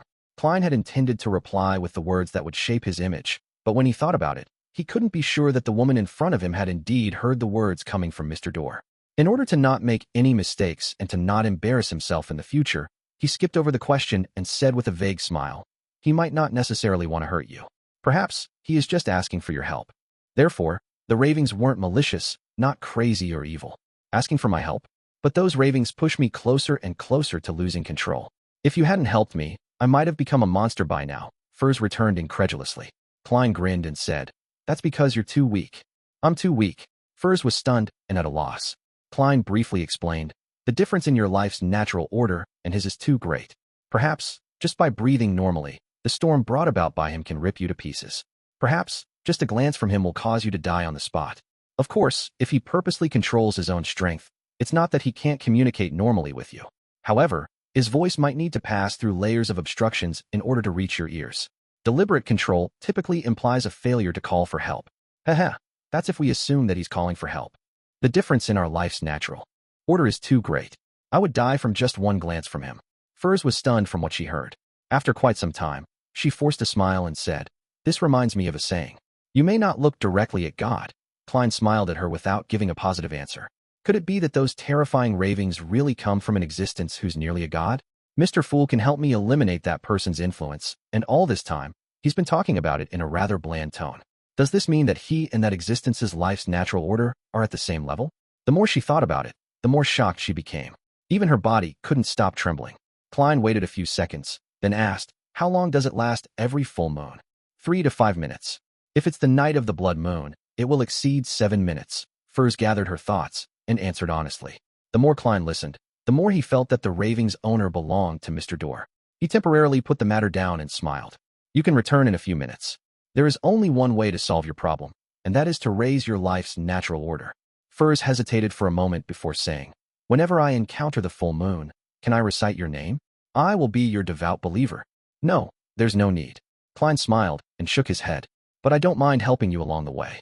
Thank you so much." Although she suspected that she was dealing with an evil god, she no longer wanted to experience the same painful nightmare as before. After confirming this matter, she relaxed a lot. Noticing that there were still many seats around the long bronze table, she asked probingly, "Mr. Fool, it seems there are others who come here frequently?" "No, they might not necessarily be human." Furs added silently. Klein smiled and said with a casual attitude, "There are a few people who are similar to you. I pulled them here for various reasons. They hope that I can hold a gathering at regular intervals to facilitate the trade of formulas, ingredients, information, and missions." I agreed to it. Furs was enticed by what she heard. Thinking that she was already part of this, she boldly asked, "Mr. Fool, can I join this gathering?" "Sure. 3 in the afternoon on Mondays. Remove all disturbances."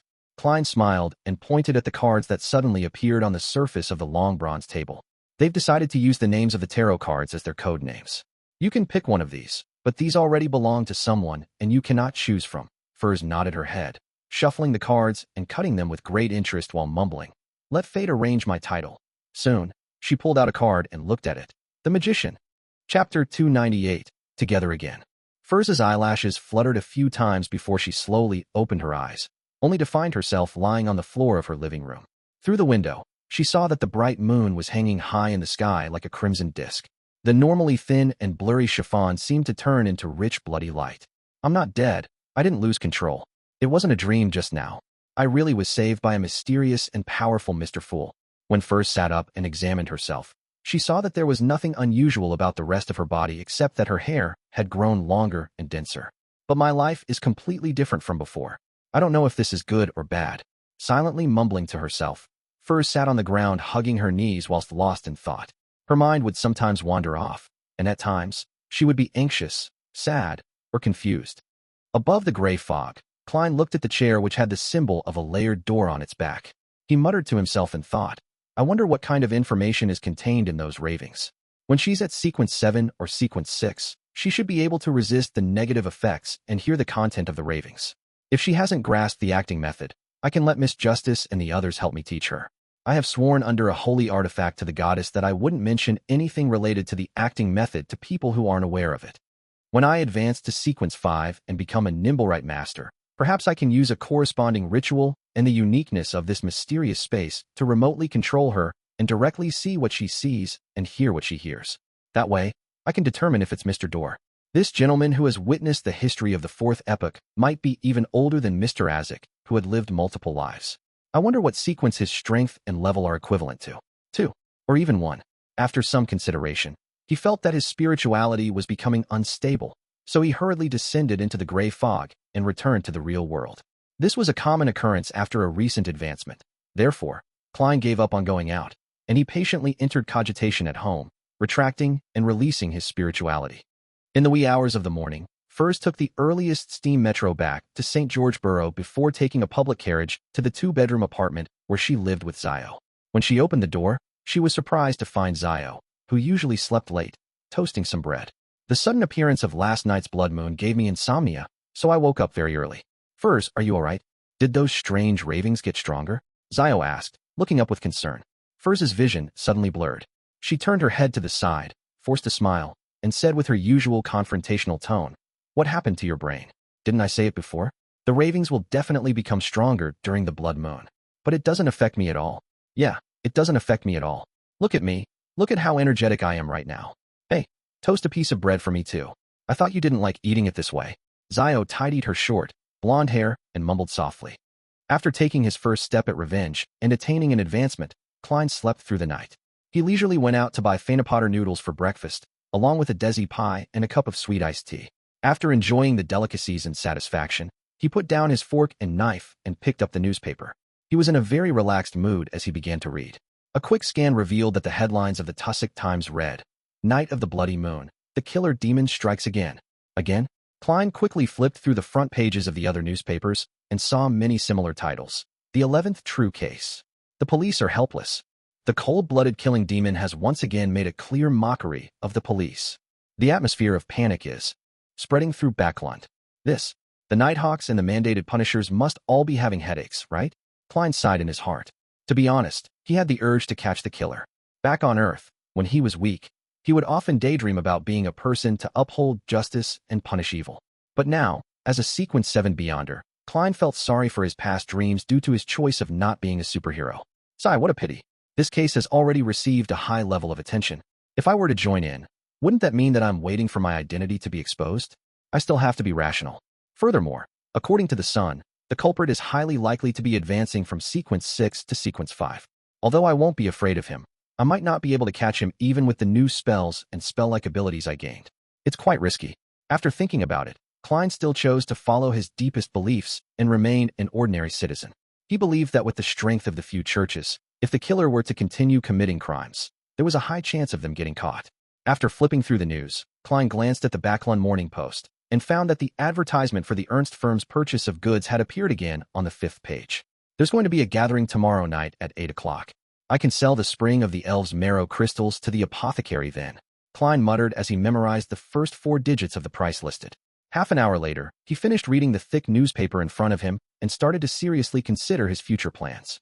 The long-term plan is to advance to a higher sequence, becoming a demigod expert before I plot my revenge against Insangwell. A midterm plan is to find the acting method for magician.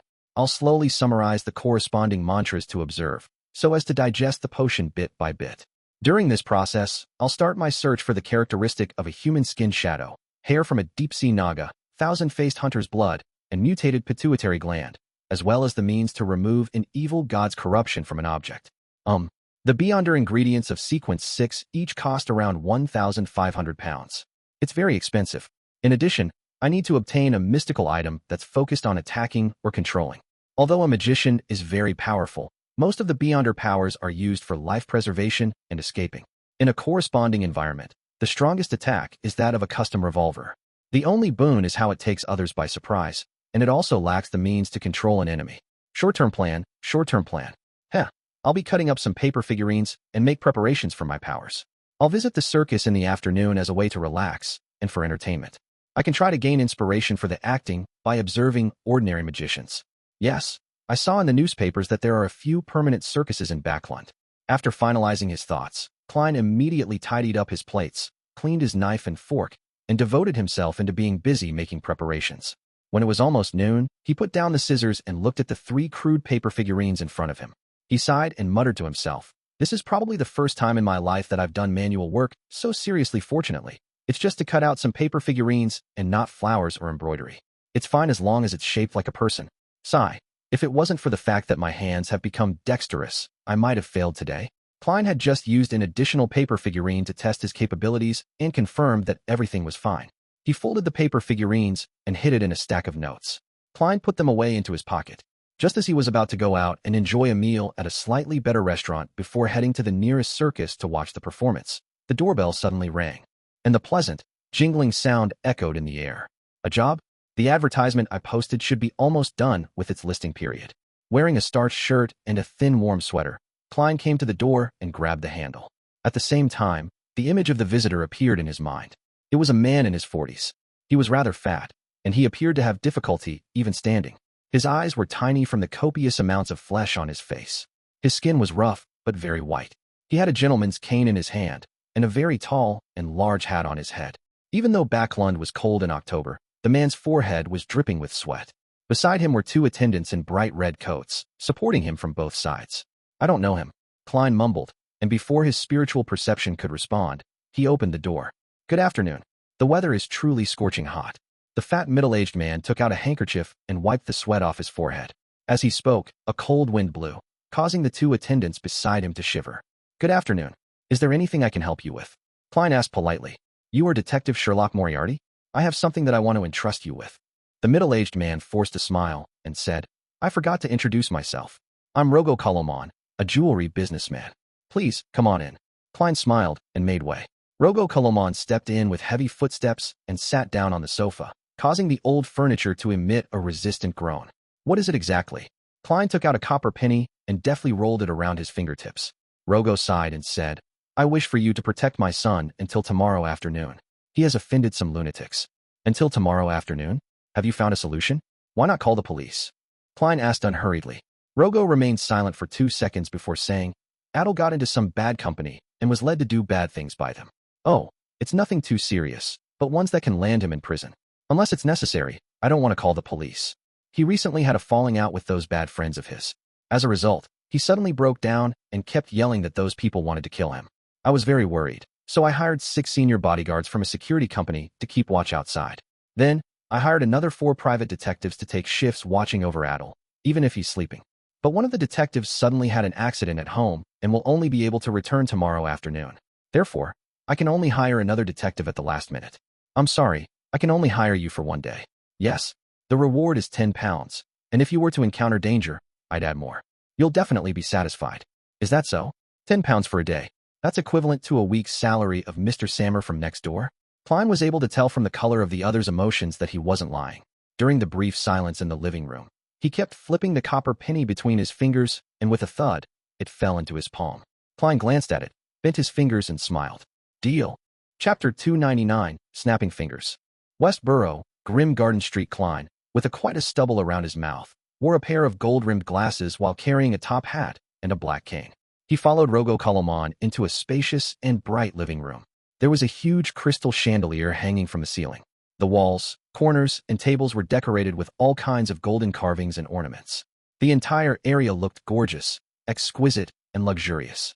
As expected of a jewelry businessman, a businessman staying in West Borough, Klein scanned the oil paintings by the side and sighed. With every step Rogo took, the fat on his body quivered. It left people maliciously wondering when his clothes and pants would snap. However, as a jewelry businessman, he had enough money to buy clothes of the best quality. Detective Moriarty, this is my son, Adel. Rogo stopped at the edge of a carpet and pointed to a boy that was 15 or 16 years old and was sitting on a single sofa.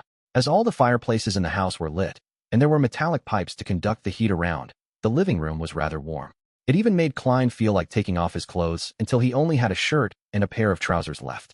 However, the boy was wrapped in a thick fur coat and had a blanket that looked burning hot on his legs. At that moment, he had his head low, tightly hugging himself as he shivered nonstop. His dark blue hair seemed to have lost its luster. Rogo looked at him with concern and raised his voice slightly. Adel, this is Detective Moriarty. He will be protecting you for today and tomorrow. At these words, Adel raised his head, revealing his pale face, his bluish lips, and his unfocused eyes. Protect me, protect me. They're going to kill me. They want to kill me. His voice became sharper and sharper. In the end, he covered his ears with his hands and screamed. After a few seconds, he gradually calmed down. During this process, Klein had already tapped his molars and secretly activated his spirit vision. He held back the shock that had crept up to his mouth and carefully examined him again. He saw that the color of Adel's aura had been dyed with a deep blackish-green sheen. This is a sign of being haunted by wraiths, a sign of possible possession. Adel's bad friends are already taking revenge on him. Or perhaps, there were no such things as bad company at all. Klein quietly reached out, held Mr. Azek's copper whistle, and allowed his spirituality to spread. Then, he thoughtfully looked away from Adel and looked at the others inside the living room. By the oriel window stood a man in a black coat. He was tall and sturdy, not smiling, and his waist was bulging as if he were hiding a gun. This should be one of the 6 bodyguards. Klein was about to size up another person when Rogo Colomon introduced Detective Kaslana, her assistant, Lydia, Detective Stewart. At this point, Rogo turned around and pointed at Klein. This is Detective Sherlock Moriarty. Kaslana was in her 30s, had black hair and blue eyes, and thick eyebrows. She was probably a beauty when she was young, but now, because of the sagging muscles on her cheeks, she didn't seem very amiable. Lydia, her assistant, was a red-haired lady of about 20 years of age. Her figure was excellent, but she had an average appearance. Both women wore something similar to what aristocratic writers wore. The white shirts they wore were tight at the waist, which matched the more tight-fitting trousers that facilitated movement. The pleats were the only thing that distinguished their clothes from men. In addition, they provided no concealment for the 2 revolvers around their waists. This reminded Klein of a saying from lawyer Jurgen that illegal possession of a gun was a sure thing for a private investigator. This was because, unless one was a noble, a member of parliament, or a senior civil servant, it was very difficult to obtain an all-purpose weapon permit. Stuart sat opposite to Kaslana and Lydia. He had a lean face, but he grew a bushy beard. His light green eyes were unusually lively. He was about the same age as Lydia and almost as tall as Klein, a little over 1.7 m and weighing 140 pounds. Stuart had an armpit holster, and in it, there was obviously a specially designed revolver. After exchanging pleasantries, Klein took off his coat, took off his hat, and handed it to the maidservant next to him. Put it somewhere I can retrieve it quickly from. There are some important items inside. In fact, he had already transferred the paper figurines, notes, charms, a matchbox, etc. to his trouser pockets. The only thing left in his coat was herbal powder, extract essence, keys, and his wallet. There were a total of 206 pounds in paper bills in his wallet. Stuart, who was sitting there, turned his head to size Klein up and chuckled. "You didn't bring a gun?" "Gun? This is my gun." Klein smiled and raised his cane. At the same time, he puffed out his cheeks to stimulate a sound. Bang! The sound of a gunshot rang out, and without thinking, Stuart rolled over, while Kaslana and Lydia quickly got off the sofa, each finding a place to hide. Rogo and the servant beside him were both surprised and confused about what was happening. Adel continued, keeping his head low as he shivered. When they saw that Klein was only holding onto a black cane and realized that nothing had happened, Kaslana and company calmed down. They frowned and asked, "What just happened?" "Ever since I handed a revolver I picked up to the police, I've been learning how to imitate its sound. It seems to be quite effective," Klein replied half-jokingly. "That's not funny, Detective Moriarty," Kaslana said in a deep voice. "I just wanted to perform some magic for you." Klein lampooned. He handed his cane to the maidservant and solemnly nodded. "I will keep that in mind." Stuart, who was in the most pathetic state a moment ago, didn't seem to be angry at all. He patted his clothes with great interest, got up and asked, "Why haven't I heard of you, Mr. Moriarty? I mean, I know a lot of people in the detective business, but I've not heard about you in the past." "I only came to Backlund in early September," Klein briefly explained. "Is that so?" Stuart laughed and said. "Tonight, the two of us will pair up. We'll be in charge of everything from midnight until tomorrow morning. Will that be a problem?" "Nope," Klein responded with the same smile. "Okay, after dinner, you guys have some rest and take over your shifts in the early morning," Kaslana added. Klein took a long look at the trembling Adel and nodded seriously. Nothing happened throughout the afternoon, and the worried male and female hosts prepared a hearty dinner for the detectives and the bodyguards, but no alcoholic beverages were provided. After eating and drinking to his heart's content, Klein and Stuart, a young man with a full beard, went to their rooms on the second floor. Seeing that no one was around, Stuart shook his head and said, "Sherlock, you should have noticed that the problem with Adel isn't something regarding revenge." "Bro, you sure are affable." Klein's expression didn't change as he asked, "Why do you say that?" "He looks more like he has a mental problem, or, according to the countryside, he's been haunted by ghosts and evil spirits. Frankly, I'm afraid of that."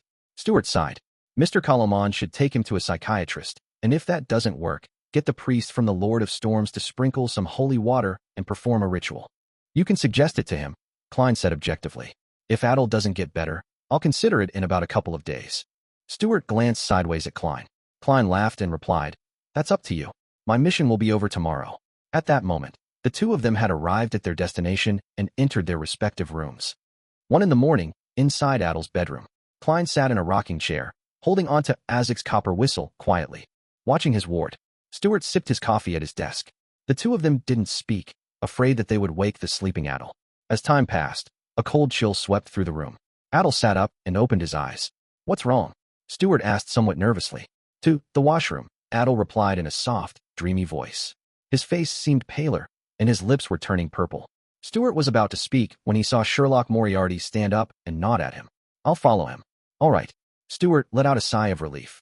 Putting his hands into his pockets, Klein stayed one step behind Adel and followed him to the entrance of the washroom 2 rooms away. Just as Adel was about to close the door behind him, he saw a figure flash in. "I can't let you out of my sight." "Heh, do whatever you have to do, and pretend that I don't exist." Klein smiled and leaned against the wall. Adel remained silent, his eyes unfocused as he looked into the mirror. He turned on the faucet and let the water flow. At this moment, Klein took out a box of matches and lit a matchstick, as though he wanted to smoke. However, he didn't do so. He blew on the air and allowed the match to go out. "Huh." Klein casually threw the match in front of him and took out another item. Adel, whose back was facing him, suddenly straightened up. The figure in the mirror was so pale that it looked like a corpse. Whoosh. In the washroom, a cold wind howled. While keeping his lower body fixed, Adel turned around and glared at Klein's left hand, at the delicate copper whistle that was being tossed up and down. Whoosh! A gust of cold wind blew across Klein's face. He continued smiling and snapped his fingers.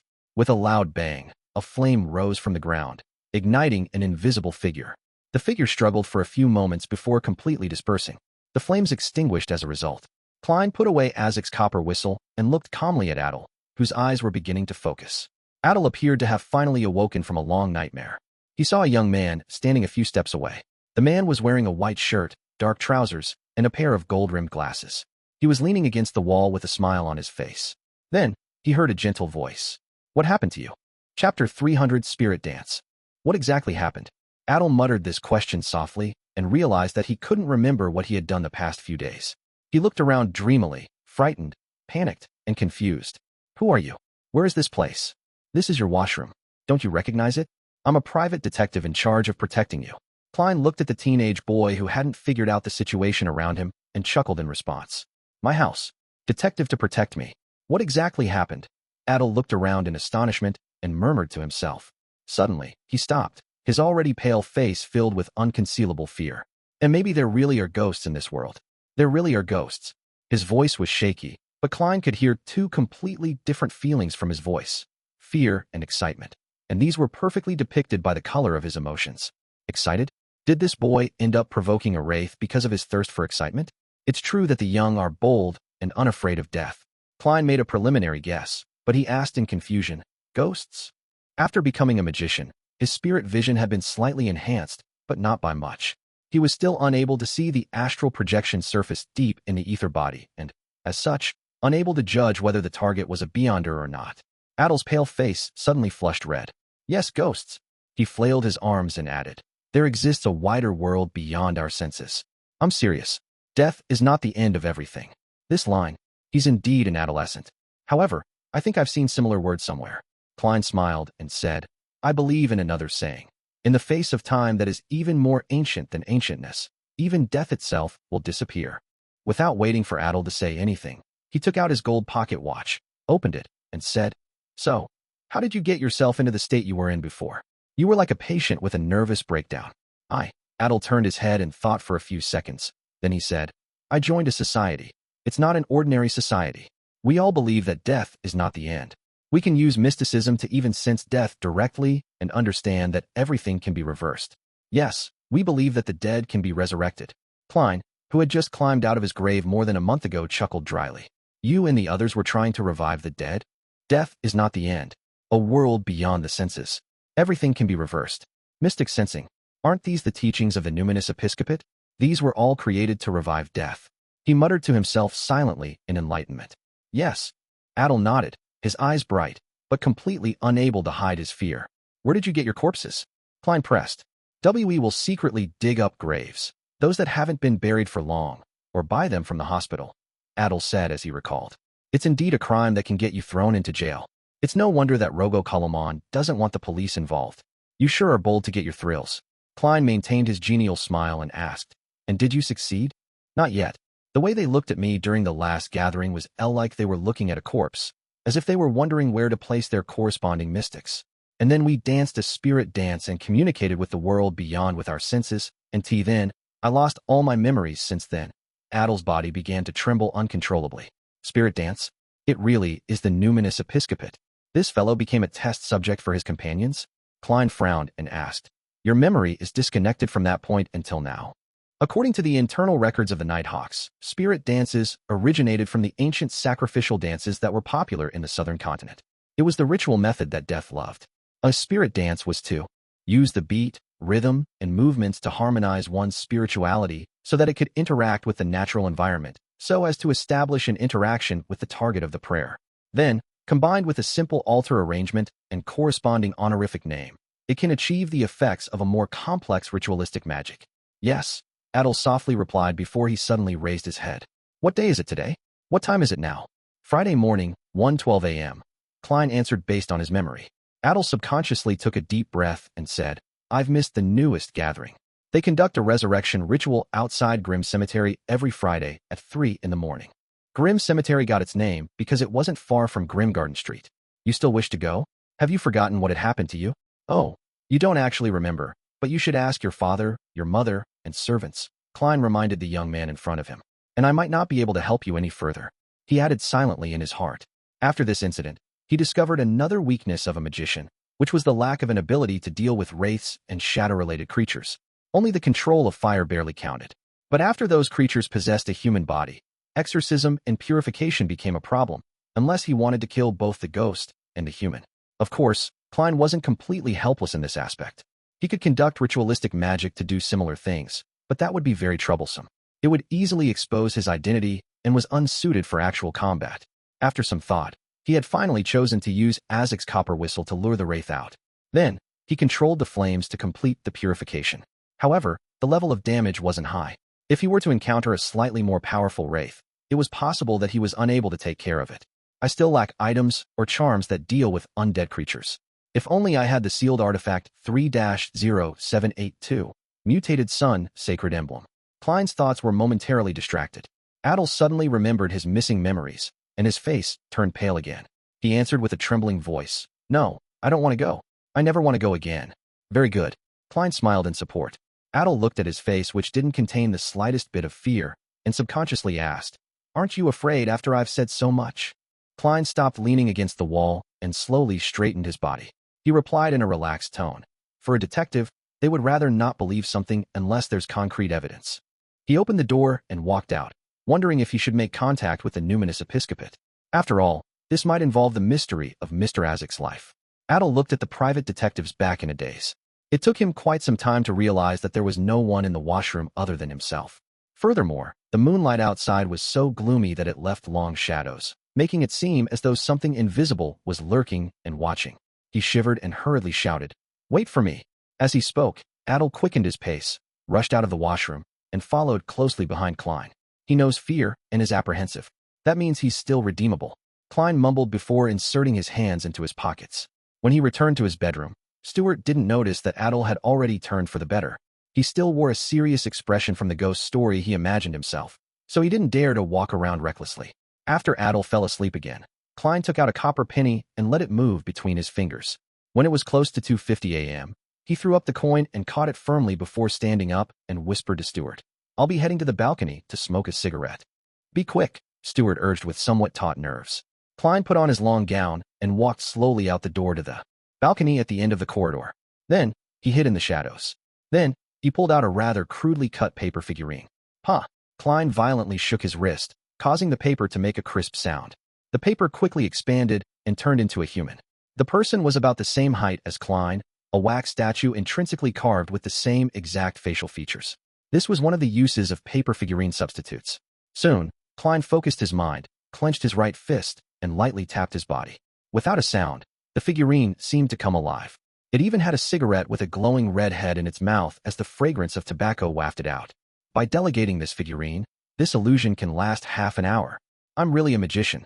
Klein put on his gloves, reached out, and pushed himself over before sliding down the balcony stealthily, avoiding the patrolling security.